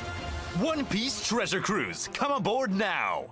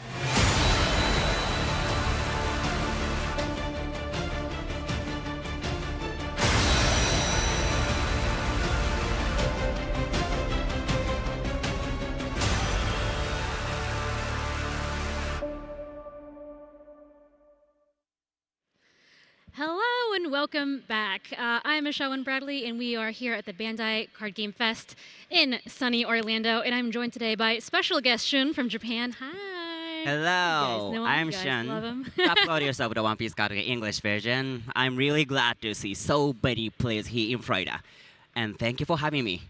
Absolutely. Thank you so much for coming. We're also joined on the stage by Steven. Hi, everyone. Steven back for some One Piece action and hopefully going to hear some goodies from Shun. Yay. And of course, Doa is back. I'm back once again. Ready to see some exciting One Piece stuff, ready to see some games later. Couldn't be better. All right. Well, thank you so much, everyone, for being part of the stage, and especially Shun from coming all the way from Japan. So let's start this panel. Also, we may have a special guest joining us later, so keep your eyes over here. So Shun, do you have a place that you would like to begin? Oh, yeah. First up, I'd like to introduce a One Piece official English YouTube channel. Maybe some of you have already watched. I have. Yeah? Oh, yes. Thank you. But we have a lot of One Piece card game exclusive video on the channel. What's your favorite video on the channel? I mean, there's one where Gavin plays Buggy, which I have a lot of respect for. I mean, Shun, you haven't decided to play Buggy yet on the channel. When are we going to get your Buggy game? When's that happening? In the future. Oh, okay. Oh, right, yeah. Right. It's a promise, right? Oh, yeah, I will promise you. Okay. But anyway, we just did an unboxing of OP09 and theme deck battle, as you said. It is like Gavin and I are battling each other with OP09 leaders. I mean, new 4 Emperors. Yeah, I used Shanks, and he used, what was that? Teach. Yep. Ooh, classic. And I used Luffy, and he used Baggy. Very nice matchups. Yeah, the last one was I used Liam, and he used Robin. Yeah, the new Robin leader is really exciting, too. I mean, all the leaders in OP09 I have to build and play at some point. I'm through about half of them right now, but I will get through all of them eventually. Yeah, I particularly love the Lim deck because it kind of like plays the Odyssey game really well, and I learned all about that game through playing that archetype, and it's been really fun and cool. I especially love that 5-drop Doflamingo that like reactivates himself. So much fun. So everyone, make sure you please check out the YouTube channel. Shun's Oh, yeah. very hard in it. Oh, yeah, please. And watch him just crush Gavin. I don't know what's happening. Shun, what else do you have for us today? Oh, yeah. Next, let me talk a little bit about upcoming new products. The first one is second anniversary set. For the first anniversary, we took inspired from ukiyo-e for the design. But for the second anniversary, I decided to focus on the, making design like cool and thick, and focus on the new 4 Emperors. Ooh. Oh, this set is beautiful. I already have it pre-ordered. I think the day it came up, I grabbed it. Really? Thank you so much. It looks super, super nice. Those hockey lines in the playmat, I've been able to see a few up close. Are just so gorgeous. Yeah, I'll show you later. Ooh! Okay. Yeah, the content's gonna be the storage boxes, playmats, and 4 types of leader cards and 4 types of character cards, which is from OP09, I mean new 4 Emperors and Dawn card. And today, I actually have the actual playmat here. Yeah. Gotta get this on camera here. Let's zoom in on this. It's beautiful, y'all. I love how it separates all the different crews for all these different 4 Emperors. It's so very fun. I didn't know it had the foiling either. I saw the art and I thought that was great, but seeing it in person, the red foiling just looks awesome. Yes, the hockey is represented by red foil. We have a lot of hockey in Minnesota, but it's a different one that Wayne Gretzky plays. Yeah. That's beautiful. Thank you so much for bringing that to show us. Gorgeous. All right, so what else do you have for us today, Shun? Yes. Next, I have new booster pack, Royal Blood OP10. Yeah, the main theme of the Royal Blood is Punk Hazard and the Dressrosa. Yeah, alliance between Law and Luffy which is formed against Doflamingo and Doflamingo and Caesars. Scheme revealed in Punk Hazard come to life on One Piece card game. I was a big fan of Rebecca back in set 4, and seeing more Dressrosa support, even if it's Usopp, makes me super happy. Oh yeah. This set features Gear 4 Monkey D. Luffy in his debut, and actually it is making a debut for the One Piece card game. Very nice. Along with a lot of notable characters like Eustace Captain Kidd, Doflamingo of course, and Smokers and something. Nice. And it says on point 3 there, they're going to reveal a treasure rare card? Yeah. What? Yes. This is the treasure rare for Royal Blood. There it is, right there. Let's go. Is that the Blue Ace from OP08? Yes. Blue Ace from OP08. Very nice. The scene, Luffy saved Ace at the Paramount War, becomes a treasure rare for English version. Oh, I know a lot of Marco players that are happy that card exists. Yeah, I suppose, yeah. This is my one of my favorites. It's gorgeous. I love it. I love that Luffy's just like back there supporting his brother. We love that. And the small gouty noise here. As well. Yeah, well, getting the foiling on these just looks so good. That's one of the things about the One Piece is just has some of the most beautiful looking cards in TCGs, it seems like. Thank you so much. Really great. Okay, and I think you have something else to show us. I see something over there. Yes, this one, right? Okay. Then finally, we have Team Pack set. They'll be available in card shops and Walmart and Target, like double pack set. The team design features Gold Roger and Gold D Roger and Monkey D Luffy. We plan to sell this type of products on the regular basis in the future. And this item will be released together with OPO 10. So the content is going to be 2 packs of OPO 10 and exclusive on cards. And today, as I said, I have the actual sample of the team packs. Yeah. There they are, sitting right there. Yeah, I mean, like, I don't need a wallet anymore. I can just put my cards and stuff in that. No, you'll mess it up. It's beautiful. I love the little texturing on the package. It looks like the cards are actually coming out of the tin. That's really awesome. Exactly. Think of all the different uses for this tin, kids. I mean, yeah, put your cards in them, but still. Yeah. So we have 2 types of tin. And today, I also have exclusive Don cards. Oh, wow. The team pack set. The motif of the Don cards is Gold Roger and Gear 5 Monkey D. Luffy. That Gear 5 Don is so clean. I like Yeah. So when you get these, you get 2 packs as well as one of these Dawn randomly? Yes. Very exciting. Don cards are randomly inserted, so you may get one of these 2 types. That's sick. Yeah. That's so awesome. Thank you so much for showing so many new products today, Shin. Yeah. Thank you so much for joining us. But that's not all. I think we would like to have a special guest join in our conversation. Really? Special guest? Are they coming around? Everyone stay tuned. The suspense is killing. What's happening? Someone must walk onto this little stage. I shouldn't sing a song. Get a Twitch ban. Are people watching? Do you think people are watching right now? You know, maybe. I see him. Oh my goodness. I see him. All right, everyone. We have I Show Speed on the stage. Give it up. Hello. Hello and welcome. Thank you so much for joining. Yeah. We're going to have you sit right here. What's up? How's it going, man? Good to see you. How's it going? You comfortable? You toss on the headset there. There you go. Oh, there you go. There you loud and clear now. Yeah, I can hear us. All right. Speed, how you doing? I'm doing amazing. Hey, this is like my first time at a One Piece event, and as a long fan from 5 years, this is like cool to seeing everything, all the action figures and all the cards. So That's amazing. So we heard that. First of all, do you know about the One Piece challenge that's been run by Toei Animation? We have to watch all the episodes. It's every single episode on the saga on the official English YouTube channel. I have not heard about that. Okay, Wow. so this is one on the screen here. You can see it's the One Piece challenge. Take on the challenge, catch up on all the episodes. So what happens is at the completion of each saga, you know there's a lot of episodes, right? Yes, around like 1,000 and. Yeah, I think we're a little What's bit the higher than number? 1,000 right now, something like that. I don't know. I'm on like 500 something at the moment. I'm getting there. you Nah, know. I'm all the way caught up. So what I'm sure, about yeah. so like what about if you already caught up? Because I'm already caught up. Hold on. So after completion of each saga, just watch it again. You'll be fine. You're going to receive a special digital certificate reward. So if you're interested, anyone in the audience as well, anyone can participate in this.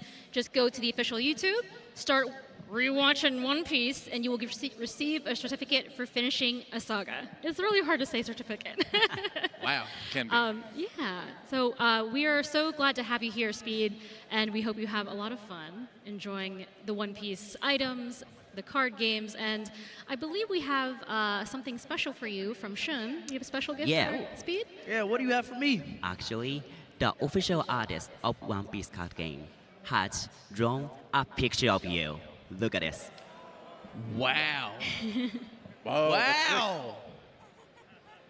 Wait, why is it actually like pretty accurate? Hold on. You said somebody, animator from one. Official artist of the One Piece card game. Yeah, of the card game. Wow. I look good in that. I look good, and I like how they put the passport as One Piece. I like it. It looks cool. Wait. I mean, you gonna have to send me this because I actually want this. My gallery. Absolutely. Well, thank you so much for joining us, Speed. And Shin, thank you so much for joining us for this Dev Talk. Is this all the information you have to share with us today? I actually have one more, but I think I will keep it until tomorrow because I still see a lot of players are playing, so. But I'm pretty sure that for One Piece players, you don't want to miss this information. Okay, all right, so stay tuned for tomorrow as Yeah. well. Shin will be back for more information. I believe, though, Speed is only here today, so I think we have a request to do a quick photo session, to do some photos with Speed. All right. Yeah. Bring back Steven. Let's go. We're gonna huddle up over here. Scoot in. Oh, yeah, yeah. Children. We're supposed to- Sorry, my foot's not great. This setup is pretty. So, Yeah, we've got someone else. yeah, you'll see it here. You'll see it here. All right. Oh, shouldn't get in here.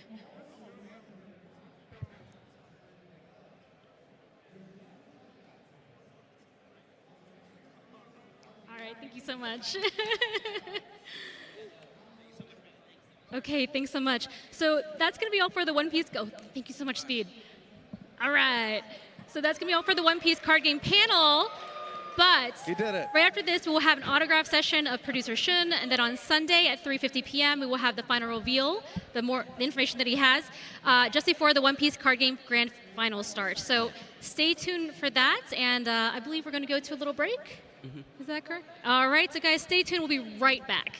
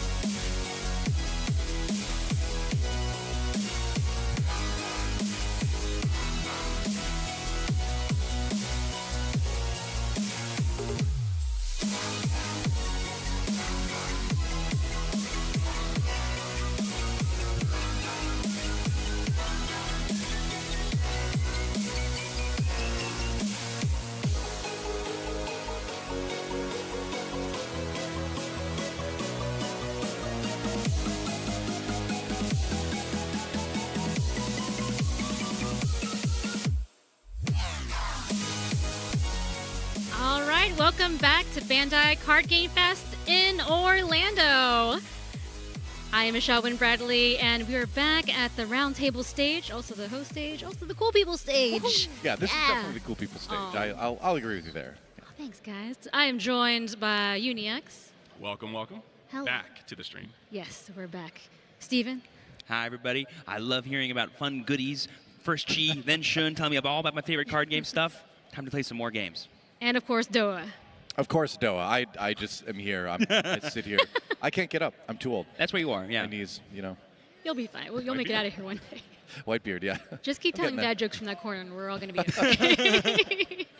All right, so up next we have the One Piece card game coming up, and we would like to look at the schedule because there's a lot coming up for One Piece. Aha. So let's take a look and review here. Whoosh. Love that wipe. All right, so we are now at round 8. Oh, yes. We're covering, and there's only one more round to go today after that. Then tomorrow on day 2, we'll be taking a look and casting at 11:30, Top Cut round 2 with 16 players. And then at 3:30 p.m. will be the finals on day 2. And yeah, I'm pretty excited to see all what's going to happen. And how about you guys? What are your thoughts? Well, you had made it back there, right? And you were saying Yes. a lot of what we expected, right? A lot of Dofi, a lot of Shanks. Anything else kind of jump out? I didn't see any Vegapunks, unfortunately. Did you? I liked seeing a lot of, no, unfortunately, not as many okay. Vegapunks as I was hoping for either, but I did see a lot of Lucci's closer to the higher tables because I think that people were kind of like going, oh, I did all this testing last format, 2 formats ago of Rob Lucci, and so I feel pretty known, like I can compete with this deck, and that's a perfectly fine bring for this event. Even though people classically say that Dofi's a bad matchup for Lucci, I think there are ways that that competitors have found a way to sort of circumvent that. Did you see any Lim back there? No, Like, unfortunately. that was my dark horse when we were talking about like decks that you think could creep up there. Really? Lim can be tuned very well against Dofi, Oh, and then okay. from there you kind of just have to avoid Lucci. And Lim has some pretty good matchups for everything. The SR they have, I'm blanking on the name. I Audio love or something? Audio, Yes, yeah. yes, Audio. Like, because I played Odyssey, I loved Odyssey, but Audio provides such good economy for your counter value, adding the power onto Lim, and you just end up saving so much of your hand with that card. And if 2 hit the board and you can't get off like any of them off the board, you're just sitting there being buried under advantage. But I was watching a bunch of people play it into Dofi just to get some practice beforehand, and I was impressed. I always love thinking of green as like the snowball color. You know, once you get your certain advantage engines and like threats established, and the game keeps going on after that, you can just walk away with a victory. I do kind of wonder if we're gonna see Lim kind of go up in the future here, because I mean it's so scary to have your characters come in rested, right? But like you said, there are definitely some things that make you think with a little bit more support, maybe she could be a meta deck. I'm not convinced it's going to be right now, but I wouldn't rule it out in the future. Man, we love Vegapunk. You also love Lim. We just love decks that cheat things into play. Here. Yeah, we speaking need of- someone who plays real decks on this stage. You know, things you love. Let's take a look at the prizing here, guys. Oh, wow, that's beautiful. Yeah. So, what would you guys want? Oh. Obviously, the first place trophy. That is a sample only. That's not the real one, but it looks beautiful. We don't get those. Oh, No, you don't okay. get those. We get first place trophy cards as well.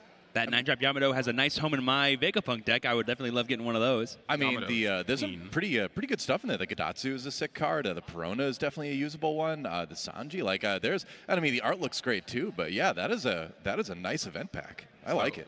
Yeah, like hot take. I get bullied for this opinion. I still, till this date, think that Set 3's leaders were the best looking alt leaders. So I am all for the white and black wash with the accent colors. So when I see this, I see peak. They just pop so much better. You know what I'm saying? I love it too. I played Set 3 Rob Lucci leader because I got the alt art, and I'm like, well, I got to play it. And then I ended up really loving that deck. I still miss that old Rob Lucci deck. It's so clean. Yeah. And then, of course, the ultimate prize that a lot of players are vying for are not these prizes, but the opportunity to get even more at the World Championship Finals, which is an invite that we give out to, I believe, our top 4 players at this event.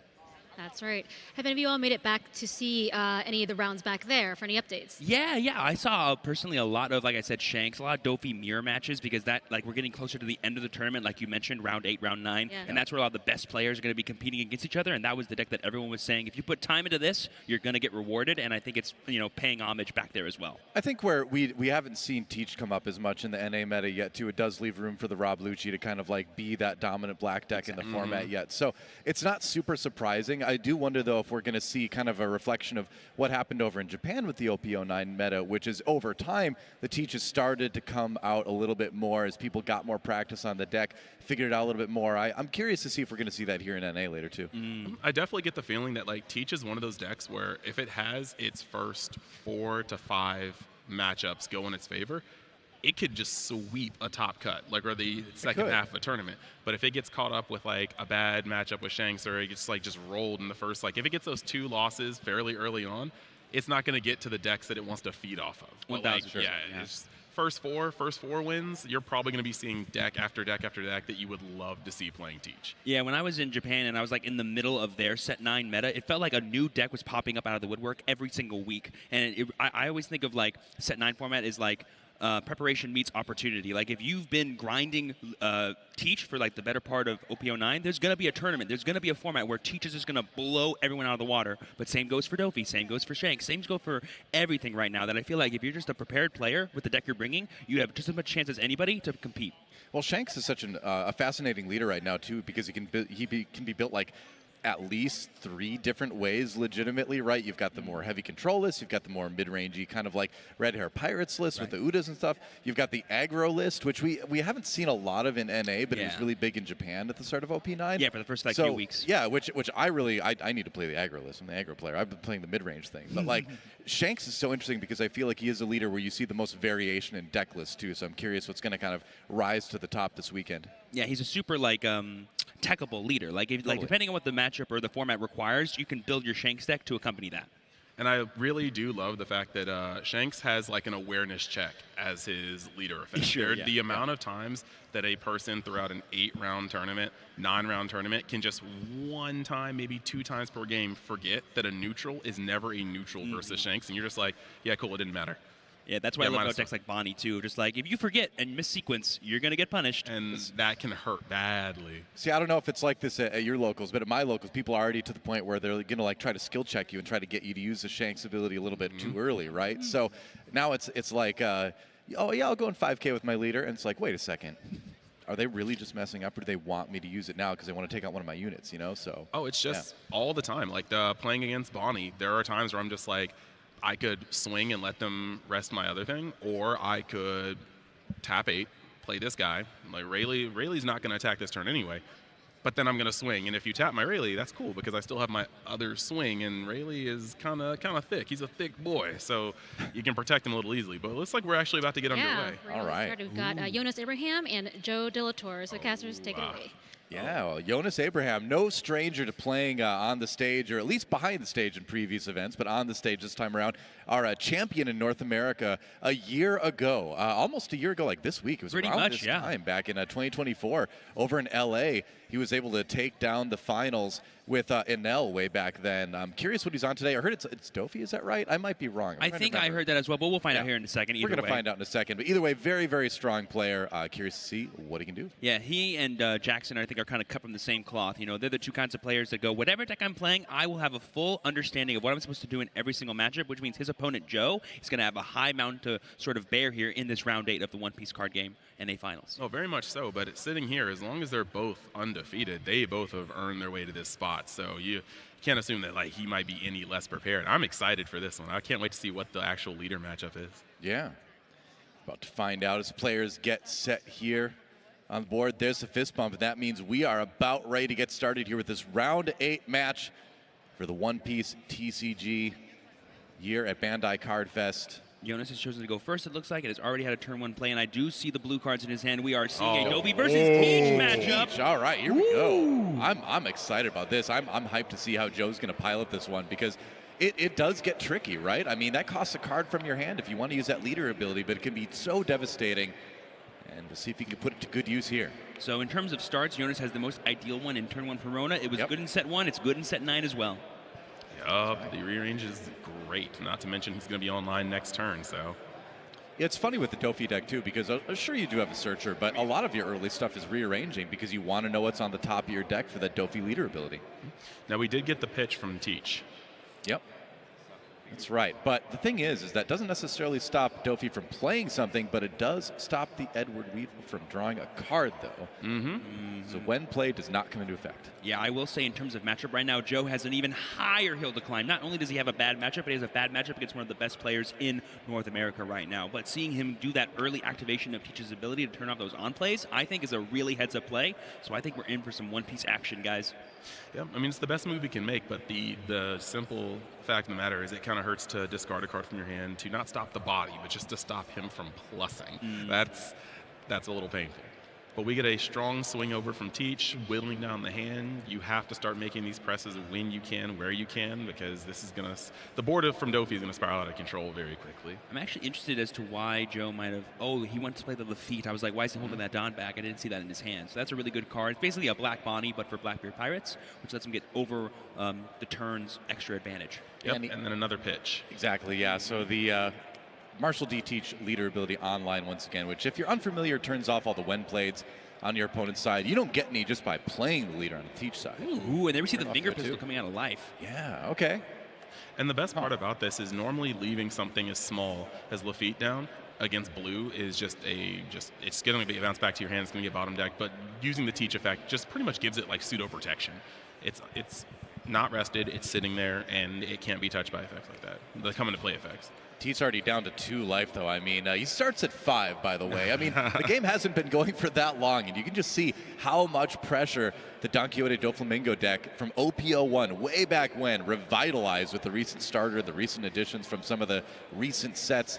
Can put the pressure on here. And that's not like what makes the deck even so impressive. It's that it does all that aggression while also gaining a scrupulous amount of value by just playing from the top of your deck. Some of those cards have on-play effects that let you draw cards or add cards back to your hand. So you're going pseudo +2 on some turns while completely depleting your opponent's life. Well, so Dofi from set 1 has always been such a nasty leader because just by swinging at a value that you naturally want to use to pressure your opponent out of the game, he's gaining value from it. You already wanted to swing at 7, but swinging for 7 and then adding free bodies is just insane.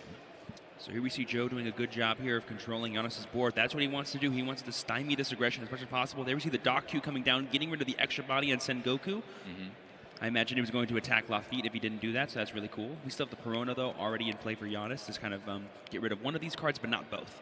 The thing with the Dofi deck, too, against the Teach is that, or really any deck against Teach, is you are still on a little bit of a timer, because if that Teach starts to get to roll those 10-cost Teach SRs, you get the giant 12k blocker in there, you get the negate on the abilities, you kind of stuff their attacks for a little bit, you get 2, 3 of those in a row, you can kind of stack your draws. It gets very, very hard to push through for that final damage. Yeah. The ideal board state for a player like Joe who's playing Teach is like in the late game having like 1 or 2 life, 5, 6 cards in hand, a 10 drop already in play, plus like Doc Q, plus Von Augur, just so that way you can have some repeatable removal against your opponent. Yeah. And from there it can almost be locked up no matter what your opponent's playing. But it is very, very scary. I believe that Joe has about 6 cards in hand. Dofi demands 2 cards per basic swing with its effect. And so he only has so much time before he runs out of cards in hand if he doesn't start establishing blockers. And that's just not a good place to feel like you're playing from. Sure. Another law comes down. I mean, I feel like Jonas has not gone as wide as you can sometimes with a Dofi game, which is maybe a tiny point of concern, but you've still got at least a big life advantage to build off of here. But we're getting to the later dawn turns right now. We're getting to the point where, will we see that Teach come out next turn for Joe here? Because he's at 8 on, he's going to be at 10 next time. Yeah, but unless Joe deals with these already 2 attackers in play in the form of Boa Hancock and Law, that turn might be coming a turn too late. Yeah, that's always the thing with this matchup, and that's why Teachers don't want to run into the Dofis too terribly much right now. So, I mean, we are only a little bit of interaction away from Parfume just potentially closing out game, and that is extremely scary. Yeah, Teach does not stop event cards, turns out. Only interacts with characters. Yep, it's the when plays that he turns off. That's about that, We're getting the discarding of a Teach SR. That's very telling. And that's also a whole nother thing. Like, I was just talking about the clock that Dofi puts you on, demanding 2 cards per turn, but Teach is losing minimum of 3 per round turn between its own effect and Dofi's leader swing. The amount of pressure going on his hand it's not for a long game. And then we see the Black Hole plus a Tempest Kit coming down, targeting the Boa Hancock, reducing its cost by 3, thus meaning Doc Q can get rid of it now. Yep. That's right. So, I mean, the board relatively dealt with by Joe. So staying alive, perhaps buying himself another turn here. 6K swing comes in, just wants to remove the Perona just to make sure there's no attackers out there besides the leader. And then you got a blocker here, too, with the Vasco shot coming down, I believe. As powerful as Dofi is, famously, no rush in the deck unless he wants to play the Usopp from set 3, which I don't think many Dofi lists have. I haven't seen a lot of those Well, in the yeah. Dofi list yet. Indeed. I mean, this is like Joe is playing admirably. I think the hardest part here, and the There's the blade, gravity blade. gravity blade going in. The hardest do part it. here is that at 5 life to 1 life, Joe is fighting to stay in the game. Jonas is sitting comfortably, just waiting out the clock. This is a Going really, down to really 0 is rough to scary. watch. Because the Parfum, like you mentioned, can come out of nowhere and just end Joe's whole career today. A blocker does not even save him. Yep. And 5 life is a crazy advantage. Yeah, seriously, right? Jonas is like, draws. Yummy. Well, I could use Like- another card. in hand. Yeah, sure. Yeah, well, why thank you. not? But you got to attack. I mean, you got to start to do damage at some point. We knew there was another one in the hand. Of course, there's the first 10 cost Marshall D Teach coming down, that big blocking body, and then just slowing things down a little bit here. Yeah. And is it going to be enough though? That's the question. Something notable is that normally this teach does not stop your leader's effect during your opponent's turn, but because Don Quixote Doflamingo needs to attack, it kind of will pseudo stop it. But there we go. And then the perfume immediately. Perfume Fever, just like we said. Jonas takes a quick one here. Don Quixote Doflamingo taking down Marshall D Teach, and Jonas getting himself another win in the tournament in short order. I hope they replay the last bit of that, because I don't know if you guys are paying attention, but the moment he slammed 10-drop Teach, and you just saw the camera on Jonas was just the most unbothered, unfazed, moisturized person on the planet, and immediately just slammed down Parfum per game. That was just like you could tell. Like the moment 10 Dawn were tapped, Jonas was like, wow. Yeah, I mean, yes. he's also been one of those players where it's like he's been on stage winning championships in the past. There's not a lot that's going to phase him either way, but when you got that Perfume Fever in the hand and the Teach comes on, you're like, okay, yeah, I'm feeling a little bit more chill now. That's fine. And I like that we've been talking about all day how big of a boogeyman that Dofi has been for these players in this event. And right there you saw, if you're playing Teach and you're afraid of playing against Dofi, it's that hard of a matchup. I think Joe did everything he possibly could to get himself the optimal situation, and Jonas was like, I think I'm okay. Yeah, and that's the thing. It's like it wouldn't be, you can't build a TCG deck, right, and not have bad matchups, right? If there's a deck with no bad matchups in a TCG, then that's a deck that probably needs to get nerfed, right? So you kind of have to accept that this is just a part of playing the game. This is just a part of competitive card games, and no matchup is unwinnable, right? But you do have to acknowledge there's going to be those tough ones from time to time, and unfortunately for Joe, that was one of them. Yep. I mean, we were looking to be in a format where when you look at Dofi, once again, Dofi, he has an attack that demands 2 cards in your hand. One piece doesn't have the most draw, so 2 cards per turn is quite the tax. On top of that, you're creating bodies that don't have to come from your hand, so you're keeping your counter power in your hand in most cases. These cards have powerful on-play effects, and then when you want to go a step past that, you not only have the best removal in the game, being blue for the most part, but you even have a card that, like before, Diablo Jambe was just that red exclusive. You always have to worry about red going past your blockers. But now even this one just has that one switch to be like, okay, you're at 1 life, you're at 0 life, you're gone. And that's just absolutely insane. Dofi has become such a well-rounded deck with advantages on almost every facet of how it plays. Yeah. And we saw that right there. That was a commanding victory. If Dofi wants to, it could be the most aggressive deck in the room, but also if it wants to, it can gain the most value of any deck and just go, what you're doing, it's not happening anymore. Mm-hmm. Very true. Well, let's check out a couple moments from that game. And I mean, every moment that the Dofi comes in for that 7K swing is a scary moment for the opponent. Yeah, there's just a point where, like, when you look at certain decks, like look at Purple Luffy. Purple Luffy can come up with an extremely scary board, but they might have 3 cards in hand after doing so unless they've gotten extremely lucky on their +1s. Whereas Dofi can every turn go up 1 body and not lose a single card in hand if it doesn't want to. And you just have to see, like, that's just a great place to be in terms of hand advantage, your defensive capabilities. It's just powerful. And even on Joe's side, we did see how some of the interactions like Doc Q, like all the cost reduction effects, like Finger Pistol, how those can lead to a really controlling game plan that just goes, hey, we're not playing One Piece anymore. We're playing the game that I decide we play. And once we get into the late game, that's when I can kind of put a clock on you and say, I'm going to win this game eventually, no matter what you do. But sadly, Joe was not able to get to that point. Yeah, and discarding a singular card per turn, that's a just cost to stop Dofi's on-play effects. While Dofi's attacking, like there was a time limit on that. Yeah, and I mean, you are stopping occasionally some powerful things, right? I mean, stopping like a Jinbei is a big deal because that stops an extra body from getting on the board. Stopping the draw from Weevil feels good, right? But it's not, ultimately that impactful in the matchup too. So, when it comes down to it, Dofi is one of those decks where there's not a lot of stuff that you're going to stop with Teach that they're going to be really too worried about having Ben stop too, which is another reason why it's just a rough matchup for Teach players. Yeah, most of the time all they care about is the body anyway. Yeah, exactly. Yeah. Like with the Weevil, it feels bad. You go down on one card in your hand, they got a free body. Yeah. Well, that was a great match again, and we have one more exciting match that we're going to be broadcasting coming up after this. We have the Gundam, actually a couple things. We have the Gundam card game panel, we also have the Gundam hobby panel, and we have a special match coming right up after this.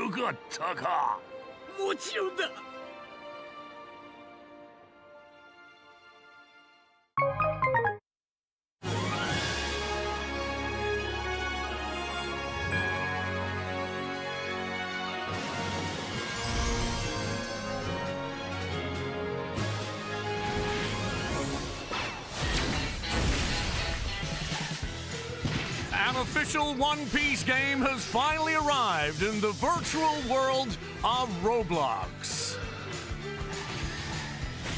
And it's called One Piece Grand Arena. Experience battle royal action with up to 20 players. Use skills to defeat your opponents. Raise your bounty as you get treasure. Try to match the Pirate King Goldie Rogers bounty of 5,564,800,000 berries. Your avatar will transform into a One Piece character when you use a skill. Equip your favorite character's skill and head into battle. Collect skill stones that randomly appear in battle for extra skills. More than 20 character skills are available. Dominate the Battle Royal with unique moves. Plus, more characters will be added in future updates. The lobby is the Straw Hat cruise ship, the Thousand Sunny. Enjoy the lobby's many features. Use rewards from battle to obtain and upgrade skills. Change your avatar's costume in the shop. Browse the character encyclopedia and play mini-games. Use emotes with your friends. Supported on a variety of game platforms. Have a blast with your friends online.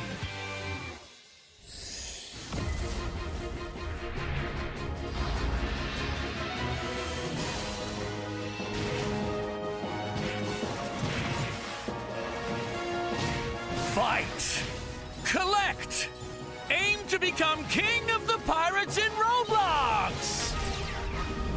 One Piece Grand Arena! Enter the code in the game to get Whitebeard's cape.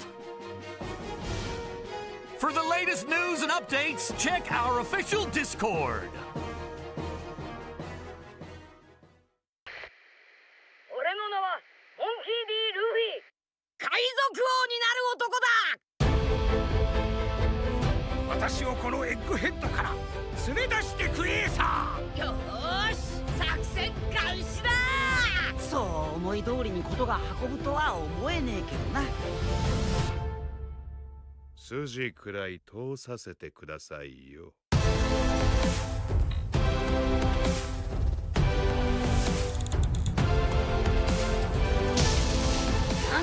がここにいんだ。空白の100年の研究はかばいきれねえよ。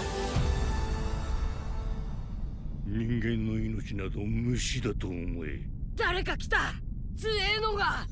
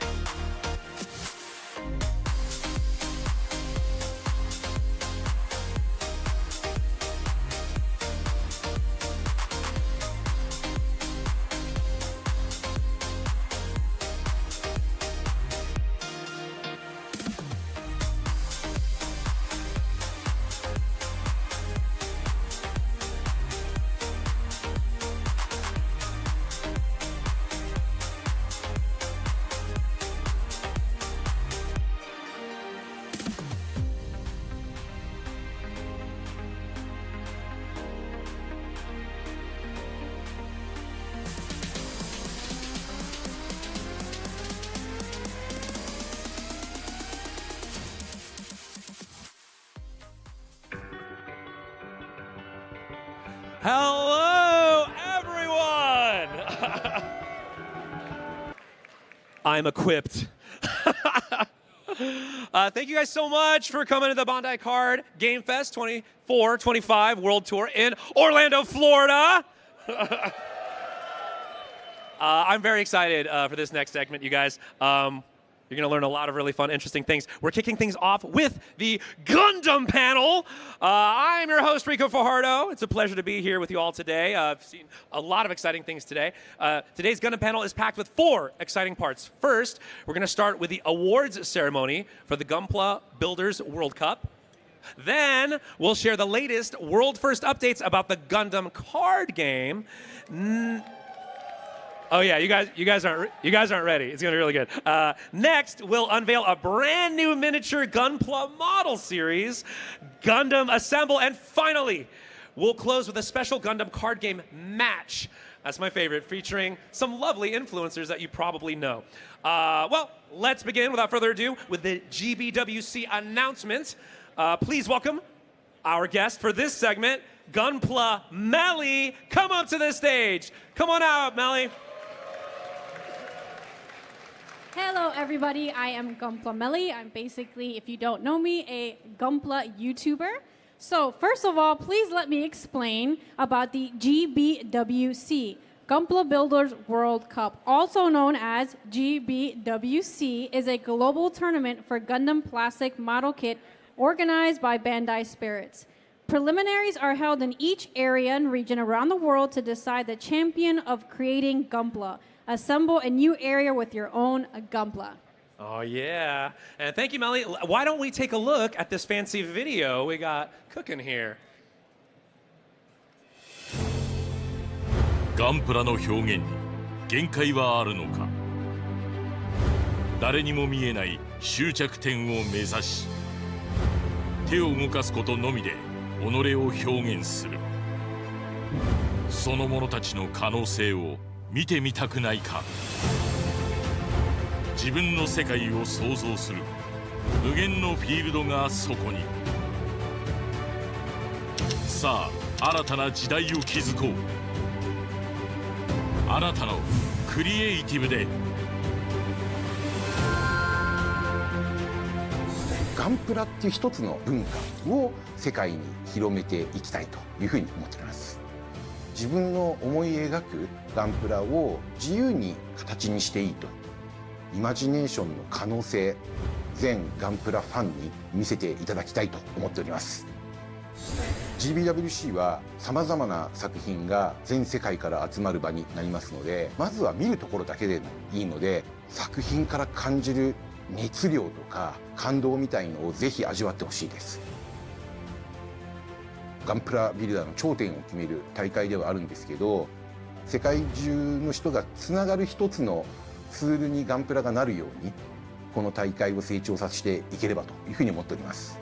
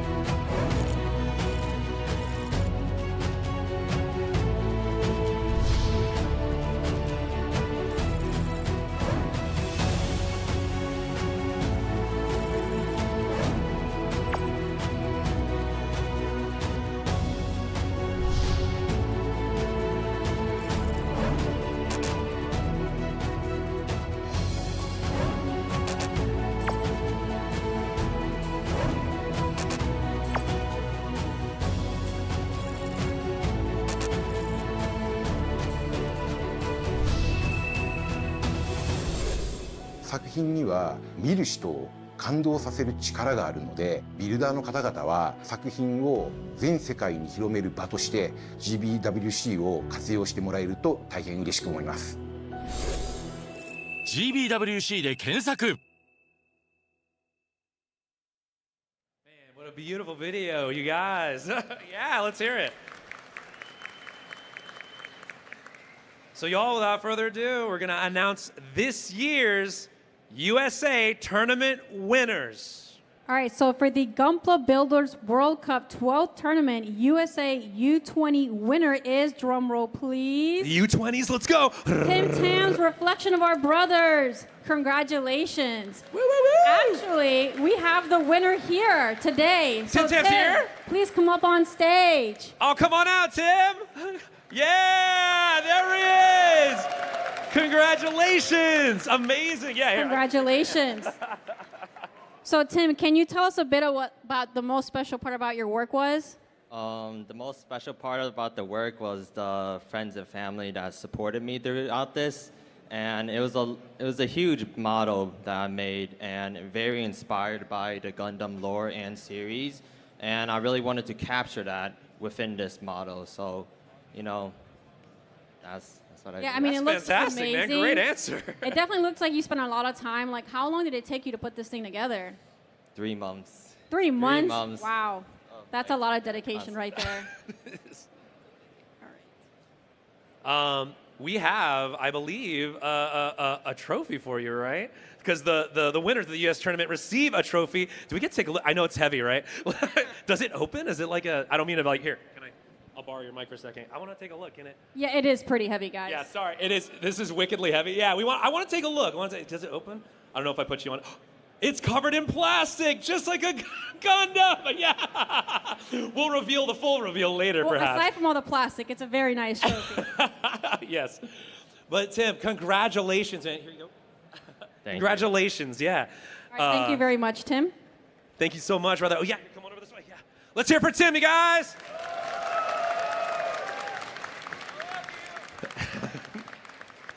All right, let's move on to the over 21 course. All right, so for the Gunpla Builders World Cup 12th tournament, USA over 21 winner is Dancer Dragoons. Welcome home. And he's actually here today as well. Dan, Yeah. please come up on stage. Come on out, Dan. Wait, it's Dancer Dragoon? I love that name. It's like Panzer Dragon. All right, congratulations, Dan. Can you tell us a little bit about your work? What was the most So that's special about thing? that's about 20 pounds of solid resin encasing 2 Zagok model kits, master grades, with a diorama out front and LEDs that are animated throughout.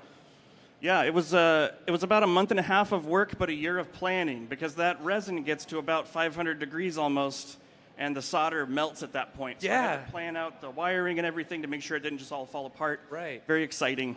Holy cow. Yeah, what and once was you pour your- that resin, you just got to cross What your was the fingers. inspiration? What gave you the idea to create What this? inspired you? Star Wars Episode 1, when they're coming through the Gungan portals. Yes, dude! Yeah, I just thought I could do that with a Zagok maybe, and then my friend Lang and Ian were like, you should do 2. And I was like, okay. Make another one. Yeah. But I also want to just really quickly say thank you to my wife and my 2 kids. Yes. Jackie is my wife. Bruce and May are my twins, and they always cheer me on. So, yeah. Well, great work. I'm excited that you're representing the U.S. over. Yeah, I'm excited So, too. You know, congratulations. Love to hear it. And of course, as we have this very substantial trophy, maybe not as substantial and as heavy as the piece you created, but congratulations, Dan. Yes. Thank you so much. Thank you. Thank you so much. Come on this way, Thank Dan. you, Dan. Let's hear it for Dan one more time. USA. This year we've received 257 entries, 257 entries for this year's USA contest. So I want to extend a big thank you to all of you who participated. All right, and the world final will take place in February 22nd in Tokyo, Japan. These 2 U.S. champions will go there as our finalists, so stay tuned for the results of this year's world champion. All right, let's. I think this is a good time for maybe another little movie. Why don't you here, check this out? Watch this. 直径 6.4km のスペースコロニーは 113.5 秒に1回回転し 1G の遠心力を生み出している。空は頭の上じゃなく足の下にあるんだ。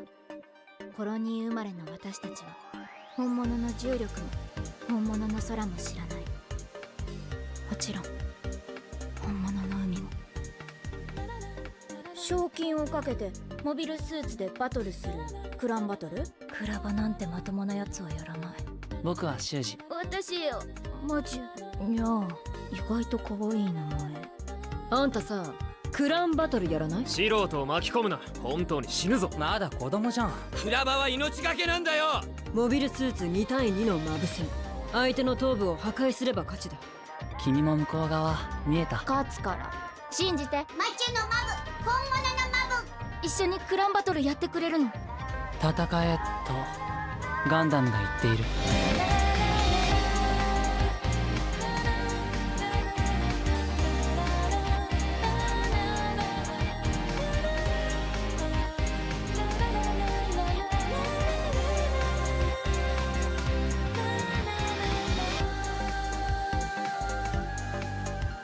あの子は間合いが分かってるんだ。本物かもしれない。やらなきゃ。やられる。シュジマチュ。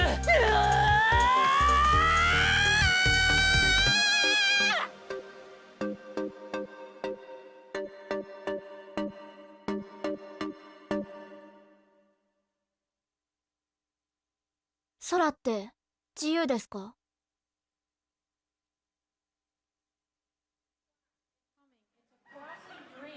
Kahara and Sunrise. Y'all, anime, come on. Oh, here, I got a PowerPoint I get to read. This is my live, I get to do my voice actor skills. All right, in a world. Amate Yuzuriha, Yuzuriha, is a high school student living peacefully in a space colony floating in outer space. When she meets a war refugee named Nyan, Amate is drawn into the illegal mobile suit dueling sport known as clan battle. Under the entry name Machu, she throws herself into fierce battle day after day, piloting the G-Quacks. Then an unidentified Gundam mobile suit pursued by both the Space Force and police appears before her along with its pilot, a boy named Shuji.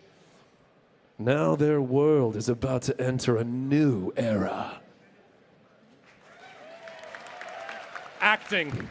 Yep, super exciting new anime, so please make sure to look forward to the USA release information.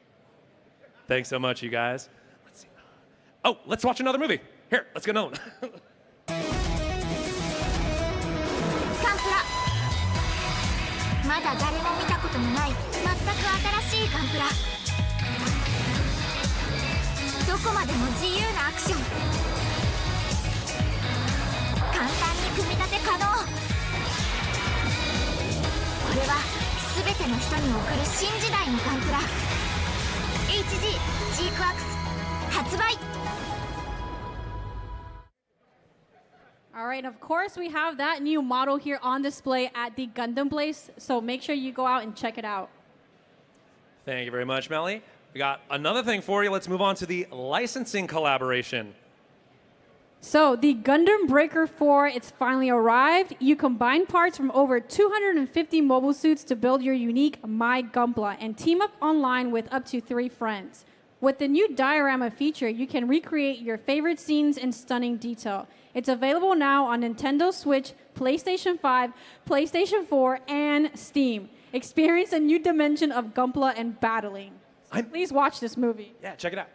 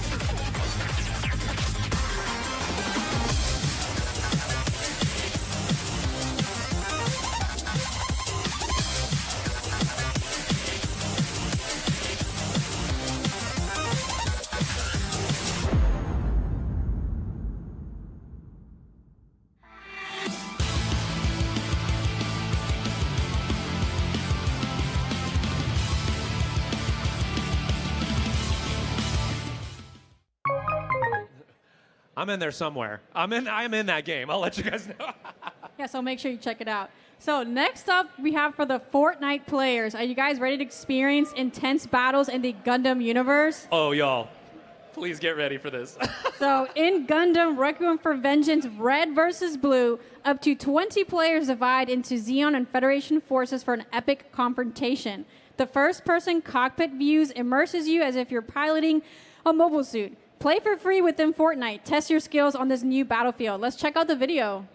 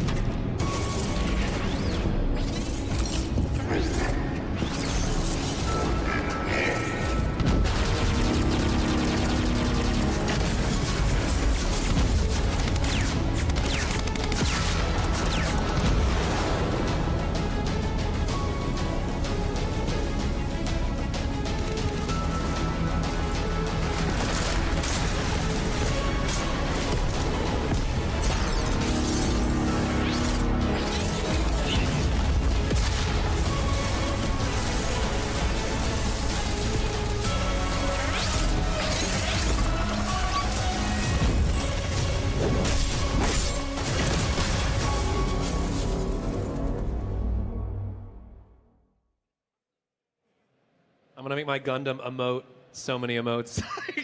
It's gonna be awesome. My Gundam's gonna hit the gritty. It is. I'm so excited because I love Fortnite. All right, so we got one more collaboration, guys. Please watch the screen one more time.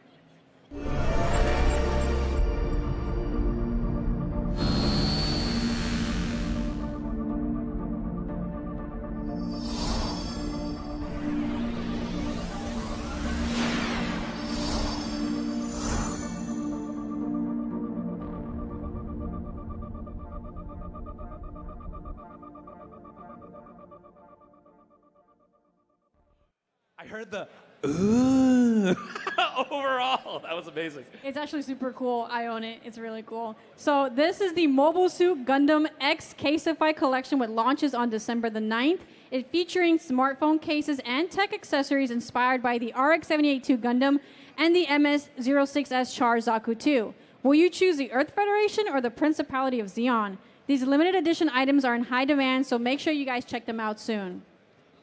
Man, can we get a round of applause for Melly, aficionado of Gundam and all things Gunpla? Thank you, thank you, thank you so much. Gunpla, Melly. Y'all, that was everything for this segment. There's more things, so we're moving on to the Gundam card game segment. But first, another video. Check out this, check out this video.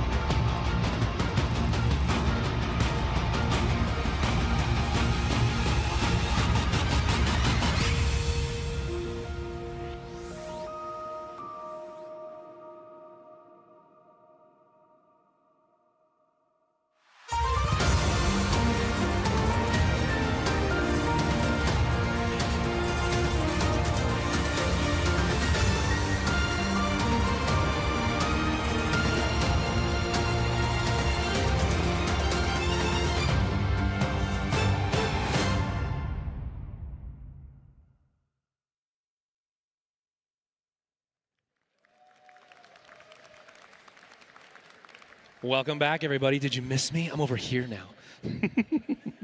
We're moving on to the Gundam card game information segment. Once again, I'm your MC, Rico Fajardo, and I'll be guiding you through this part as well. For a detailed explanation, I'd like to invite the Gundam card game development producer. And today, we're also thrilled to welcome some special guests to share their insights with us. Please give them a warm round of applause. Hiroto Nashimoto, the Gundam card game development producer, and Paul McGee from Team APS. Copious woo. Thanks, guys, for joining. Could each of you guys, do you mind introducing yourselves? Let's start with you, Nashimoto-san. Okay, hello everyone. I'm Hiroto Nashimoto, the development producer for Gundam card game. Today, I'll be introducing the Gundam card game. Thank you for having me. Well, thank you, Nashimoto-san. Paul, how about yourself? Hi, I'm Paul from Team APS. We're a YouTube channel, and we make a lot of different videos about different card games. And I'm just really excited to be here. We're excited to have you. We were going to be taking a look at that lovely special exhibition match later, so hopefully we can have you watch that with us. Yeah, that's going to be fun. Two of my friends, Alec and Alec, they're going to be playing the Gundam card game, and I am very excited to see how that plays out. I'm so hyped, man. I've cast a lot of card games, but I've been waiting a long time to cast a Gundam card game. I know, it's time. The time is now. Well, thank you so much, Paul. Let's dive right in and learn more about the Gundam card game. Nashimoto-san, go for it. The floor is yours. Okay, thank you. First of all, thank you very much for attending the Bandai Card Game Fest today. Let me begin by briefly explaining the Gundam card game. The Gundam card game is a competitive card game where mobile suits and pilots from anime series Mobile Suit Gundam battle against each other. The Gundam card game features 4 types of cards: unit cards representing mobile suits, pilot cards featuring the pilots from the mobile suits, base cards representing battleships, and command cards featuring various characters. Additionally, there are 4 colors of cards: blue, green, red, and white.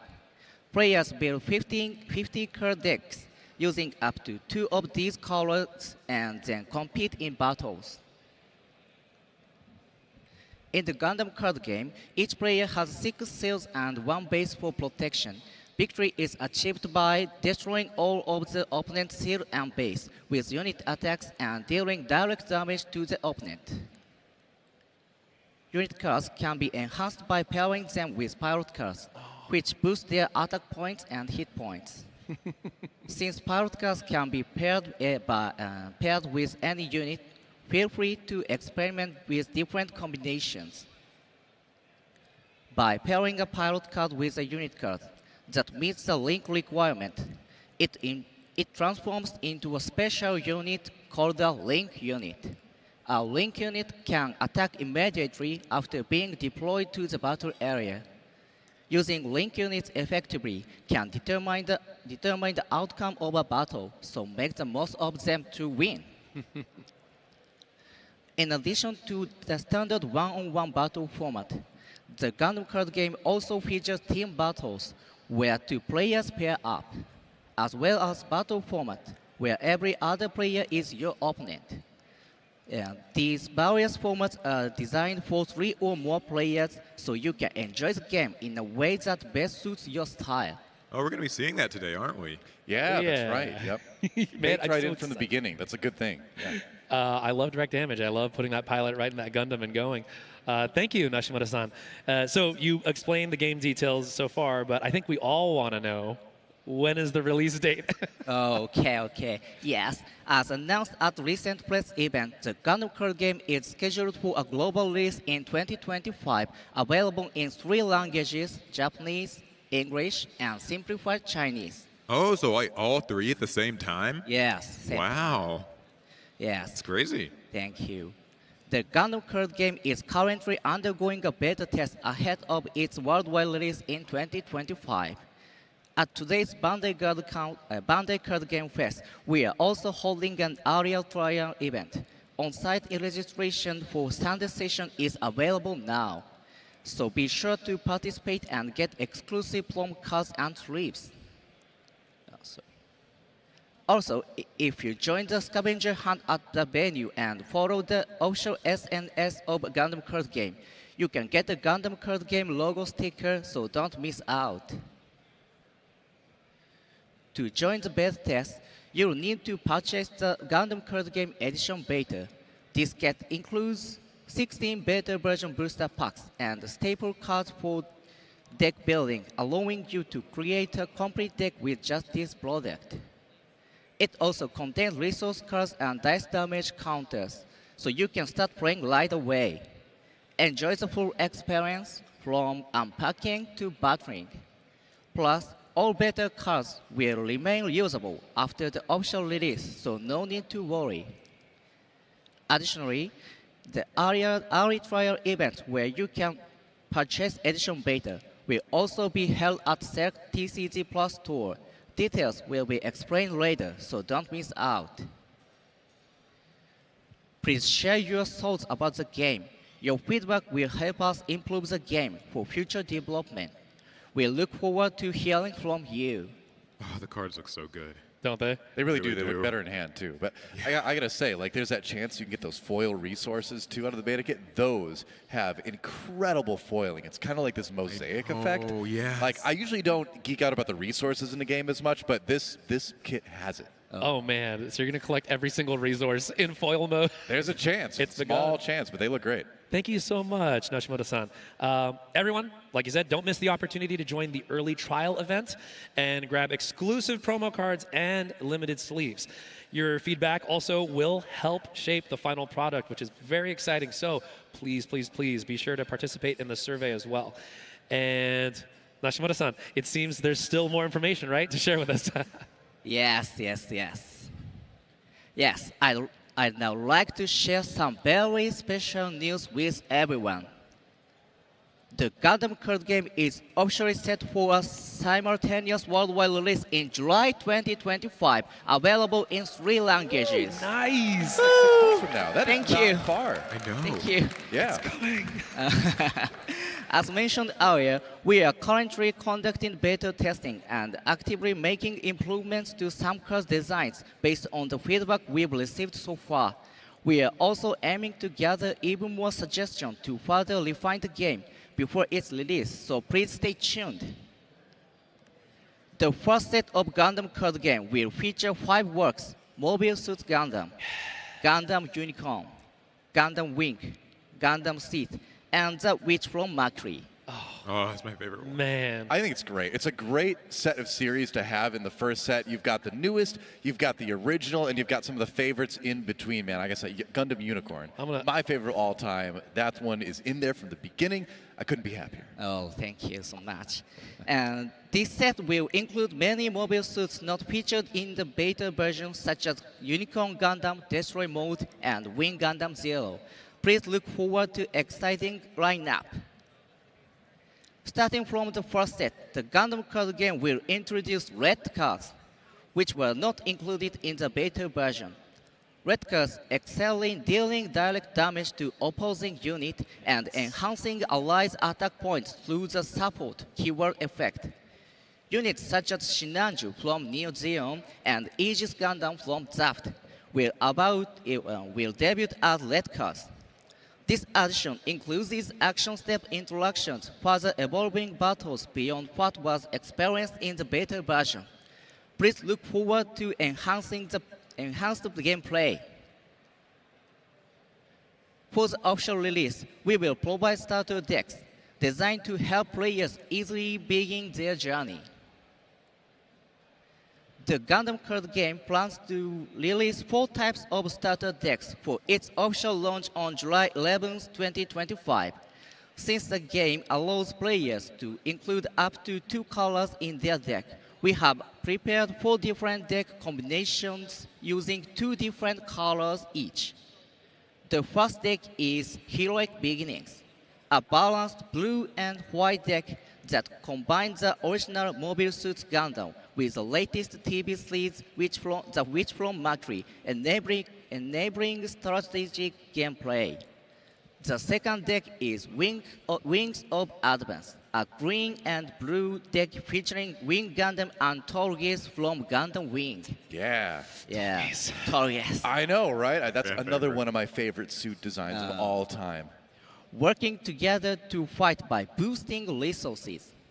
The third deck is Zeon's Rush, a red and green deck featuring Shazak from Zeon and Shinanju from Neo Zeon, showcasing their timeless partnership across eras. This deck focuses on deploying numerous light-cost units for attacks. The final deck is Seed Strike, a white and red deck themed around Gundam Seed. It features Kira and Aslan working together, skillfully commanding link units to adapt to any situation, offering flexible strategies for battle. With 4 unique decks, each featuring distinct playstyle and concepts, choose your favorite and join the battle in the Gundam card game. Of course, it's not just starter decks. Booster packs containing many cards to strengthen your starter decks will also be available. The first booster pack, New Type Rising, will be released on July 25, 2025, 2 weeks after the starter decks. This booster pack will feature a wide selection of cards from Gundam Unicorn, as well as many alternate artwork parallel cards. Be sure to pick it up along with the starter decks. I think Siege Strike. I'm going Siege Strike, just so you guys know, white and red. That's where I'm rolling. What's your impulse? What do you guys I mean, I love playing green-blue already. I think I'm just going to stick with that, especially because now I know we get the tall geese. Tall geese, yeah. How about you? Yeah, white-blue for me, for sure. All right. Well, I know there's more coming along, so let's talk about supplies. Okay, essential items for essential items for starting the Gundam card game, such as card strips, deck cases, and dice damage counters, will also be released simultaneously with the starter decks. Don't miss out on these must-have accessories. Thank you very much, Nashimoto-san. Thank you. Now, let's step away from the cards just for a second. We'll come right back. Let's talk about the new Gunpla series, Gundam Assemble. It was also on display at the Gundam booth. Did you get a chance to see it? Yeah, I did actually. So it's basically like 2-inch tall Gunpla models is kind of what I'm getting. Yeah. And even despite being super like small or compared to the other Gundam, it's super detailed. And I think we actually have a teaser preview video, so maybe we can take a look at that? Yes, Let's see okay. it.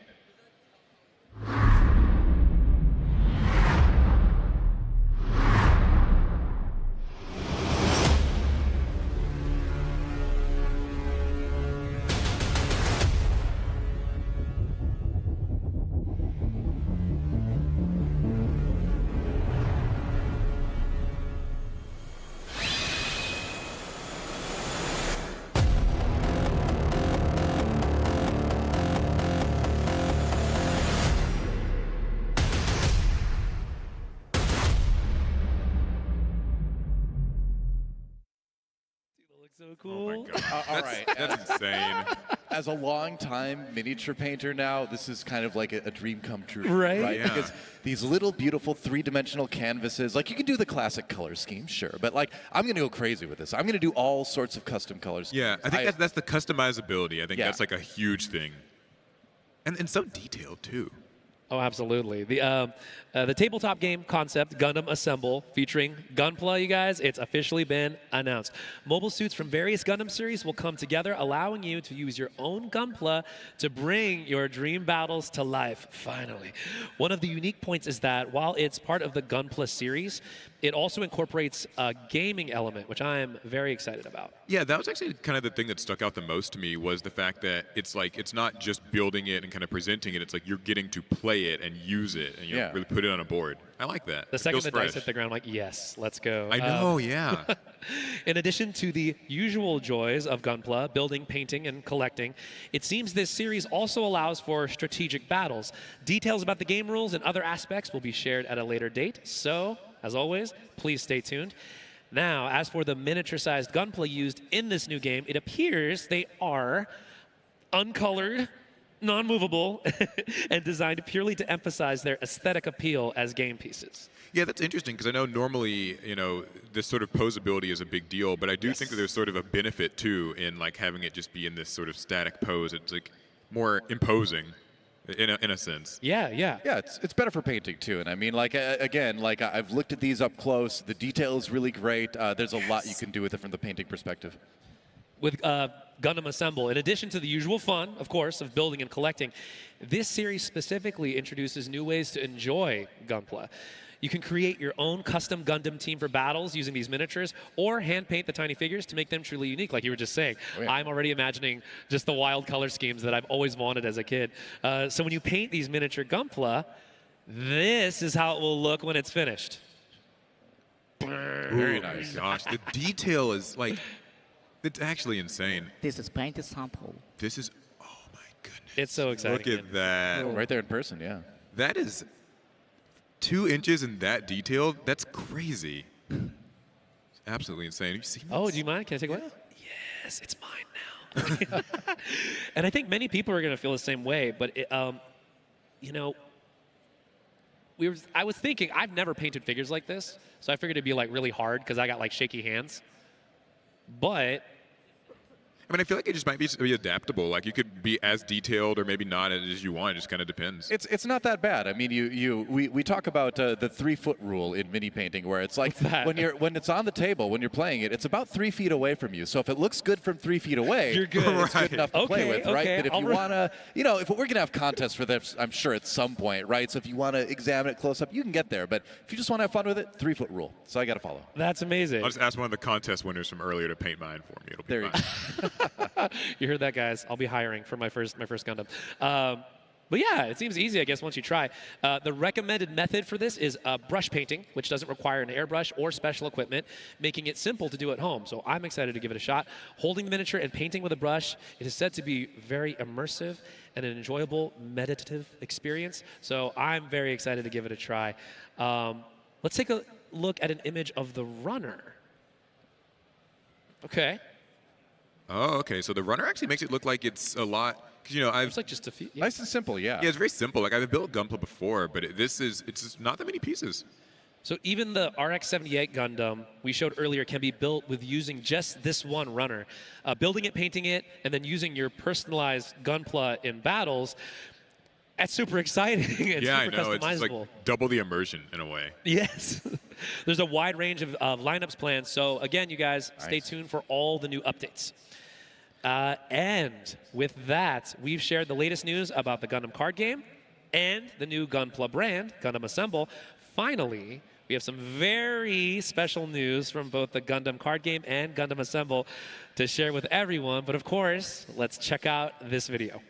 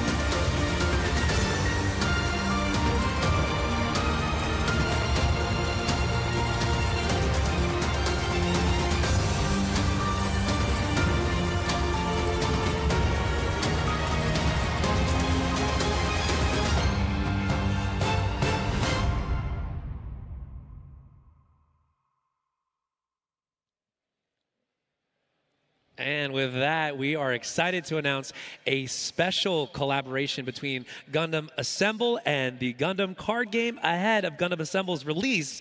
So, Nashimoto-san, could you tell us more about it? Okay, yes. As shown in the earlier video, the Gundam card game uses token cards during gameplay, and you'll be able to place Gundam Assemble on top of these token cards during the game. Yes. Hey, Yeah. I saw a slot for the mini in the deck box. There. I know. That's excellent. By using your personally built and painted Gundam Assemble on the token cards, your battles will become even more immersive and exciting. I do like that, just the idea of like, you make you make this miniature model and then you also have like your Gundam deck and just like kind of just combining the two. In a way, I like that. Yeah, and sometimes, the intimidation factor is a big deal in card game matches. So if you have a well-painted mini, you're just winning that game too. Oh, That's a man. flex. Yeah. And what's more, ahead of the official release, Gundam Assemble will be available through the Gundam card game. Alongside the previously introduced 4 starter decks, we will simultaneously launch special edition starter decks featuring this collaboration. These special decks will include Gundam Assemble that correspond to the token cards in each deck. Each deck comes with 3 different Gundam Assemble, so look forward to seeing which mobile suits are in each set. We highly recommend checking out these special decks, not just the standard ones. More details about Gundam Assemble sets will be shared at Gundam Next Future, scheduled for February 2025. Be sure not to miss it. Here is the upcoming schedule information of Gundam card game. Don't forget to take notes. The early trial event at TCG Plus Tours, where you can purchase edition beta, will begin on January 31. Player registration starts at 10 a.m. on January 16. For details on store list and how to apply, please check the official website. In addition, pre-order for some products releasing in July is planned to begin around January to February. Please contact your local game stores for pre-order details. There will also be the release event for Bandai TCG Plus Tours. Please follow the official website and social media for the latest information. Thank you. I will be, don't worry. Oh, yes. Thank you so much, Nashimoto-san. Y'all, we have learned so much about the Gundam card game today. Both Assemble and the card game releases are definitely something to look forward to. So thank you, Nashimoto-san and Paul-san. Everyone, please give them a round of applause. Thank you. And with that, that concludes our introduction to the Gundam card game. Next up, we're going to have a special exhibition match. I was talking about it earlier. I hope you guys are sticking around for this, featuring my pal Pro ZD, Espira, and Team APS. But before that, there is a chance for everyone here in the room to win a prize for the Gundam stage audience here at the venue. So there's a QR code. I want you to scan that. And from those who apply, we will randomly select 3 winners to receive the edition beta sleeves being distributed at the early trial event. The winner will be notified on TCG Plus, so don't miss this chance. Be sure to enter. And for those of you streaming at home, apologies, I know you don't see the QR code. But thank you for tuning in. We're going to take just the slightest of breaks to allow for our friends to scan that code, and we will be right back. Thank you so much, guys. Awesome. Scan that code.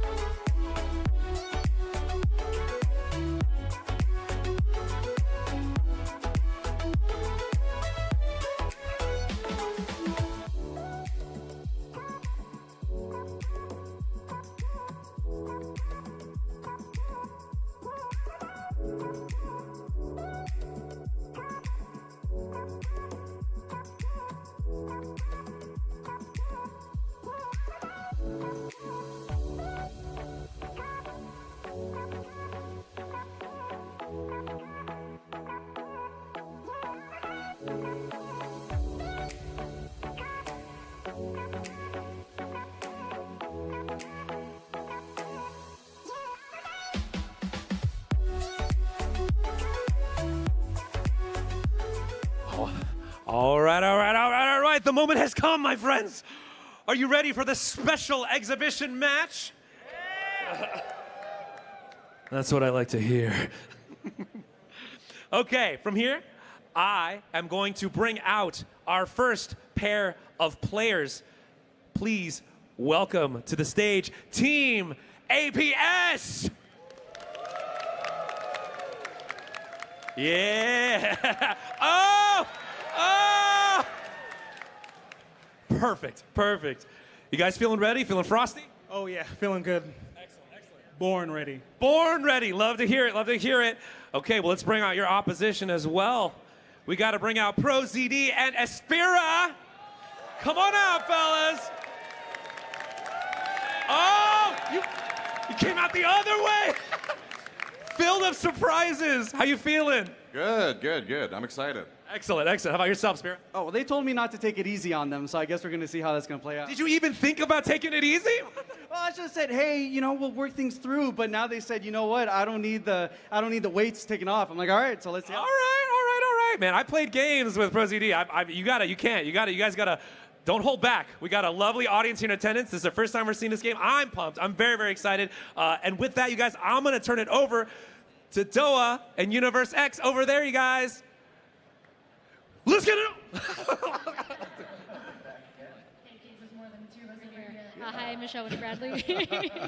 We've got, and I'm Cosmic, who joined the stage once again. Yes, and then of course we do have UniX and Doa who are going to be casting for us. Yeah. All right, let's get into it, guys. What are the rules of this game? What is the format? What are we looking forward to? Who wants to take it away? All right. What is it going to be? We got a 2-on-2 battle right now. And so the big difference between the single-player version of the Gundam card game and the multiplayer version in this case is that we have a shared pool of shields, right? And that means if your side gets hit, your side loses a shield. And on top of that, only one base per team as well. And, you know, usually both decks are going to include some bases you're going to want to play to protect your shields, to maybe grab something out of your shields, because that's what happens when a base gets played too. But only one for 2 players. Might get a little bit stuffy, you know, might not be enough room in the base for both players. But either way, I guess aside from that, I mean, you mentioned earlier, we were talking about it, you can block, of course, if someone else is attacking, just because you only have that shared life pools, you can go across like that. But aside from those things, it's a fairly standard game of Gundam. We're going to see mobile suits, we're going to see pilots on those mobile seats, we're going to see command cars, we're going to see bases, we're going to see a lot of fun stuff. Yep, and I can say right now, I played so many card games with a 2v2 strategy. I have never felt like the synergy between you and your partner on the other side of the table has been this crucial. You were blocking for your teammate. You were using your actions to get things out of the way, to bounce things, to rest things. And on top of that, you guys share the base, and so certain cards that may have once per turn effects can be used once per turn by both players. So you really have not only synergy with the actions you can use, but you have synergy with the way you build your decks. Are you going to have 2 aggressive decks that try to gun down the opponent? Are you going to have 2 defensive decks that are going to wall the game away? Are you going to have a mixture? There's a lot going into this, and I can't wait to see how it turns out. Yeah, I'm really excited just to have this multiplayer format built in from the start, because you have such a different dynamic that happens where you might play certain bases in a single player mindset, where now we have 2v2 kind of taking a forefront here on the showcase today and really showcasing how Gundam can be played in multiple different ways. You just love to see it. Well, I have heard that on the teams, one of the players will be piloting a more aggressive deck, one of the players will be piloting a more mid-rangey kind of defensive deck, and that's kind of what you have in the current beta environment. Basically, the card pool we have, you have green and blue and white, right? Green can be that very aggressive color. You've got a lot of breach, which can get through enemy Gundams to the life. You've got white, which is a bit more defensive. You're blocking, you're bouncing kind of stuff. And then you have blue, which is kind of, I would say, part support color. There's some healing and stuff in there, but there's also a good amount of cheaper units that you can kind of go wide with. So I do feel like blue, rather, can serve an aggressive sort of style too. But you've got a good mix of different strategic options with these 3 colors so far. Yeah, definitely in the beta set, exactly what you said. Blue is definitely an all-arounder. You've got the support things. If I'm not mistaken, you kind of got a little Federation Rush going on there with a bunch of vanillas that can kind of come out with some reduced costs. And and you just try to keep them alive with the repair effects and whatnot. So you've got a well-rounded little format within the beta box, and it's just exciting. A little taste of what's to come. Awesome. I think they're still setting up over there. Have any of you had a chance to actually play this game yet? Oh, yeah. Yep. I've played a lot of games. I know you have. I'm pretty sure you have as well. So I think we've all played a good amount of them. I'm curious, what's everybody playing right now? I'm going green-blue, more on the aggressive side, naturally. How about you? Yeah, blue and white for me. I'm traditionally more of a control style player, and Kira just has such a profound effect in the beta exclusive, being able to shrink the attack power of your opponents so you get better value of trade. So that's what I always gravitate towards. We'll have to see how that changes with the full set, but in the beta box environment right now, blue-white all the way. Yeah, for me right now, it's the exact same. I think that like right now you just have too many blockers that can just easily go sideways with good stats. Both Kira and Soletta are just really, really good. I think that like when it comes to ramp decks, yeah, there's generally just like a couple of ramp cards you need, and I know once we get set one, we're gonna get more ramp cards. But right now in the beta box, we got bird mode wing Gundam, and we've got first. Nobody uses contact. No, but really, like it's pretty good all around. I just think that like right in the beta box, simple, simplistic, straightforward. Blue white has it covered. Hey, first contact is good out of burst, man. All right. Oh, right? it's good out of burst. So it's when I say burst, what I mean is if it ends up being one of those face down cards in your shield area, when it gets flipped up, either from from taking a damage, if it's got burst on it, you can do that burst effect. And for the pilot cards, usually that's bring it to your hand. For other things like bases, it's usually deploy that base. For some command cards, like the one you just mentioned, it's play an EX resource. So yeah, you've got that little element too, where you're a little bit afraid sometimes of attacking the shields. Oh yeah, and just going over the beta box so many times, it's like right now, the highest thing you're getting up into is that wing Gundam. But I can only imagine what bigger bosses we're going to have when we actually get the set, and where wing Gundam, bird mode, and first contact are going to be needed to get up there that fast. Like, I'm waiting. Like, yeah, I mean, honestly, I think the pool of cards that we have for the beta environment is pretty solid in terms of getting like a good taste of what the game is going to be like. You've got a good mix of different things, and then you've got all of the great interaction that happens in this game, because it's not just about comparing power anymore. And here we go, it looks like. Yes. All right, here we go. We've just started. Let's go, guys. Well, just to finish that thought really quick, as you see the players getting started here, we have attack power and health power in this game. So damage is persistent. If you got something with 4 health and it takes 2 damage, it's going to keep that 2 damage until it either gets healed up or it gets taken out too. So you think about unit interaction on the board very differently in this game than you do in other games.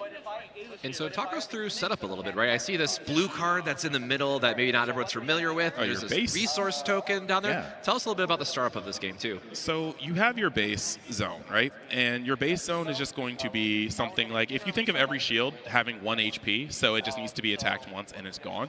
The bases have more than 1 HP. To kind of give you a little bit of a buffer, everybody starts the game with an EX base, and that's not unique to this 2v2, that's every game. The EX base has 3 health. And so, yeah, it's just a little buffer at the beginning of the game to make sure you can't immediately be rushed down by little weenies. But when you play your bases later in the game with different effects and generally 5 health, it's going to be a different ball game. But it's just, yeah, it's just the setup to make sure that you have that buffer against early aggression. Now, you also have your resource pile. A lot of you guys are going to be pretty used to what this does. It's a resource outside of your deck that you have to tap to use to fuel your cards. But the most unique part about Gundam is the level and cost system. Every card in the corner has 2 numbers. The level, which is the total number of resources that you will need to be able to even play the card. Then you have the cost, which is the total number of resources you will need to tap. So often you'll see a card that says, like, 4, level 4, but it costs 2. And that just means you need 4 total resources, but you have to tap 2 to play it. And it makes a very interesting flow of game. Yeah, so we can see that it looks like Team APS has elected to go second. That means they get that EX resource. That means they get that access to a higher level as long as that EX resource remains unspent anyway. Spend it once, like you said, it's gone. Also, just to cover sort of like where the health is at for each of these bases, in a multiplayer game, normally you do 8. I believe we were doing 5 per side for the purposes of this show match anyway. So that's not as much life to work with, but that's even more pressure on our players. And a little early Xeon suit coming down for, it looks like, Pro ZD. What we have Team APS. What should we call the other team? Like Prospera? Yeah, I was actually Prospera. Prospera. Okay. Prospera is a great one on the spot. Cute. Or ESPZD? I don't know. That's harder to say. Prospera. We'll go with that. Prospera. There you go. All right, so a little bit of early pressure, and there are those one cost level 2, one cost level 1 mobile suits out there sometimes that you can just use to put a little bit of pressure on. Those EX bases start with 3 HP, so you got to burn through a little bit. Another Zaku one coming out for Team APS this time around. And yeah, what's worry about this matchup too is we're looking forward picking your favorites. We're going to have a more complete list. So both of these, or I should say all 4 decks, are really put together in mind with getting to see that top end and what that special card for each one of them is. So, out of the beta box environments, right, we have Ailstrike, we have Wing, and then we have RX-78 too. Which ones are you guys expecting to really shine through in this matchup in particular? Does one stick out in particular for you, or you just pick your favorite? It's definitely, in my opinion, going to be either Wing Gundam, or depending on how the decks are set up, it might be Ailstrike. I think that RX-78 is he's good.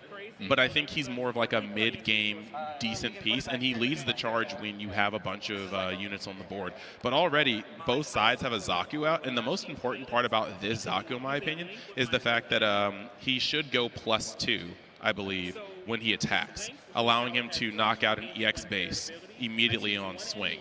So both of them should be losing their EX bases within a turn or so, Yeah, usually that's the case. Okay, and we have, that might have been Amuro getting slipped under. It's a little bit hard. The cards are kind of tiny for us. But, okay, no, that's the, it's the thoroughly damaged command card / pilot that can rest the unit when it comes into play, I believe.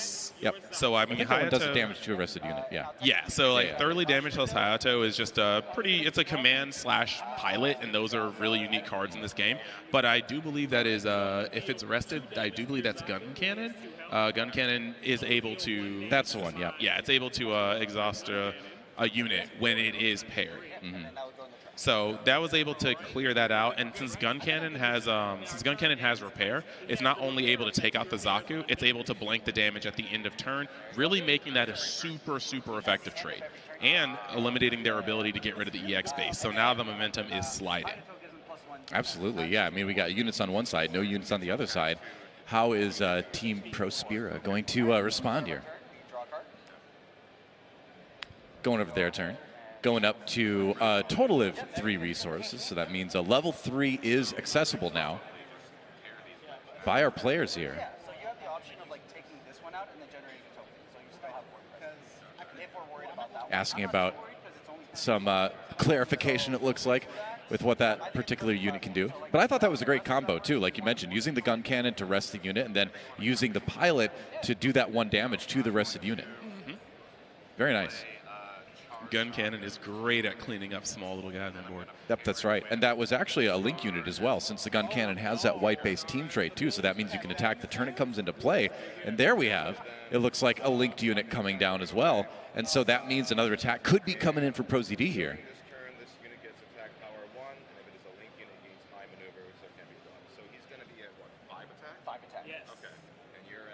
Deciding on what to do with it first.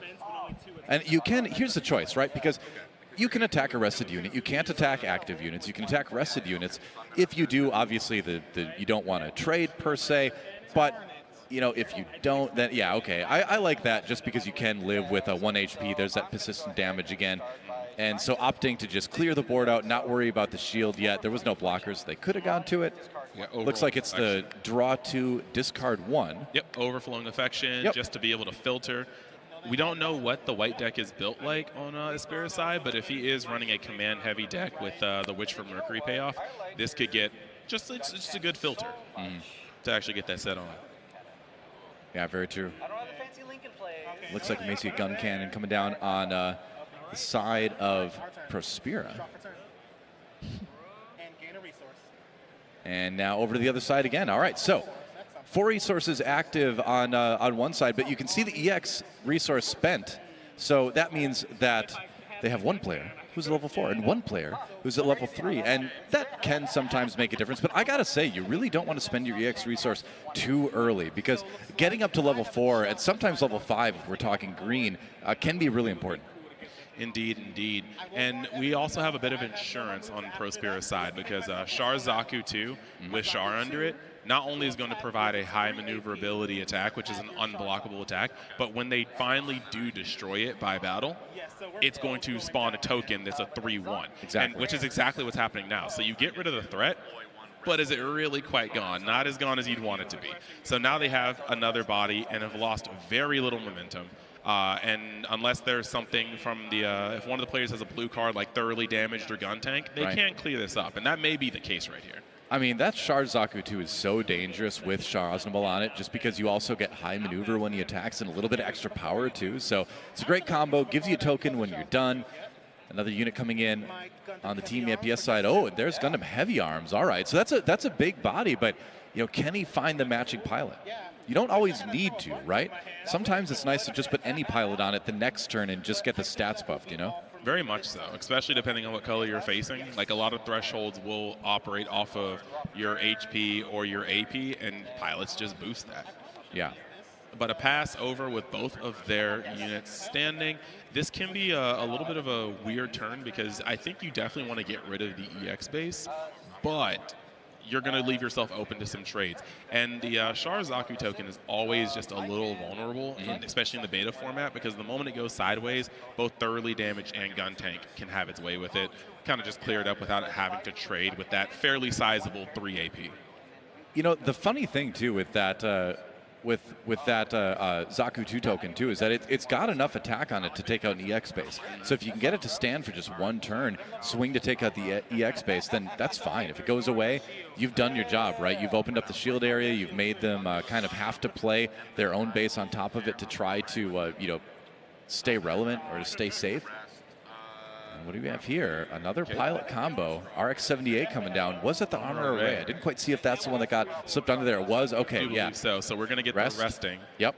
And while it's just a vanilla, this is still just the point where you were able to rest something and you can attack this turn. This is good. Very good. And getting that heavy arms out of the way before it can be paired or linked with is probably a good priority right now. Right. If it's rested, that means you can attack it. So I guess now there's the decision, right? Do you attack into that? I believe, just off the top of my head, that might be a trade, hit point-wise. Or do you just say, hey, you know what? We're just going to leave it rested and be fine with that, I guess. Yes, I think the stats for that are a 3-4, and Amuro himself gives you 2-1. Yeah, so I mean that's +2/+1. Kind of big. I don't think it shouldn't be a trade, right? That should just actually he would live if he actually tried to attack the Heavy Arms does 3 base, so I think you're right. Yeah. That said, I mean, somebody's going to have to start attacking base at some point. There is that trade that we were talking about. There we go. And at least with the gun cannon, he's going to be able to repair at the end of turn at least one of the damage. So that's actually looking pretty nice. That's right. The repair keyword lets you repair that amount of damage, 1, 2, or whatever, on that unit. Can't heal your other units. You need a different card for that, but you can heal yourself at least. And that's actually really good. They were able to, the momentum is swinging. They were able to get rid of both suits on the other side of the board while having these the Char Zaku 2 token there in order to punch over the base. And now adding the, I believe, is that launcher? I believe that's Launcher L-Strike. That's our Launcher Strike Gundam. That's actually a, we now have the ability to have a blocker on board, which is going to gum it up a little bit. So now we're starting to gain the pressure. They have multiple attackers and a blocker, and we really need to see something from Team APS to turn this one around. Yeah, the Launcher Strike Gundam, our first white mobile suit that we've seen played here, is a 3-4 blocker. So that 4 health really does make it like a bigger body to get rid of. So honestly, like Team Prospera looking pretty golden right now in the game. They've gotten rid of the EX base. The shields are exposed on the other side. There's a thumbs up. They can hear us. Yeah, I'm not saying that Team APS is out of options. No, not by a long shot. The game is far from over, but the threats have started to build on the other side. That was a huge turn of momentum, being able to trade for both of the suits on the other side of the board without losing any of their own. That was a huge turn. That's right. So how do you come back? I mean, the thing is there are some rested units on the Prospera side of things. So there are some mobile suits that are vulnerable. That blocker is going to maybe get in the way a little bit, but Okay, oh, nice, resting. Okay, Armoro down on the RX-78 again. That's going to rest the blocker on the other side. So suddenly, all paths are open as far as attacking goes. Yes, I do think that what would be very nice right now would be a gun cannon. A gun cannon or another thoroughly damaged could start helping to clean up the board without having to trade for it. But otherwise, they're going to be taking a little bit of a loss because at this point, just attacking into their mobile suits is going to just take a lot of HP away from them and kind of leave them in the same position that Pro Spear is kind of in now. Because the board looks like it's strong, it's wide, but Sharazaku 2 token has 1 HP. The Amuro, like the RX-78, low HP. The gun cannon, it's a little damaged.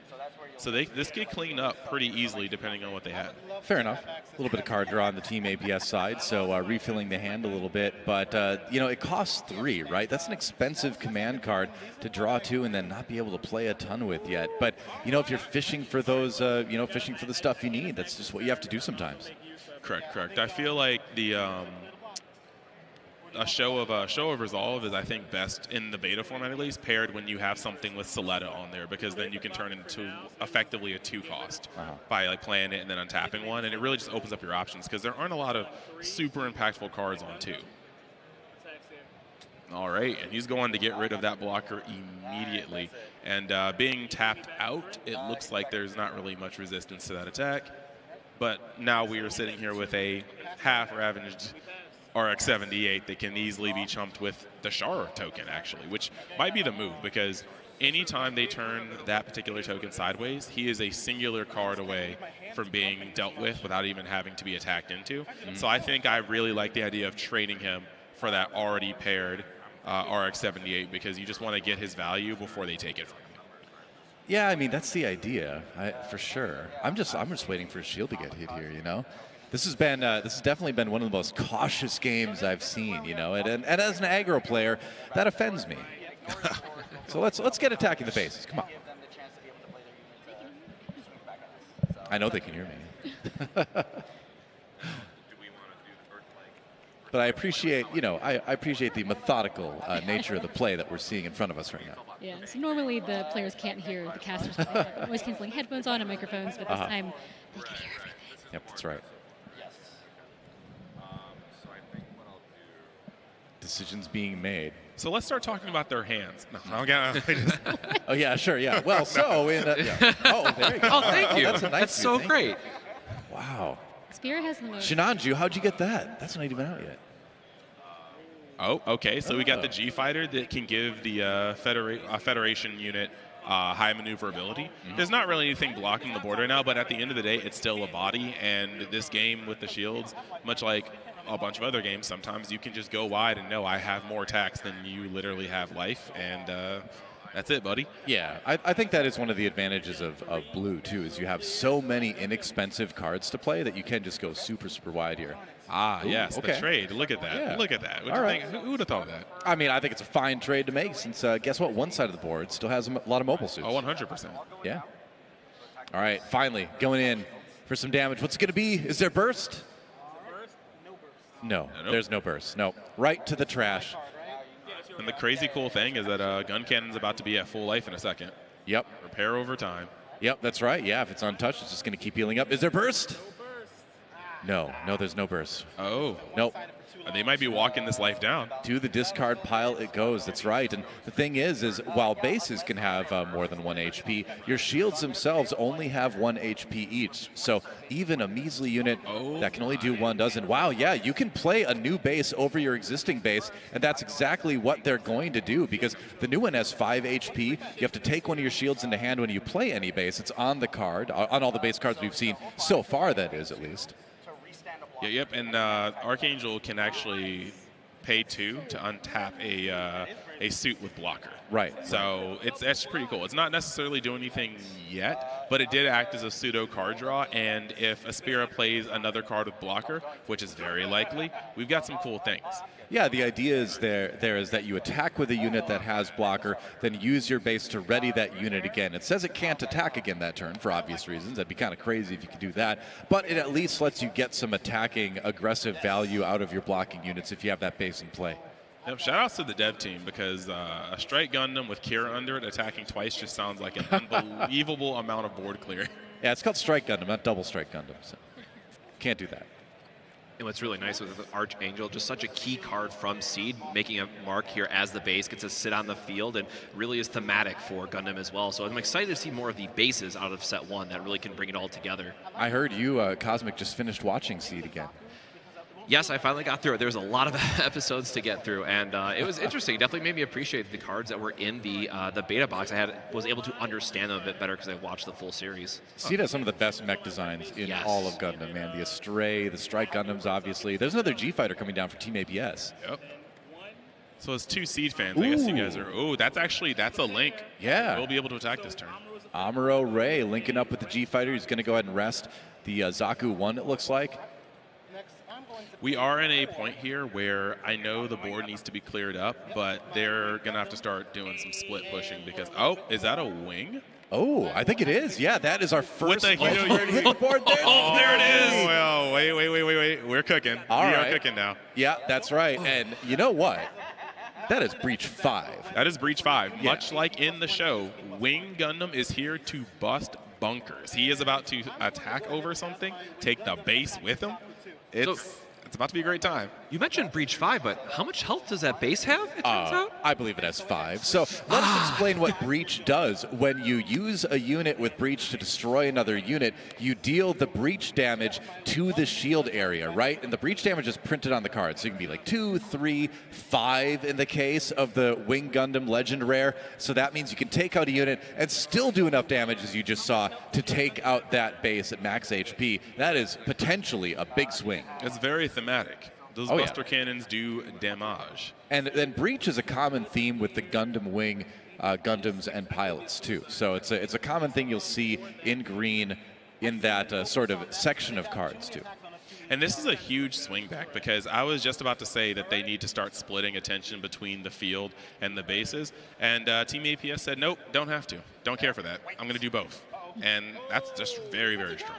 Yeah, and I mean, that's just how things can change. You can do a big attack. We got our first action speed card. So we just saw the Witch from Mercury, which is going to be able to return a suit to hand that has 5 or less HP. But the cool thing about this game, and it does make a lot of sense when you think about it, if you return a suit that has a pilot, it's going to go back to the hand along with the suit.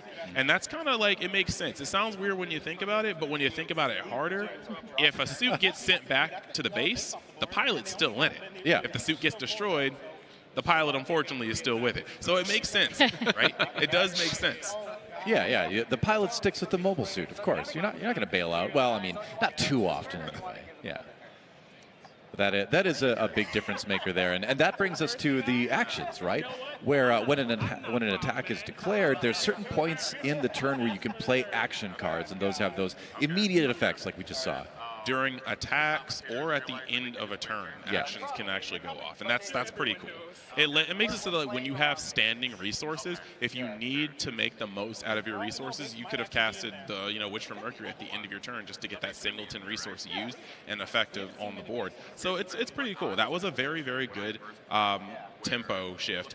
And then on top of that, just because of the way the resources ended up, if he had one more resource on Team APS's side, he could have replayed the Amuro, relinked it, and got the same attack. Right. But because Aspira was able to use Witch from the Witch and the Bride on that particular amount of resources, he only has enough to play out the suit.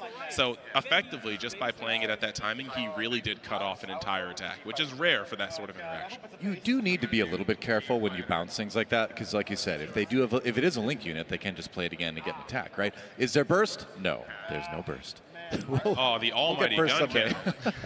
Don't worry, I believe. Yeah.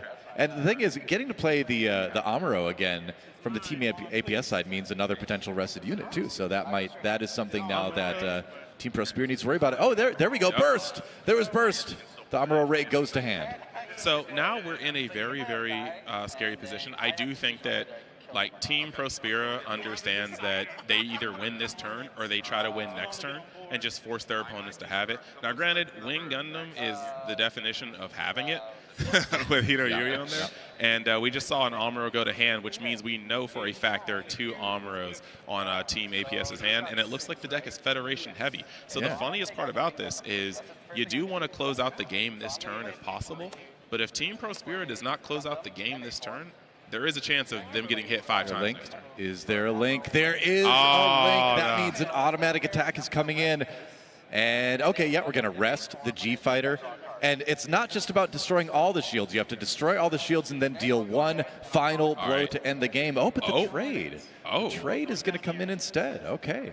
Okay, Wow. that's very huge respect right here on this way because we know how strong that Breach 5 can be. It's definitely a must-answer card when it's staring across the battlefield at you. I could see that. With a 4-life lead, they decided to try to seal in the game instead of winning the game. And that's fair because to be completely honest, sometimes you do have to risk it for the biscuit, as they say. But if that last life is if that last shield is a base, it stops Team Prospera from winning. And then with the stuff they have on board, knowing like there's 2 attacks on board already, one of them getting rid of a body on field, but there's also 2 Amuros in hand. So it looks like at minimum there could be 4 attacks coming their way the following turn, and that's a lot. So I do respect that play to a degree. They just didn't want to take the chances of flipping over a base and then losing the next turn. Uh-oh. Another attack potentially coming in here as we have another Amuro Ray matched with another RX-78. Drawing a card even. I believe that's MA form, I believe. I believe so. That's right. He's got the big shield on the side there. Yeah. MA form is the one that lets you draw when he's linked. So yeah, we're getting a suit that can attack immediately. And we're also getting an extra draw. Draw pair is a little rare here. Do we finally get a burst from Team APS? Burst? Is it a base? It is not a base. Charizard 2 goes to the discard pile, and that means the shields are gone. One more hit will do it. And they got to see behind the door, too. If they had just swung twice, it would be over. But now we got to see if Team APS can bring it back. We need a total of 5 attacks. I mean, and you Sorry, 4 attacks. I'm so sorry. 4 attacks to win this one. Correct. And you need to get through the base, though. So that's 5 HP plus another 4 attacks after that. But Amuro does add on quite a bit. It's a base. Okay, yeah. We got the base from Gundam Wing here. And that lets you do a little bit of filtering, if I recall correctly, through your deck. Yeah. Draw 2, I think it's draw 2, discard 1. Or no, it's look at the top 2 and then put one on the top, one on the bottom. That's what it is. Yeah. Now, I must say, it's not completely unreasonable to think this could happen. The Federation has a lot of cards that just say white base team. True. And there's 2 Amuros in hand. So, like, it is very likely that, like, Team APS has at least 2 attacks this turn. But we just don't know what's in the hand of the green-blue deck. Because it's that color combination is likely it's very much so less likely to come up with 2 additional attacks in the same turn. I mean, not going to lie, like Team APS is in dire straits right now. But it's not over till it's over. Maybe they can clear up the board? Yeah, it's a G-Fighter. And we know there's a couple Amuros in the hand, so we know there's a link as a possibility. There is that Amuro. You can rest the opposing G-Fighter. Where's the attack going to go? This is hard because right now, not counting anything that may be in Team Prospera's hand, you have 2 hits until APS is out of the game, and you currently have 5 attackers. So they have quite a ways to go before they can be out of the woods for just losing to sheer numbers next turn. Right. All right. G-Fighter versus G-Fighter. And the piloted G-Fighter comes out on top. A little bit of damage on the Team APS side of things, but the unit is still in play, so at least you've got that going for you. But I just don't know how you deal with all of these units on the other side. We're going to have to see something big come in here. Oh, maybe did he not have enough? Oh, no. Oh, it is a trade. Oh, okay, because Amuro gives you +2/+1. I'll have to double-check the HP on that. But it looks like it is indeed a trade. It's all right. I'm not good at math either. It's rough. I'm so sorry I couldn't do anything. There's definitely a lot to take into account when you're playing the game with all the different battle powers, and especially in the multiplayer setting. You want to coordinate with your partner as well as you're navigating these turns. So there's a lot of moving pieces to keep track of in this multiplayer setting. Right. Oh yeah, for sure. Oh, and they have to pass the turn. That, guys, that may be it. It's grim. It's looking grim for Team APS. I'm not gonna lie. They were able to get Prospera down to 3 shields here. But are they going to be able to weather the storm? The perfect strike. Yeah, perfect strike comes in for another blocking unit on with Kira. Uh-oh, with a matching pilot. My boy Kira, let's go. I'm gonna keep it real with you. Unfortunately, between blue and green, there are not cards really in this beta set that would stop any of this from going down. That's what white provides. White has some bounces that could hopefully try to mitigate some of this, but whew. I mean, there might be some white stuff on the in the decks of the Team APS side. I'm not 100% sure. We haven't seen it yet. So far, it looks like blue, green on one side, and mono blue. Perhaps. Okay, well that's retaliation. I know the effect. It's the name. Yeah. But that should rest 2 things with that's going to rest 2 things with 3 or less HP. Right. It's intercept orders. So there we go. Choose 1 or 2 enemy units with 3 or less HP and rest them. So that does indeed take some of the pressure off. But it's 3 or less HP. So it doesn't target the biggest stuff, and that means that perfect strike Gundam is still going to get through with enough damage to take out that 5 HP on the base. And is there another link unit on the Prospera side? There is. There's another Amuro coming down. And that last attack could seal the deal if they choose to go through with it. Even more resources being spent. What is it? Yet more units. The board being absolutely flooded. The full 6 on the side.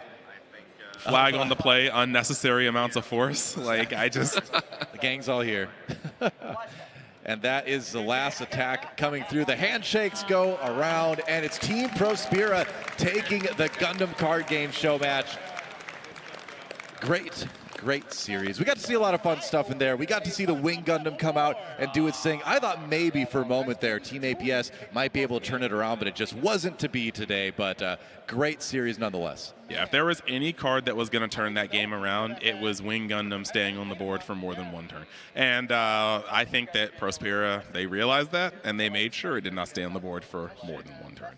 That was kind of a huge thing. It's in a game like this, there are so many junctions where you have to focus on the board or you have to focus on the amount of shields. That's right. And so on that note, thank you. We are going to go ahead and toss it back to the stage to Rico so we can look at this match's winners. Well. What a thrilling match, my friends. I gotta consult Team APS first. What happened out there? Well, unfortunately, I couldn't really find the cards I needed to play effectively. I tried to play defensively where I could, and they answered me immediately. What can I say? They made use of my weakness. Oh, no! It's okay, but that's how you improve. What about yourself? What's the takeaway on this? I mean, this was an exhibition game. I don't lose when the time counts, so, I'll get this one out the way, but next time, I got both of y'all. Oh, them fighting words. But let's take it over to the victorious champions, ProZD and Espera. Congrats, y'all. Lovely match. What was play of the game out there for? What are you feeling? What was that like for you? Well, I think we had some really strong board control turns. And people are going to look at that last turn and be like, oh, what did they play? There are ways where their shields could have been bases, and they could have done a return kickback and put us in a deadfall position. So I think our link plays really brought it together. The ability to link those units together and control the board was just what we needed. That's incredible. I'm such a lore guy. Every time you guys would block for the other person, I'm like, I'm just imagining these Gundams crashing together dramatically. I need my little Gunpla guy. How about yourself, ProZD? What are your thoughts on your victory? I'm gonna come over here. Whether it's an exhibition game or a real game, I make it my business to win all games. But, however, it was very fun playing with you guys. And those linked pairs really helped us out. But it was a good match, guys. It was fun. GG's all around. Oh man, would you guys at some point in the future want to see that a rematch of this crew? I would too. That's fantastic. Wonderful game. Was it? Next year. Next year, you guys. Yeah. Thank you guys so much Yeah, we're going to toss it back over. Michelle over here, I'm just going to throw it over that way. Whoosh, catch. For some more commentary. Thanks so much, I got the rock. Got it. Thanks so much, Rico. All right, that was a great match. Let's talk about some of our favorite moments. Go. Hey, well, ask your doctor if Prospera is right for you. And I think it was right for that game. I mean, they crushed it right. They had all the linked units right when they needed to. But more importantly, they had the flood, right? They had the flood of mobile suits on the board, and that just ended up being too much to handle. I mean, too many attacks coming in, but it was a great game. I mean, honestly, just from messing around with the beta box so often, one of the big strengths for Blue is that so many of their units say Link white base, and Amuro is indeed on white base. So you guys saw the same pilot Link with like 4 different suits, and that led to a whole bunch of pressure coming from Prospera's side. So that was actually pretty cool. It's always fun to see Wing Gundam link up with Hito Yui because it's just massive stats, explosive potential, and your opponent has to lose suits just trading with it, trying to get it off the field. And so it was just like pretty cool. I mean, that was pretty the culmination of like anything you could see in the beta box. We saw some low to the ground Zaku's, we saw Wing Gundam, we saw some blockers, we saw Amuro Ray on quadruple time, literally on everybody's field. It was pretty cool. It was pretty cool. I think it was really great to see, too, is the amount of action windows that happened during that match, right? We saw the multiplayer function of the game come together and really highlight what makes Gundam special from some of the other games that are out there right now in particular. It's really great to have this mobile suit battle come together in a 2v2 setting, so it's like, you know, you and your comrade fighting for the last spaces and trying to secure victory for yourself, and you can do it in such a unique way in a multiplayer setting that you really can't do in a 1v1 that I really appreciate. Yeah, I really do just have to just say this while we have the stage. I mean, like, I have nothing but respect for everybody at the table, but if it was myself and Cosmic, myself and Doa, we wouldn't let it happen to us. I'm just saying, we wouldn't let that. That's just not happening. So. I mean, you know, they understood it was supposed to be a fun show match. We saw a little bit of, you know, I think mercy shown from the Prospera side for a little bit, maybe not going for all the attacks they needed to, but you know, you're saying we're the competitive gamers, right? Winning is maybe. I don't know, you know. But then again, they didn't ask us, so you know. We'll see next time, I suppose. Yeah, a lot more Gundam to look forward to in the future for sure. I know we gotta wait a little bit. Unfortunately, the July, it seems so far away as it is right now. But there's of course the beta trial events are going to be happening in just a few short weeks. Even you know, once people go back home, talk to their LGS and whatnot, and then hopefully also with the multiplayer battles, I think can be a big way to kind of reinvigorate locals and just another way to play your LGS. I think that's one of the most important things that I kind of want to bring it back to, right? Of course, a lot of the support that we're going to see is going to be the typical Bandai support that we see. Lots of 1v1 style of settings, but I think 2v2 can be a great way to connect with your local community, and I really hope players do kind of lean into that aspect as well. Really fun to watch as well. Today's been an amazing day of matches, tournaments. We're seeing prizing going out tomorrow. Very exciting. And guess what, guys? We're wrapping up the day, but if you're here at the venue, stick around at 6:55. We have the One Piece performance. It's going to be epic. We saw them rehearsing. It was very exciting. Bring your cell phones, put them in the air. And we're not wrapping the show though. In a little bit we're gonna take a little break, and then we're gonna come back and do a little round table with all of our casters, talk about their favorite moments. So stay tuned.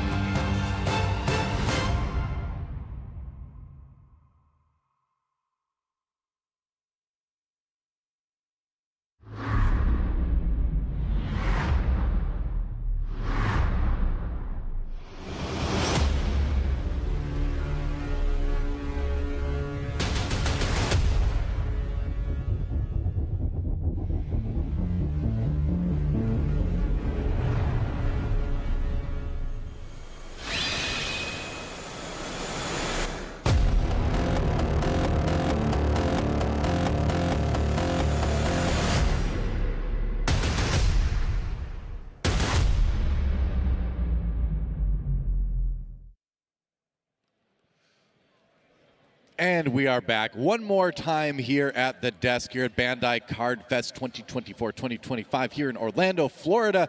I'm the host now, that's right. I'm Doa, joined again, of course, by Cosmic Universe X, and joining, this is the first time we've interacted, not this weekend, but on the stage. I think so, yeah. It's Digipanda, and the time has come to talk about the day. The games are done, we've seen the reveals, so let's reminisce about it. Let's ruminate on everything we experienced today.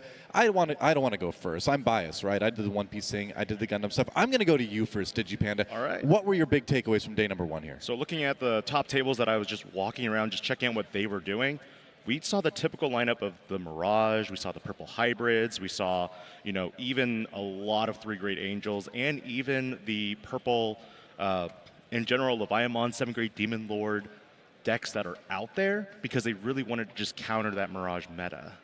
And how did that go? I mean, from the sounds of it, there were only 3 Mirages left when I looked last. Oh, wow. So looking at the top tables, I think the top, from what the judges were telling me, about maybe the top 10 players are probably almost guaranteed to be in for tomorrow. And then the next 22 players are fighting it out for their lives. Okay, very interesting. All right, so Digimon. Is there a Digipandamon? There's a Pandamon. Oh, okay. Yeah, all right. I was just curious. There's a Pandamon. I actually had this little joke on New Year's last year where I said if I can reach 10,000 subscribers, I'll go to the next Nationals dressed as Pandamon. So all right, you heard it here. You heard it here. You heard it at home. Let's make that happen. Did it happen? Has it happened yet? We're at make it happen. We're at like 7,600, I think. We could do that overnight, right? We could build that up. Yeah. Force him to be the panda. Oh, yeah. Just baking in this hot back on here and have him ask, We'll do it. Okay, so going to you next, Cosmic. Let's talk about Battle Spirit Saga. What were the big takeaways for day number 1? Yeah, the field itself was really interesting. I know a lot of people thought a lot of Sushi, a lot of aggro was back there. Sushi was really taking kind of the key play of it. But again, I think the clip that is going to live from this weekend is going to be the match that we had up there. And Damon just unfortunately missing that last card, digging for it 4 or 5, 6 turns later, and then finally flips over his last card. And there it was, but it turned too late. So I think the meta overall, I know we're getting ready for our Worlds tomorrow, and it'll be interesting to see if people kind of stick with their Profest decks, and we're going to see more of Sushi, more of aggro, more of those play styles. I'm really hoping that we see like a purple-white Link deck kind of come together, but it's also the case of maybe people are holding their secret tech for Worlds tomorrow. So very excited to see kind of where that lands and what players bring to the table for us. Yeah, that's right. And so, Universe X, we experienced some One Piece gameplay. We saw a couple games. One of them was really very tight. One of them was a little bit on the short side. What were your takeaways from day 1? My takeaways from day 1 is that, you know what? I'm not even going to talk about Dofi and how it works. I'm going to talk about Dofi and how cool he is. In universe, Dofi is just an amazingly awesome character. Wow. He has authority, aura, drip. If you like knee-high, like kind of high waters and pink boas. But the point was, he got down and dirty today, and we've all known that Dofi is a threat on the board, and she showed it. It was an unfortunate matchup, but on top of that, Dofi just piloted very, very well, and it did what it needed to do. The first match we saw, I think, was pretty cool, because Luffy versus Luffy was awesome, but it was watching 2 decks that naturally have such a strong endgame battle it out. So it really was like a clash of the Titans, and it was cool to see that matchup being the first one. Like how better to start Nationals than Luffy versus Luffy? To interrupt though, didn't you also have the world champion? We had the national champion. Yep, that's right. We had 2 the national Dofi player. champions So just over the course of 2 days, or 2 games rather. Yeah. That's right. It was a great set of games for One Piece for sure. And finally, who wants to talk about Union Arena? I'll just throw that one out there. You want to go for it, Cos? Yep, sure. I guess it'll be me. So, yeah, Union Arena having its first big event. I think that's really the great part for this weekend is we had the rare battles that have kind of launched throughout the last month, really, kind of the different smaller events that we've had. But this was really the case first showing of Union Arena at kind of the bigger stage. And again, credit to Rachel, who had ended up winning with the Kurapika. And it was just a really good match of seeing Bleach and Hunter x Hunter, the throwback to the month 1 meta that a lot of players kind of, pushed off to the side, maybe forgotten about in favor of like Code Geass and a lot of the JJK, the newer sets that have come out. And I will forever think about it, but there was just a really good play where she had correctly identified that Ichigo was the real threat instead of the Rukia with the 4K power on board.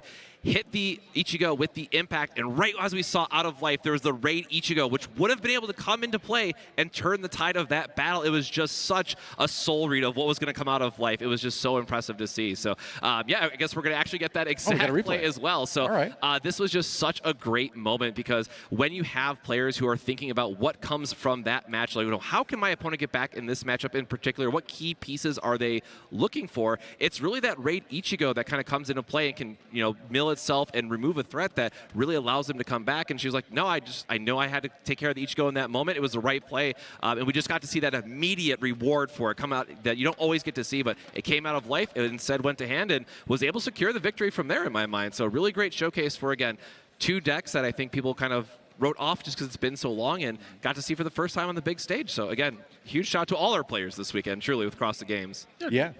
Something that's grown on me about Union Arena is like, it's like kind of like, Mom, I want to play Jump Force. And then she's like, well, we have Jump Force at home. But like, instead of being a meme, it's actually awesome. Like, how often can you say, oh yeah, like Kurapika versus Bleach? Like, this is cool. It's cool to see these different characters actually battle it out. And all the decks are so thematic. It's not like, oh, we're just putting effects on here. It's like, you play JJK, there is a Yuji Sakuna Fingers deck. Like, all the you have themes the Bleach are characters, really awesome. the Bankai. Yeah, it's awesome. Yeah. And I think the best thing right now is if you do want to try out each of these, the app auto updates with each new set release. So now you actually can access Code Geass as well and play around with, the Gurren, Lelouch, all those characters. It's pretty sick. It's definitely entitled to keep an eye on if you are a fan of the broad spectrum of shows, for sure. Well, we got to mention Gundam really quick too. We got that great show match. As a miniature painter, I'm very excited about Gundam Assemble too. But it's time to take a look at our day 2 schedule. What do we have to look forward to tomorrow? Well, the answer is, frankly, a lot, right? We've got the top cuts for Digimon and One Piece. We've got the finals for Battle Spirits. And then after that, getting into the afternoon, we got the finals for Digimon, the finals for One Piece, the finals for Union Arena, and then another great One Piece performance. So tons of stuff to look forward to on the stream tomorrow for Bandai Card Fest 24-25.